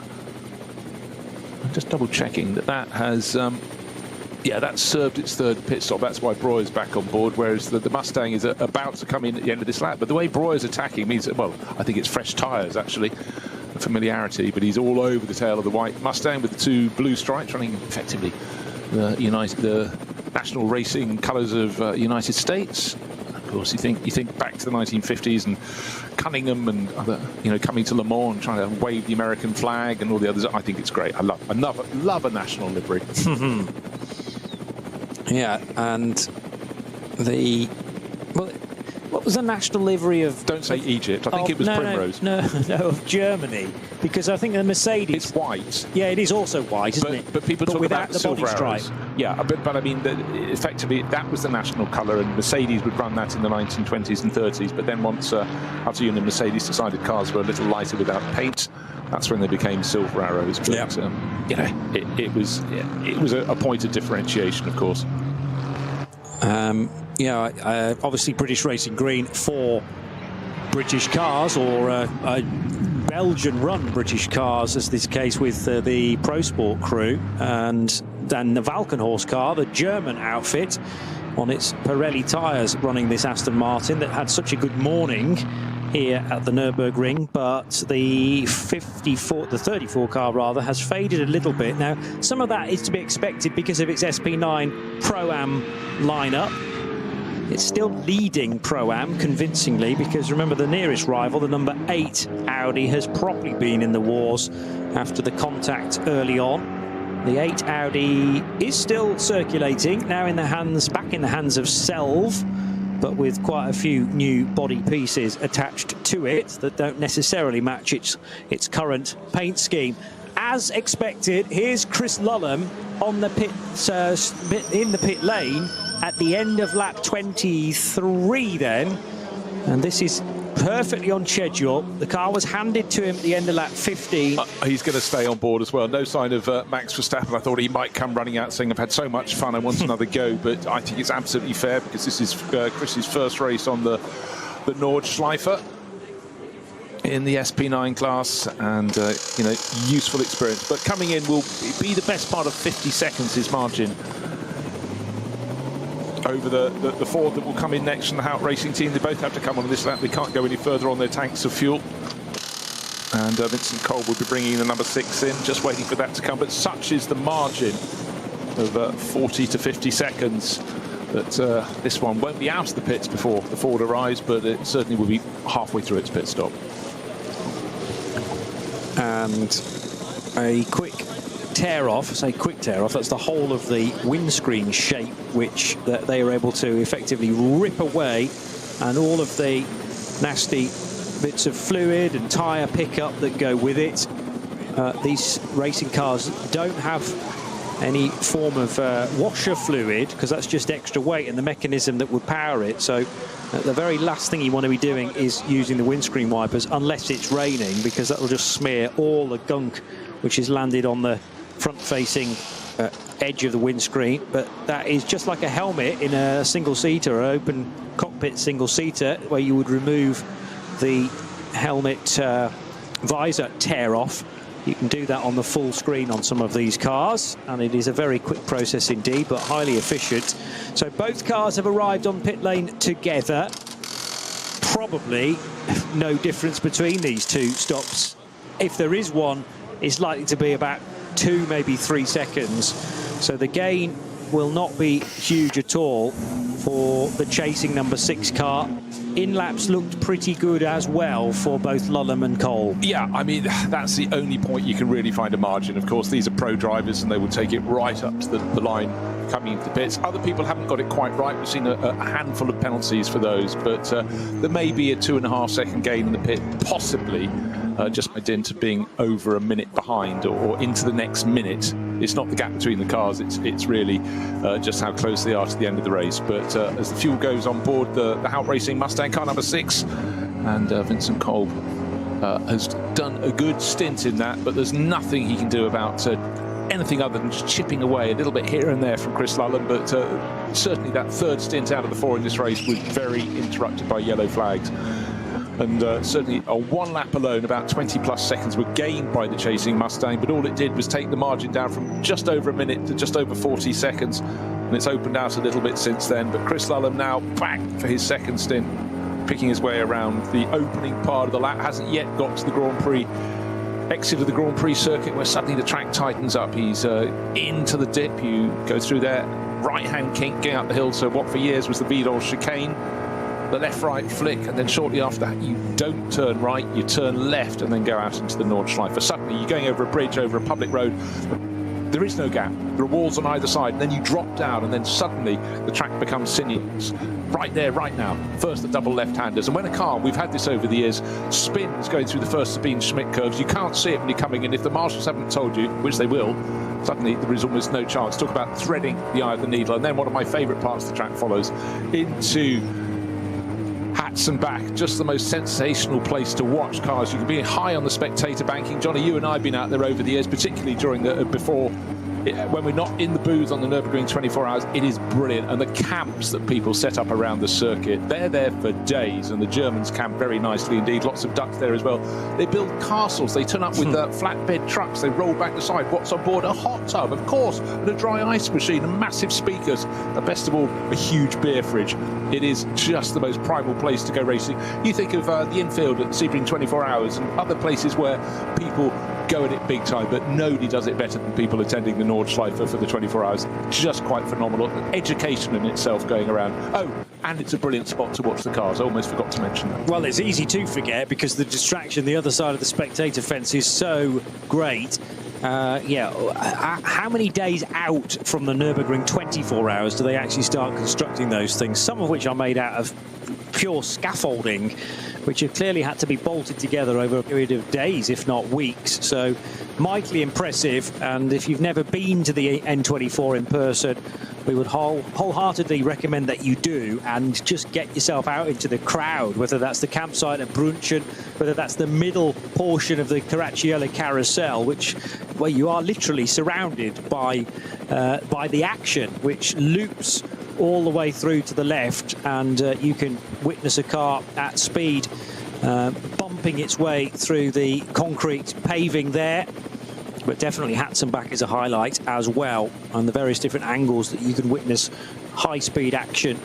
It seems improbable that cars can actually go through that sequence of twists and turns at the speed they do, and at such close quarters as well. Speaking of which, the number 9 car, now in the hands of Jan Mardenborough, is reaching Adenauer Forst. This is the second of 2 Haupt Racing Team Ford Mustangs then into 3rd position. So the order is restored with Lulham leading, Kolb 2nd and Mardenborough in 3rd, even though they pitted on slightly different laps. Mardenborough a lap before, and of course because he pits about 8 minutes earlier than the other 2, he has now lost a bit of ground. The later you pit, the quicker you can be in the pit lane. Yeah, so what he gained by that faster first pit stop, faster by regulation, by pitting that first pit stop sooner than his rivals by 1 lap, closed in on them, but he knew, or the team knew, that as soon as that number 9 car came in for its 3rd and final pit stop, what it gained early in the race, it would lose all over again. So it does very much balance out, but then again, you've got to factor in where these cars are relative to traffic.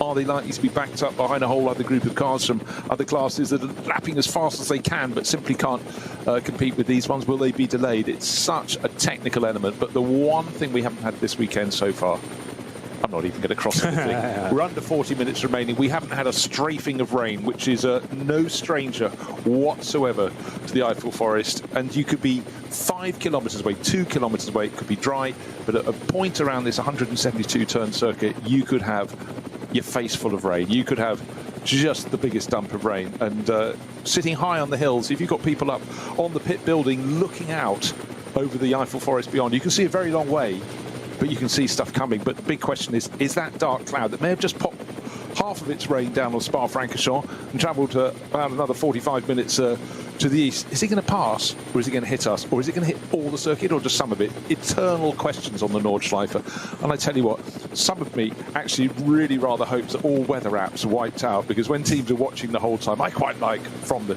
benefit of the commentary box, the safety of the commentary box, is the surprise of weather. There are no surprises other than the fact it could suddenly be approaching a rainstorm, and it could just miss when you've banked everything on it coming and hitting you. But anyhow, it's the Nürburgring. It happens.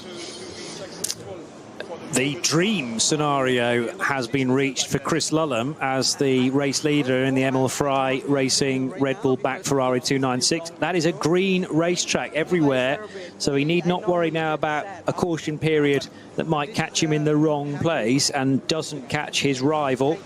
And the sector times for Lulham on his outlap, well, favoured Kolb, the chasing driver, here and there. That might be the slight advantage he got from pitting a minute later, because there was a 5-second difference as it turned out. But I actually think Chris Lulham was taking it easy as he rejoined. There was quite a long check in the left-hand door mirror just to make sure that there was no one alongside him. And it was the measured approach. He's now quickened the pace, and through sector 3 is 3 and a bit seconds faster than the chasing Ford Mustang. He can afford not to be fully gung-ho in the final 35 minutes and 30 seconds. You know, I always think there's that element that if you just back off slightly, that's when you can possibly make mistakes. I think the more experience you have, the more not. But I think in so many sports, if you just think you can slightly underhit a shot or whatever, or, you know, my early days, back off a rugby tackle, that's when you don't quite get committed and you end up being hurt. And it's the same in racing, I'm fairly sure. So I think Chris Lulham will keep going. Yes, if he comes across a gaggle of cars, he can afford to back off a little bit. But, you know, he's shown really good pace. But in every time you've got green flag running, in each of the timing sectors around this circuit, they've got split into 6 sectors, he's got an advantage. So, yeah, cruise. Well, more to the point, no, don't cruise, collect. That's the other bit. Yeah. I suppose if you're aiming for that grey area between full commitment and a rolling lap, let's say, then there are more unknowns, because you haven't necessarily attacked a corner at 75%, let's say, and there's always the possibility of a mistake. I noticed that through sector 4, Vincent Kolb's Ford is not there. It's we've got an Emil Frey Ferrari having triggered sector 4. Mardenborough's been through as well, and there are now yellow flags at Kittelbacher Hohe and Flugplatz. Now I don't know whether that's because Vincent Kolb is absent in some description, Or is he just further back down the road and Mardenborough's got in between them because of his earlier pit stop? But definitely Mardenborough's going to snake his way through. Yeah, no, Mardenborough shouldn't be ahead because remember he had that longer final pit stop. So what he gained to close to within 20 seconds, actually it kept on closing before it came to Mardenborough. And it got down to about 5 and a bit seconds, and then they dived into the pits. Right, Colby's there now. He's come through, and I think still in the right place. So that's again a little bit of a timing glitch. It might be that the transponder reading at the end of sector 4 wasn't instantaneous, but Kolb should still be in second place, and therefore no late drama, at least until now, for the 2 Ford Mustangs who are on course to be completing the podium with the Ferrari of Max Verstappen and Chris Luller. It'd be really interesting to know how many people are watching globally who wouldn't otherwise be watching, having caught the fever for NLS by watching Max Verstappen compete to get his ring license. But obviously this is far more exciting, starting in the top class. Didn't stay second for third for long, did he? Up into second before he got to the first corner, up into first before they got to the first corner, and thereafter the Emil Frey Racing, Verstappen.com Ferrari has just pulled clear, muscled its way free of the action. But the main point is the final pit stop has been done. A 4-hour race, 3 pit stops, tick them off. But every challenge thrown its way has been met by Max Verstappen first, then Chris Luller. Looking to see if there are any changes. Right, second place is still the number 9, but it's still listed as number 9 ahead of that's Mardenborough. So that is correct. Okay, it is correct. Okay, so what happened?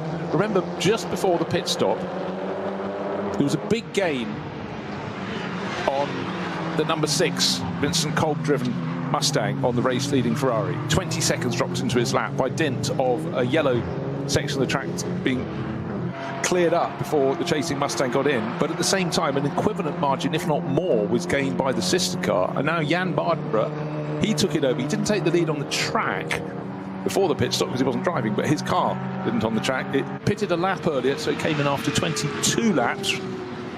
And should have been a longer pit stop, but it had closed right into 5.5 seconds before those pit stops. Just taking a look at lap times around the circuit. I need a few more moments until that comes through, but Mardenborough looks so he's building very nicely on the work. It was largely done by Dennis Fetzer. Fetzer was the one that got the gift of the yellow flag area clearing up before him. But I was just thinking, of course, with the longer pit stop, the number 9 out-racing Mustang would lose ground, but it gained a lot beforehand. But I'm just trying to just quickly cut through the various sectors and work out, was there a really unkind, cruel sector for the Vincent Kolb Mustang? Doesn't appear to have been. Well, I mean, part of the reason that Jan has hoovered up some of that ground that separated he and Chris Lullum is that he did an 8:01. That was only 10 seconds away from Max Verstappen's best effort. But the Ford Mustangs haven't been anywhere close to a 7:51. 7:56 is the best Mustang time, which came from the number 6 sister car. But Mardenborough's just on an 8:01.4. Plus, that was all that time gained just before the pit stop as well. And whether there was an issue on the outlap, perhaps, for the Vincent Kolb car. Meantime, there is a stranded car towards the end of the Grand Prix track, and this is the Schubert Motorsports car that we've spoken about a couple of times before, the only BMW M2 CS in the entry, CS racing car, and it has stopped just after the high-speed chicane that then leads everybody towards Sabine Schmidt's curve, but car 882 hasn't quite made it that far. And that is for either Stefan von Zabienski or family member Michael. Torsten Schubert is also in the lineup as well. To say the only car entered into the BMW M2 CS class. Does exactly what it says on the tin, that particular category.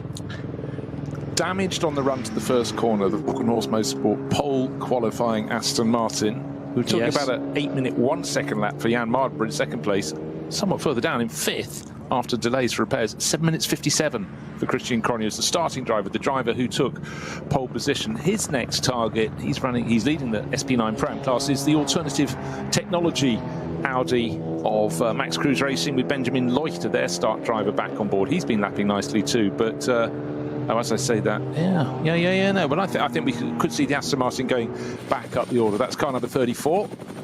I'm just waiting to get the next timing interval between the pair of them so I can work out the gap between them. But what I can tell you is the gap between first and second is just under 24 seconds. So it has been a swing away from Emil Frey Racing, but what's left on the clock? Under half an hour remains in this race until we get to the 4-hour mark, and then it's a question of how many minutes after that Chris Lullum comes through in the lead of the race, or indeed will it be him? We thought for so long in this race it was a done deal. The Emil Frey Racing Ferrari team, started by Max Verstappen, built a lead of a minute and 10 seconds, but since then it's been coming down. I think incident has been an element within that, but certainly the gift of the yellow flag that's being cleared up before the chasing cars came through really closed the margin down. The area around the Vidal chicane is now hampered by code 60 because of the number 882 BMW stuck on the grass to driver's right as everybody approaches the end of the Grand Prix track for Von Zabienski. So the Schubert Motorsport car looking like it's going to have to be recovered before that can go green again. 218.4 is slow through the third sector, but everybody's doing 218s. So that tells us again that there's more code 60 potentially. Certainly yellow flags in the middle sector of the 3. And that is not, well, the reason for that is not the BMW that we've already spoken. Oh, that's a different BMW, Mike. Yeah, it's 885, I think, which we've talked about before in this race. That's another Schubert Motorsport car. Yeah. It's same livery, the black and white split. That's Giuliano Holtzum, Sandra Holtzum, and Swedish driver Alfred Nilsson. So yeah, it's quite confusing when one team loses a couple of cars with the same livery in the space of a couple of minutes. A thunderclap for them, unfortunately, but not a good one. Right, just waiting. Ex-Müller, that's Marshall's Post 120. Don't want to brag, but lots of those around the course of the circuit. But so effectively halfway round. So that's a yellow flag, and that's now been cleared up. So whatever was there is no longer a problem, but waiting for everything to clear up. But still, the code 60 at the Vidal chicane. That's just before the drivers turn left and left again to go onto the Nordschleife part of this circuit. So there are actually 2 M2 CSs. I think I've been saying for much of the race it's only the one, but Schubert have rocked up at the Nürburgring this weekend with 2 identical examples, 882 and 885. And it looks like at the moment they're going to struggle to get either car to the finish because, okay, they may be recovered to a safe location, but can they be fixed in the remaining 26 minutes, particularly if they are a long, long way from home? That wasn't the case with the 882, and it might be that that can be on a tow rope and straight into the pit lane very, very shortly. But unfortunately for 885, on the run down towards Arenberg, out of Schwedenkreuz, and it's going to be really difficult to get that car fixed due to its location, and as I say, the time starting to run through the team's fingers there. Just 25 minutes and 30 seconds still to go. It's going to be a long wait before we find out Chris Lullum's time through sector 4. Not convinced he's quite yet up to full speed again, but Jan Mardenborough's not able to capitalise on this. Klostertal now affected by yellows, as is Stylstrecker. That again smacks as a intervention vehicle towing either some Armco bits or a broken vehicle to a safer location. Yeah, it's such a tricky thing on this circuit. So few gaps around the course, because the trouble is most of the circuit is actually through the middle of a forest. There aren't any access roads. You've just got certainly in the past when people have decided they've crashed their car or bike, they just take a shortcut. There aren't actually any shortcuts. You could eventually wander, followed by a bear, no doubt, or a weasel, down to a road around side. But any high-up shots of this circuit, it's just a line of tarmac, not just any line of tarmac, but it's right through the middle of a forest, so it is really tricky. And we wouldn't have it any other way. They have been various points where you have opened an access point, a gap in the barriers where cars can be fed back through to be put to a point of safety, but a lot of them aren't connected with roads. Cars can just be left there until after the event, and then they can be rescued. Logistically, you wouldn't plan a circuit like it, but this circuit wasn't planned for these purposes. It was just simply as a racing circuit in the 1920s. Yeah, century old, fantastic. Lost none of its attraction, the green hell, and the amount of risk that is incorporated into it, the amount of risk that everyone is taking as well to get to the finish. But that's part and parcel of motor racing. That is the adrenaline rush after all. Max Verstappen gets it. Hopefully a whole lot more of you get it after this weekend as well, or maybe even Max's debut a few weeks ago. Let's hope that a few of you now firing posts to @RSL_studio maybe had not even discovered this venue. Or you might have heard of it, but had never actually seen a race around here before, just clocked the badges on the back of people's street cars. Well, I really hope you're fully invested now and want to come back either for the final round of the season or for plenty more races next year. And who knows, Max Verstappen might even be on the entry list of the 2026 edition of the Nürburgring 24 Hours, a race that once again we will have for you live and free. So the 34 Aston Martin of Christian Krognes, he started the race, remember, then the Norwegian got out and allowed some drive time for Matteo Villegomez and Anders Buchart, his teammates, before getting back on board. And that car still on course to win SP9 Pro-Am, 22.5 minutes away from the checker. Kesselchen, code 60, that's going to be very damaging to a quick lap time, and that is, well, a perfect example of Chris Lulham's route to the end of lap 25. He is a full minute and a bit slower than the best time offered earlier on by Max Verstappen in that same Ferrari. Right, just talking about people sort of maybe potentially looking at this circuit for the first time, I just want to wind them back to a time very long ago, 1968. Jackie Stewart, Grand Prix should have been under 2 hours. It actually ended up being slightly over. But he won in the fog and the... Imagine this circuit in fog.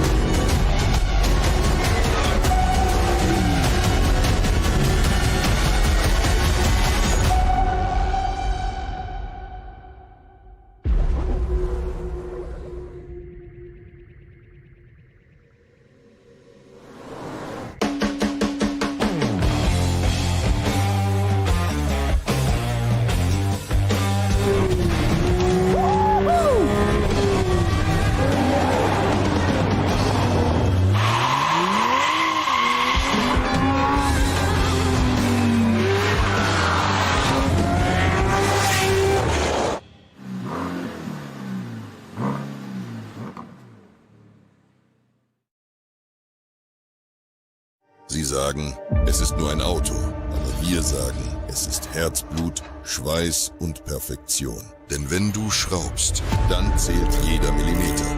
Dann bist du in deinem Element. Du willst mehr als nur fahren. Du willst es fühlen. Die volle Kontrolle. Eine optimale Straßenlage. Wir wissen genau, was dich antreibt. Denn wir teilen die gleiche Leidenschaft. Egal ob auf der Straße oder auf der Rennstrecke. Wir sind immer an deiner Seite. Wir sind H&R. Offizieller Partner der Nürburgring Langstrecken Serie.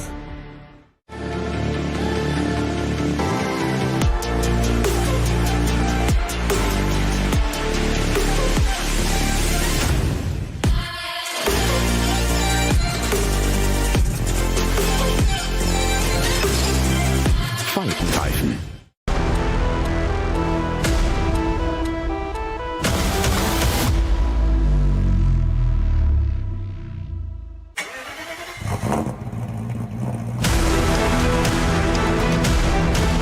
Hol dir jetzt dein eigenes Motorsporterlebnis nach Hause.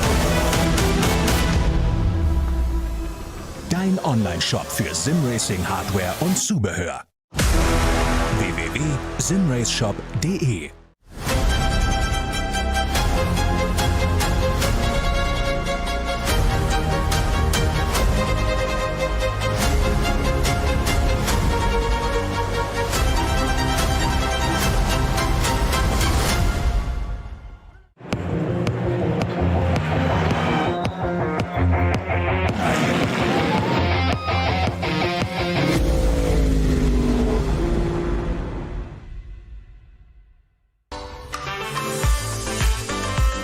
liebe Fans. Lovely fans. Besucht uns auf unseren Social Media Kanälen. Follow us. Auf Facebook, Instagram, YouTube und TikTok. Willkommen bei der NLS.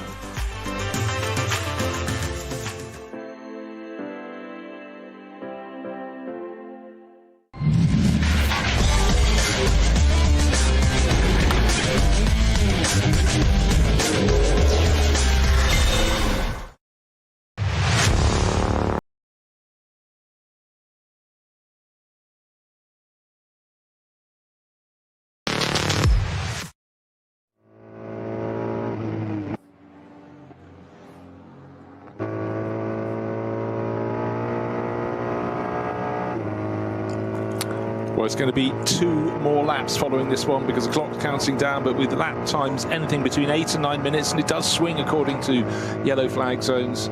Left on the clock 18 minutes, so I think we're fairly safe to say by the time this lap has been completed, that will be lap 26, we'll have time for 2 more. But it's been all about Verstappen.com racing today, not just because Max Verstappen is here, but it's because they're dominating this, the 9th round out of 10 for the NLS for 2025. And for Chris Lullam, a learning process. It's learning how to also just cope with incidents where things slows down. The show doesn't go off the road, but you've just got to keep your concentration, your focus, obey every single flag that's waved in front of you, and be aware you're going to have to drop off your pace if an incident is being cleared up. Stay cool, calm, collected, press on again, and after a longer period, also just keep your heat in your tyres and not just attack too soon. Put the hammer down if you've got a long run of corners that are in slow zone. Largely today, they've been rolling slow zones, according to a rescue vehicle moving through to the next point at which it could remove a stricken car.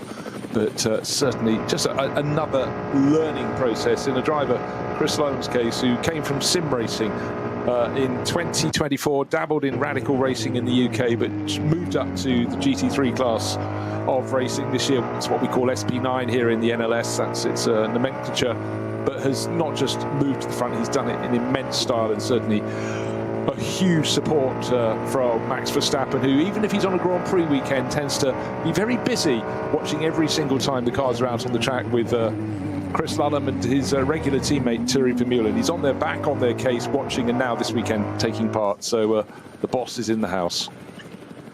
Just getting word from race control that the code 60 at Kesselchen will remain in place until the end of the race. So either that's barrier damage, it's most likely to be that actually, and rather than affect or compromise the run through Kesselchen anymore by having circuit vehicles on a narrow piece of racetrack there, better to just say, well, we'll keep this code 60 in place.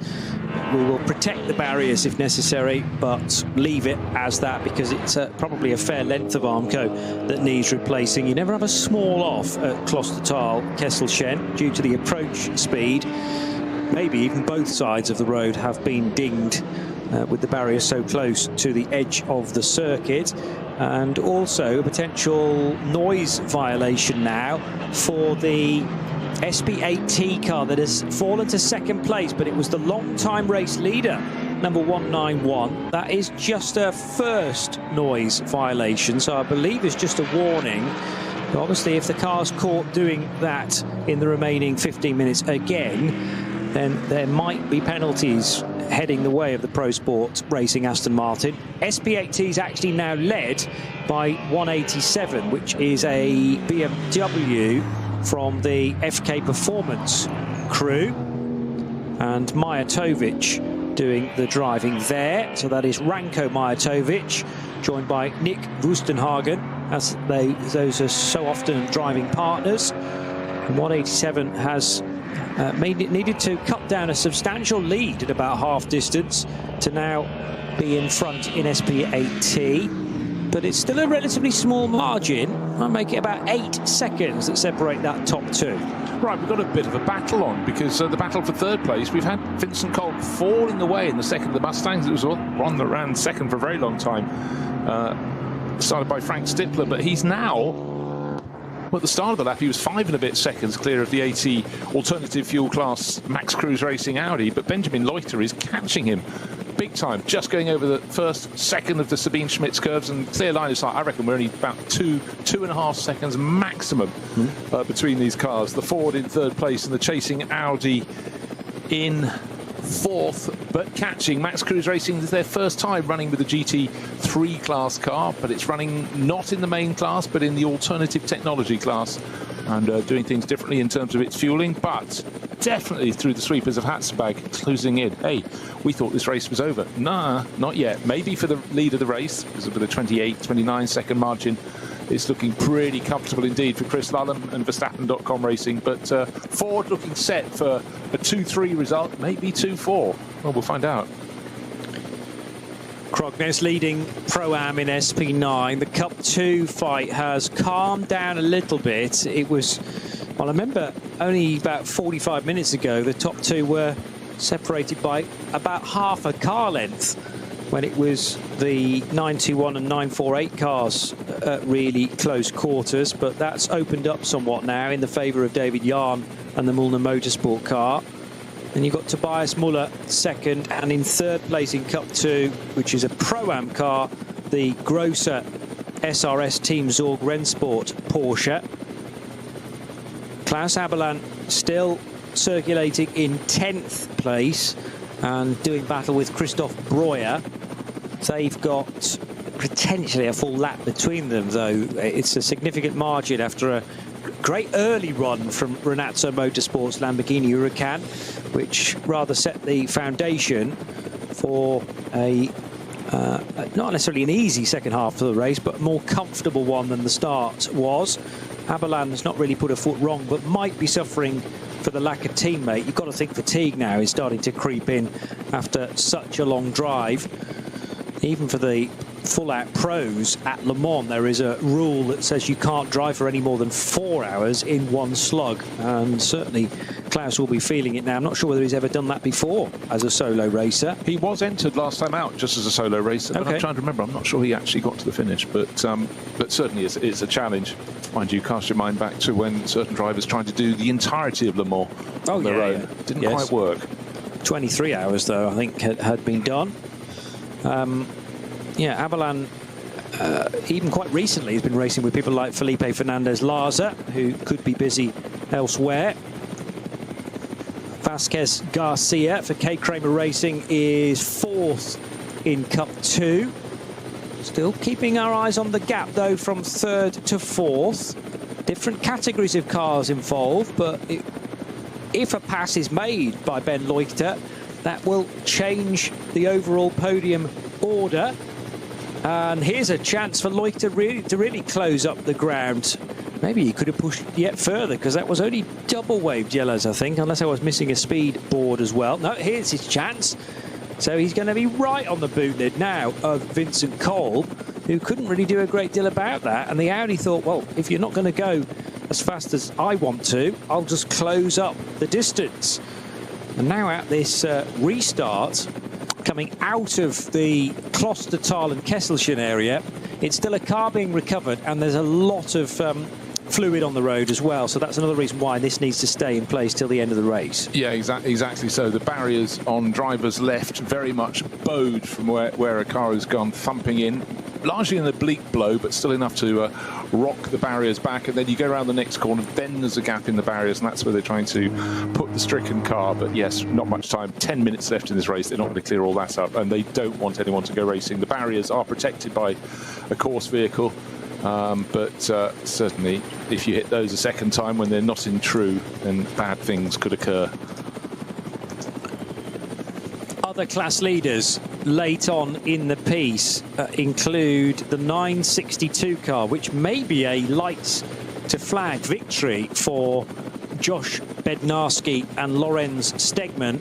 They certainly got a great getaway in the yellow and white WNS Motorsport Cayman 718 that started from pole position. An early fight offered by the Falcon liveried Audi, which seemed a sort of some sort of a mismatch, and so it has proved with the more consistent run from Porsche number 962. The 800 TCR Honda Civic FL5 with Thiago Monteiro still driving that, on course for a victory in TCR. And then elsewhere, 83 has at the sharp end the Audi RS3 of Max Cruiser Racing. So they've got a couple of well-placed cars in 81 and in 83, both alternatively fueled divisions.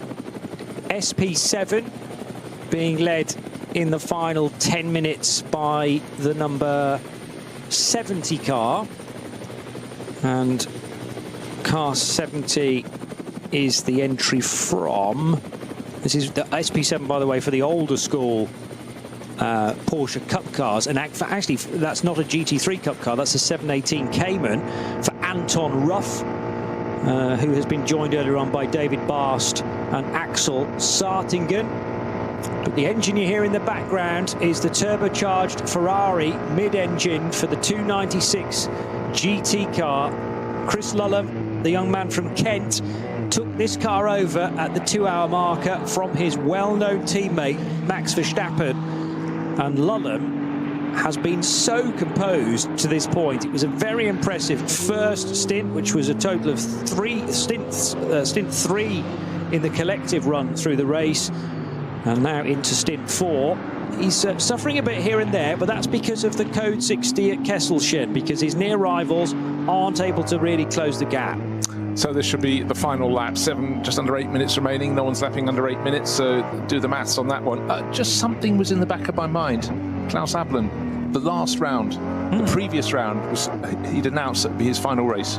But he didn't finish the race. I guess that's why he's back. And you know what? Having enjoyed today, and he's racing solo, which is nothing to be sniffed at. 10th overall, second in the SP9 AM class. Come on, surely you got one more race in. You do the final round in a couple of weeks' time, but you know, what an effort. I mean, for anybody, even if you were a super fit 21-year-old, doing 4 hours around the Nürburgring Nordschleife in a GT3 car would be tough. But 65-year-old Klaus Abelen, well, what a star he is. And of course, he had the ultimate fame in moving from Porsche to Ferrari in 2023, and his car with his drivers going through to win the 24 hours here at the Nürburgring. The week before Ferrari returned to Le Mans for the first time in 60 years. They had that rich run from the 50s into the early 60s of success before the Ford sledgehammer came through and thumped them into the weeds. But they were back and they took victory there as well. But, you know, Klaus and his crew, Fricadelli Racing, they got there first, putting Ferrari back on the 24-hour map. Don't forget it.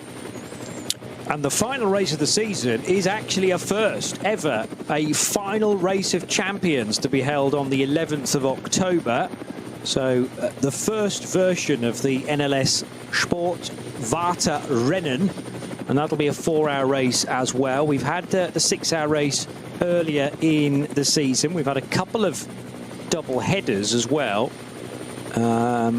No, actually, just, yes, the double-header which served as rounds of the NLS, which were the 2 qualifying races towards the end of May, and then the most recent double-header, which was a Saturday evening race, followed the next day by a Sunday afternoon race, the ADAC ACS Cup and the Rheinoldes Langstrecken Rennen.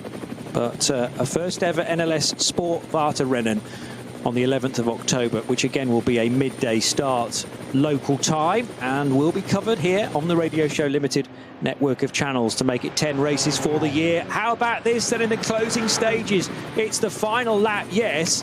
Chris Lullum at the moment has pretty much a 30-second lead over Jan Mardenborough, who has nobody really to race with. It's come down, actually, down to 22.5 seconds, but that's fine. He can defend that, but the gap between 3rd and 4th is down to, well, blink of an eye, 1.5 seconds maximum. Vincent Colvin, the second of those Hout Racing Mustangs, hanging on.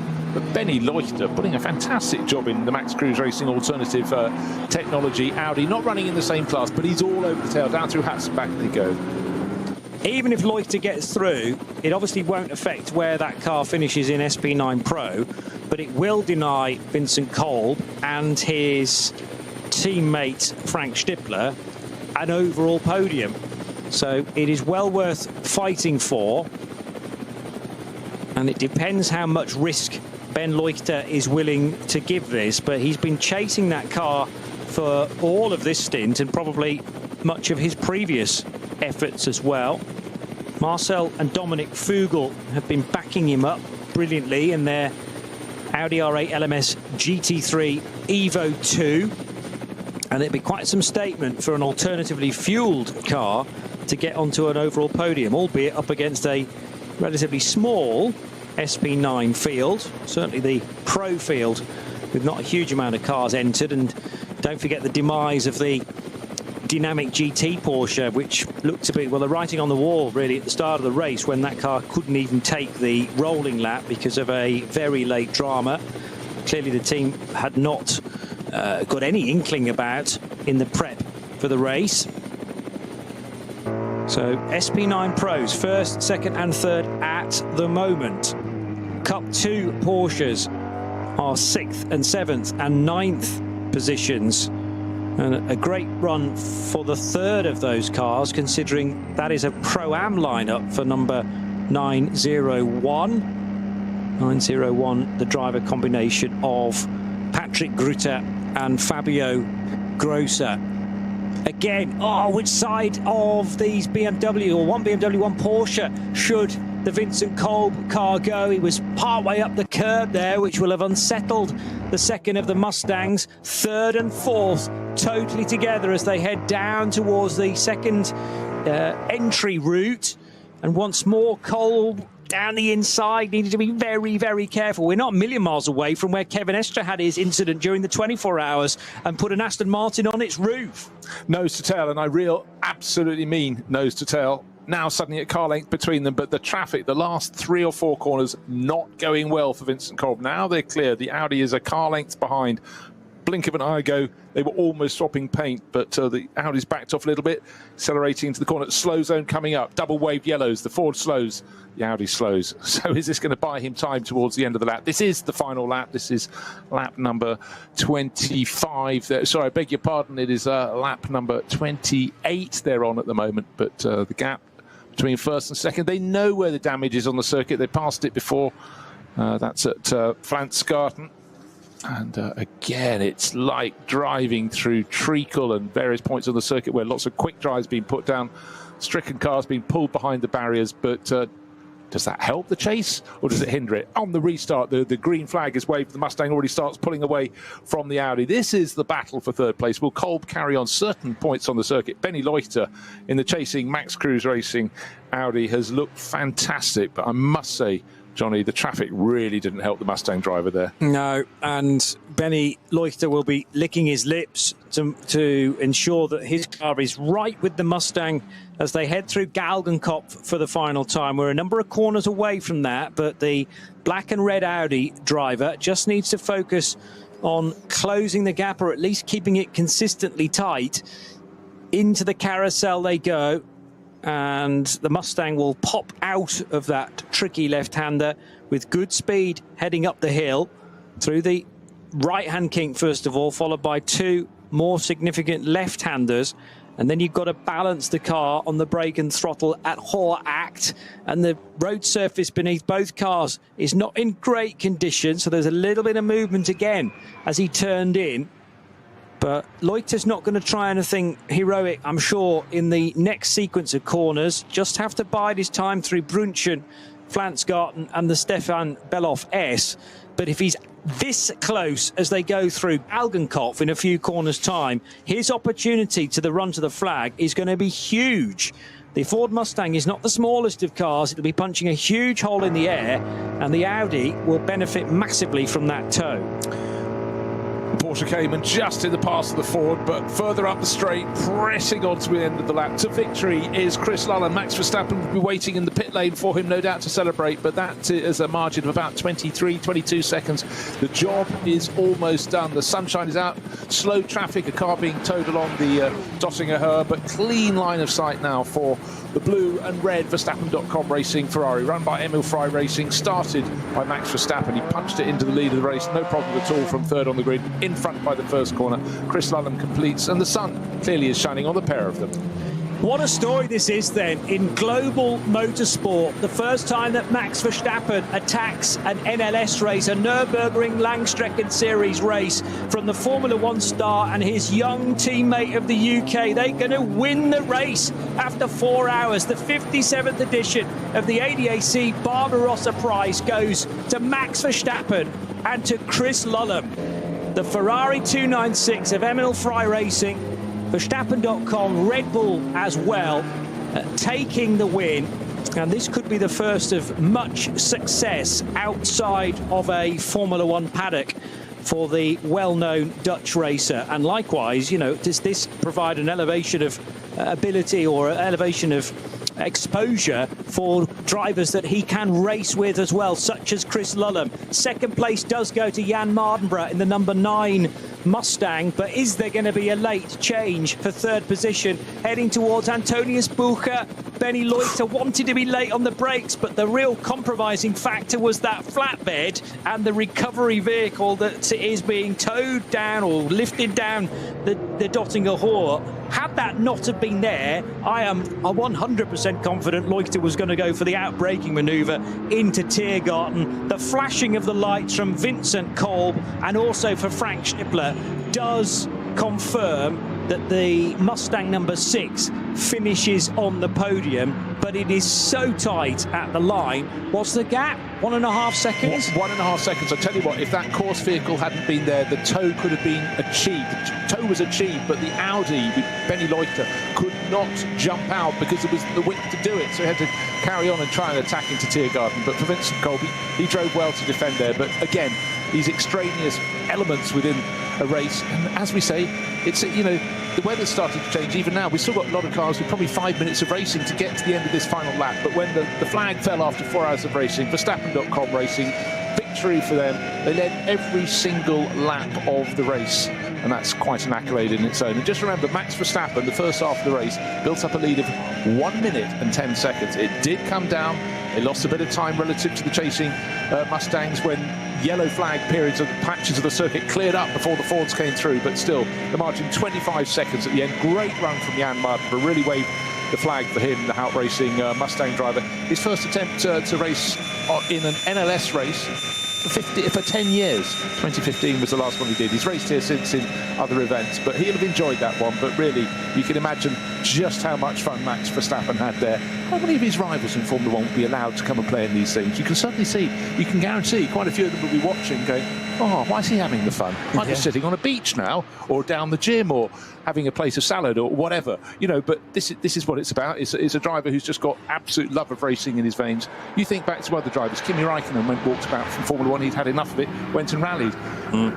Fernando Alonso went away, won Le Mans, and so on and so forth. And of course, now we've got people on the other end.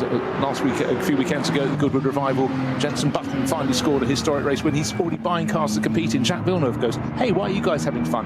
Come out and play in more things. I think it only adds feathers to your cap.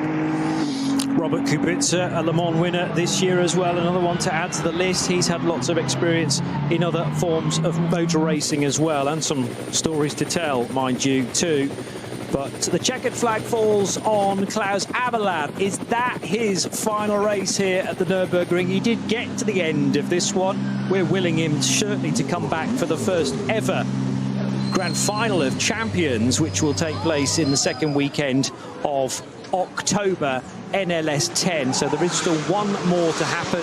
It remains to be seen whether Klaus Aberland changes his mind. But what a way to bow out if that is to be his final race, with a solo drive. And where in class did he finish in SP9? Am flirting with a podium. Twice. Second. What am I talking about? That's all right. Second place behind the Christoph Breuer 786 Lamborghini of Rinazzo Motorsport. Chris Lullum opens the door, very casually gets out and says, what's all the fuss about? I've just won my first Nürburgring Langstrecken Series race with Max Verstappen, who must be nearby. A tap of the roof of the Ferrari 296. But I've got to say, so composed for 22 years old. Yes, he knows the car. He's been doing a lot of GT racing this year, coming out of a UK-based Radical Championship in 2024. But the big step from virtual racing to doing it for real, and as I mentioned at the top of the show, that transition pretty much seamless. Yeah, he's been super impressive this year. Of course, in sim racing, you don't really get a live interview straight after a race, but he's got Patrick Simon down there, racer, commentator extraordinaire, and great man in the pit lane. But yeah, there's a big smile on Chris's face there as he sort of straightens his hair and yeah, relaxes. Long race. That stint was long, definitely, and I mean he will be used to being in the rig for that amount of time. As to whether he's ever done 2 back-to-back stints for the duration of just less than 2 hours is another question. But consistency is so key, not getting flustered too much by the traffic around him. And, you know, if you do have a lap that is, for instance, 30 seconds slower than you're used to going, you can't let that niggle away at the brain and let it affect your final few laps, because there was nothing he could have done about that. That was purely because of caution areas that slowed him and didn't slow the chasing Mustangs. But by the end of it, 25 seconds an advantage. It was way more after, what, an hour and 40 when Max was at the wheel of that car. I'm just wondering whether Max has actually made a run for it to jump away from the big crowds that will be heading away from the Nürburgring in the latter stages of this race day. And that might not be a bad decision. It's a classic mic drop moment, isn't it, to do a couple of hours in the car, but have that over a minute lead and then not even wait to see where your teammate finishes. Oh, I'm out of here. Yeah, look, the facts, Max was here, I think was brilliant for him, brilliant for Chris Lulham. And also, you know, Chris would have done some double stints in something like the Spa 24 Hours, for example, but not on the Nürburgring Nordschleife. That's a factor we have to keep throwing in. And also today was a day of extraordinary number of yellow zones and slow zones around the circuit. So he's had to learn how to deal with that. And, you know, when you're running in GT racing, something like the Spa 24 Hours, which would be the biggest event he's done this far, that's all one class of car. You come here, the Nürburgring Langstrecken Series, and you have just enormous performance differential between effectively the road class cars. Up front, though, probably one of the stars of the race, second place for him at the end, Jan Mardenborough. He chased and chased, got to, what, 24.5 seconds down at the end. But certainly that Hout Racing Team Mustang, they were the ones that pitted earlier than their rivals. But in their first of the 3 pit stops. But once the second half of the race came in, that car was just going great guns. But today, without a shadow of a doubt, belongs to Max Verstappen for coming along with his team. A Formula 1 driver, no, not a Formula 1 driver, really at the moment, the Formula 1 driver. World Championship galore in his bag. He wants to do more. That's a message I would love to get across to his Formula 1 driving rivals. And you know what? A lot of them would desperately love to do it too. Contracts are contracts, though, but well done to Helmut Marko and Red Bull Racing for letting Max out to play, and he played with great style, didn't he? So well done to Jan Mardenborough, you've mentioned, Fabio Scherer and Dennis Fetzer, who finish in second position in their number 9 Hout Racing Team Ford Mustang. Vincent Kolb, who was under huge pressure in the closing stages from Benny Leuchter, but Kolb sharing a 3rd step on the podium with Frank Stippler, who was entered into a couple of cars this weekend as well. I assume he did drive the Jutta Racing Audi at one point, but remember that was actually in the garage for a little while being repaired after it suffered some damage to the front. Alexei Veremenko and Selv with some tales to tell from their afternoon. I don't think he did get into that, but I tell you what, it fell down. We had 108 starters, I beg your pardon, and that was stone last, apart from those that crashed on the opening lap and didn't continue. Got up to 56th place overall, so, you know, only gained 50-plus places, but, you know, press on, and they'll use the experience gained today to go to the final round on the 11th of October. And the gap at the line between the second of the Mustangs and the 4th place finishing Audi was actually half a second in the end to car number 22, which had qualified in 6th. So that is a net gain of 2 positions for Dominic and Marcel Vögel, along with Benny Leuchter. Max has found his way. Still here. Yeah, he wasn't familiar to the longer pit lane here. He's all smiles, nascent moustache there on board for racing here, but I think you'll have enjoyed that hugely. And yeah, there's an enormous smile on Max's face. That was something different, something he wanted to tick off, but you could be sure he's back. He's got permission to do the full 24 hours next year here at the Nürburgring, which is fantastic news. Still wired, I think, from those opening 2 hours, and I'm sure delighted for Chris Lulham as well. They will have had a conversation off camera. And Max Verstappen just laying the paving slabs for this approach potentially to a 24-hour race in 2026. That's not confirmed yet, but he has stated this week that he would love to do the 24-hour race around here. Imagine watching a Max Verstappen overnight stint for 2, 3, 4 hours perhaps. And then, you know, once you've done one 24-hour race, it's going to be very difficult to put that new interest down, and he might have to start to tick off a few more. I think he would. I just suddenly was having this image of an orange army pouring over the border into Germany to come here. And, you know, for Max, you'd almost think he wants to ramp it up. He wants to do this in the fog, the rain, the Jackie Stewart conditions, because the greater the challenge, the more this man rises to it. And I think it's phenomenal to have him here this weekend. But I haven't seen him smile this much for a long time. There's a different sort of pressure here. It's only the internal pressure. The pressure from outside isn't there that it always is in a Formula One event. So I think this is not only good for fans of GT racing, but it's actually really, really good for Max. I think he will have gained so much from this. We certainly have. Well, there's a big cheer as the interview ends, and he is guided upstairs towards the very large media centre here, where I'm sure he will do a full press conference as well.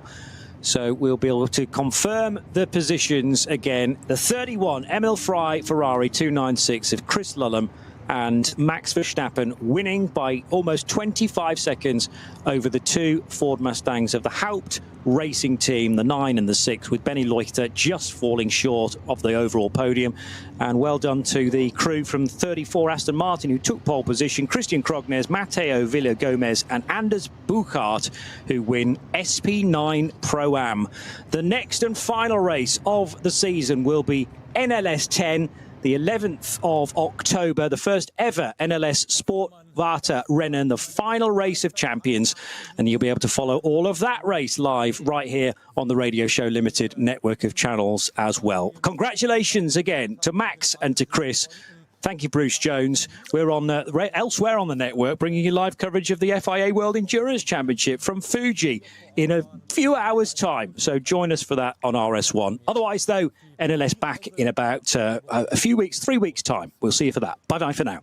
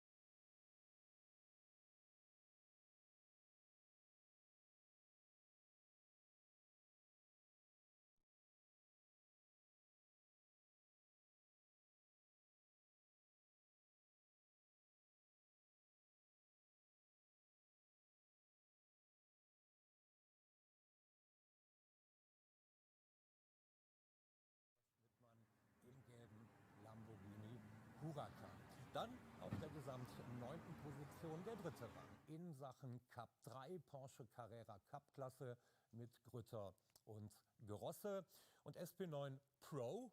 Auch hier die erste Position, der Klassensieg auf der Gesamt 10. Position für Gülden, Sandler und Hennerizzi im 347er Porsche. Wir schauen eine Seite weiter, suchen uns den nächsten Klassensieger, finden den auf der 18. Position.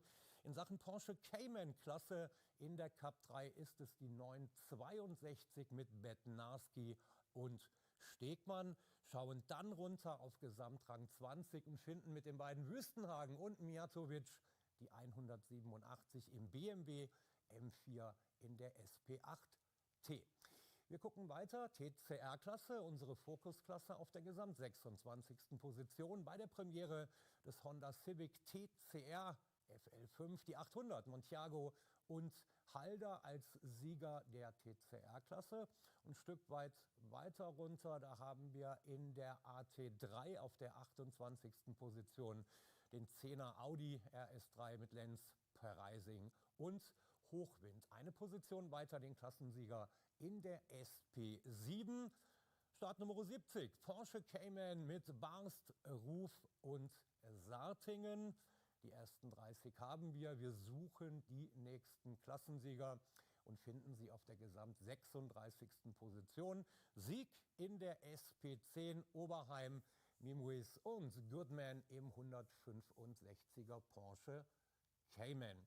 SP3T, die nächste Klasse, die Stanko-Brüder aus der Schweiz im 323er Audi RS3 siegen, wie gesagt, in der SP3T. Und dann haben wir die 48. Position BMW M240i. Diese Klasse siegt die Startnummer 680 mit den Fahrern Reinhard, van der Sanden und AB. Im 400er Porsche 911, da haben wir die Klassensieger in der V6 bei dem Produktionswagen, die beiden Heuchemos und Sascha Kloft. Das waren die ersten 50. Wo finden wir die nächsten Klassensieger? Nämlich in der 55, die heckgetriebene VT2-Klasse wurde dominiert von der Startnummer 500, Leisen, Stahlschmidt und Ziels. Und zwei weitere Plätze dort hinter. Da haben wir die Front, respektive allradgetriebene Fraktion der VT2 mit dem Audi von Dupré, Nett und Malikowski. Eine Seite weiter sehen wir auf der 65. Position die Klassensieger in der V5, Ebener, Schauerte und Valente, 440er Porsche Cayman. So, wir schauen weiter. Moran Gott, der Solist im 107er BMW auf der 73. Position. Dann die VT3 auf der 78. Position mit der 460. Schauen noch eine Tafel weiter nach hinten auf der Suche nach Klassensiegern. Finden Sie auf der 89. Position BMW M2 CS, die beiden Holzenbrüder mit Richard Nielsen. Und finden wir noch den Klassensieger der V3 auf der 94. Position. Ja, damit haben wir 100 Teilnehmer durch, haben keinen weiteren Klassensieger mehr. Das war mal so ein bisschen der Überblick über die einzelnen Klassen. Und das soll es aus dem Studio gewesen sein in Sachen Siegerehrung. Da ist es schon richtig voll, kann ich mir vorstellen. Und da gebe ich zunächst einmal zurück in die Kommentatorenkabine. Ja, natürlich unterhalb vom Podium schon eine Menge Betrieb, schon einiges los. Und wir sind auch bereit für die Siegerehrung, die dann ja, und damit wollen wir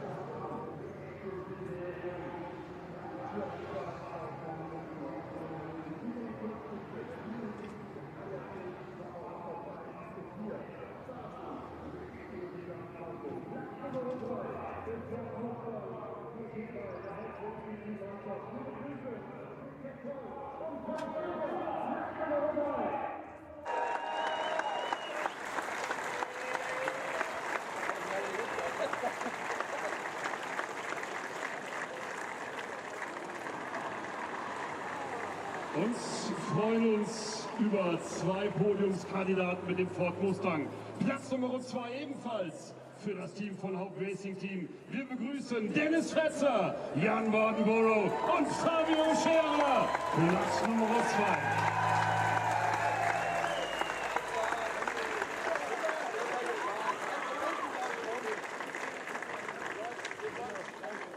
2. Und das sind unsere Gesamtsieger.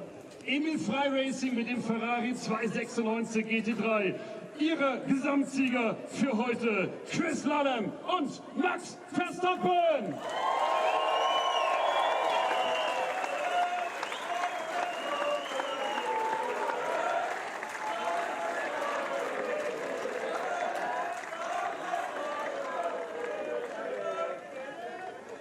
Und die Siegergrenze für unsere beiden Gesamtsieger mit dem Premieren GT3-Einsatz und gleich ganz oben aufs Podium. Es war ein wenig zu erwarten. Wollen wir den Handshake abwarten. Und Herr Fetzer, die Flaschen lassen wir noch mal stehen. Das dauert noch einen Moment, bis wir so weit sind. Wollen wir zu Ehren des Teams von Emil Frey Racing die Hymne der Schweiz hören.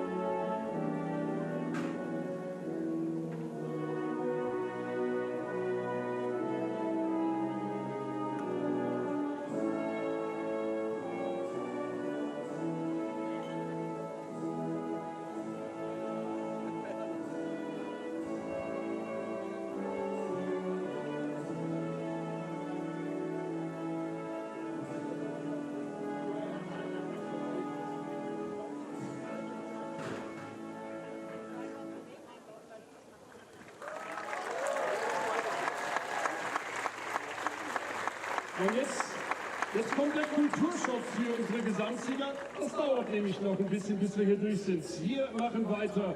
Und als Fahrer des Tages neu im NLS-Programm dieses Jahr haben wir wen heute auserwählt als Fahrer des Tages. Ich glaube, die Frage ist relativ schnell beantwortet, oder? Max Verstappen. Fahrer des Tages für NLS Nummer 9, Max Verstappen. Und damit eine Zusatztrophäe für den vierfachen Formel 1 Weltmeister. Weiter geht's mit den Klassensieger in der SP9 Pro M. Und wir freuen uns auf Walkenhorst Motorsport mit dem Aston Martin. Christian Krocknes, Matteo Villagomez und Andreas Burchardt. Unsere Klassensieger in der SP9 Pro M Klasse.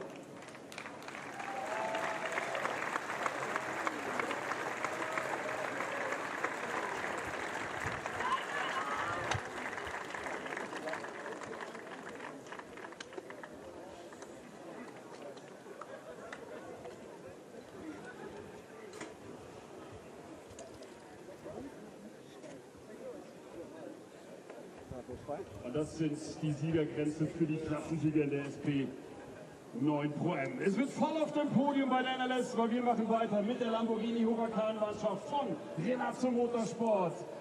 Lana Sack und Christoph Breuer gemeinsam mit Dieter Schmidtmann, unsere Podiumskandidaten in der SP9 AM-Klasse.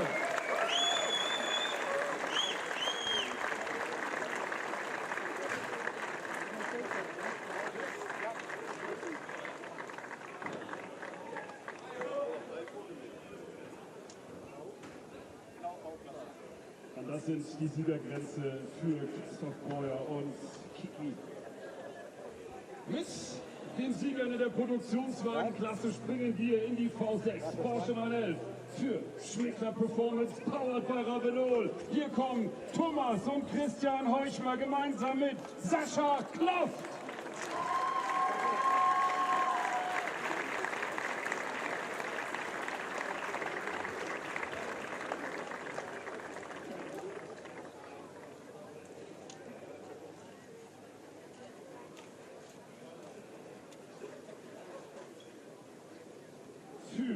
Die BMW M42-Klasse wollen wir auf P13 Sports Up to Race die Mannschaft Yannick Reinhardt, John von der Sonde und Anton Adel zu begrüßen, die Klassensieger.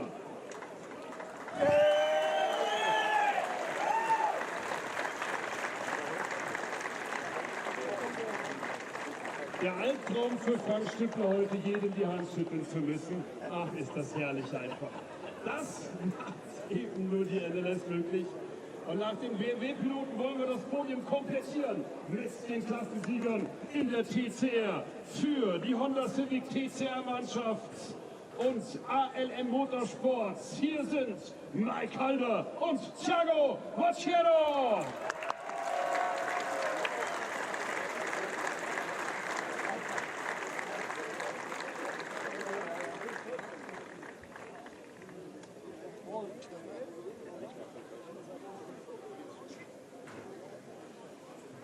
So, dann wollen wir das einmal sortieren, dass wir das irgendwie, dieses zwei Grenze fehlen noch, dieses Erinnerungsfoto gemeinsam mit unseren Siegern hier im Kasten haben. Es ist voll, Max. Entschuldigung, aber das ist NLS. Auch das gehört dazu. Im Übrigen sein erster Rennsieg, wo er sich das Cockpit mit jemandem geteilt hat. Sicherlich auch ungewöhnlich. Das Podium für den 57. ADAC Barbarossa-Preis mit unseren Gesamtsiegern, mit Chris Wadheim und Max Verstappen. Ladies and Gentlemen, it's time for Champagne!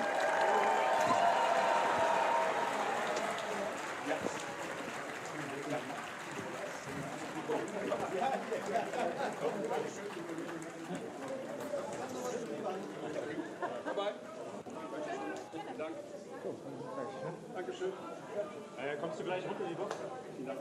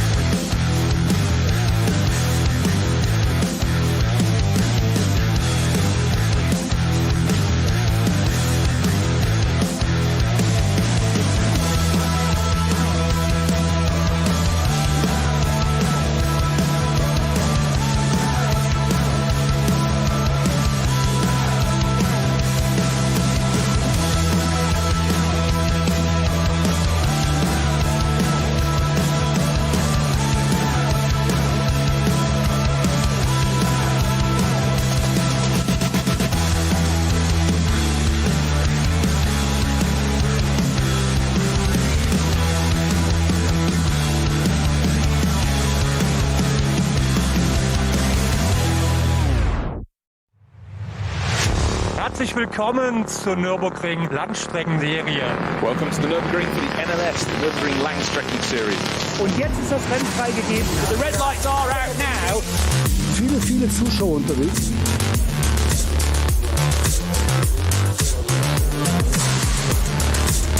I would think that's very, very close. Jetzt kommt er ran, zieht sich ran.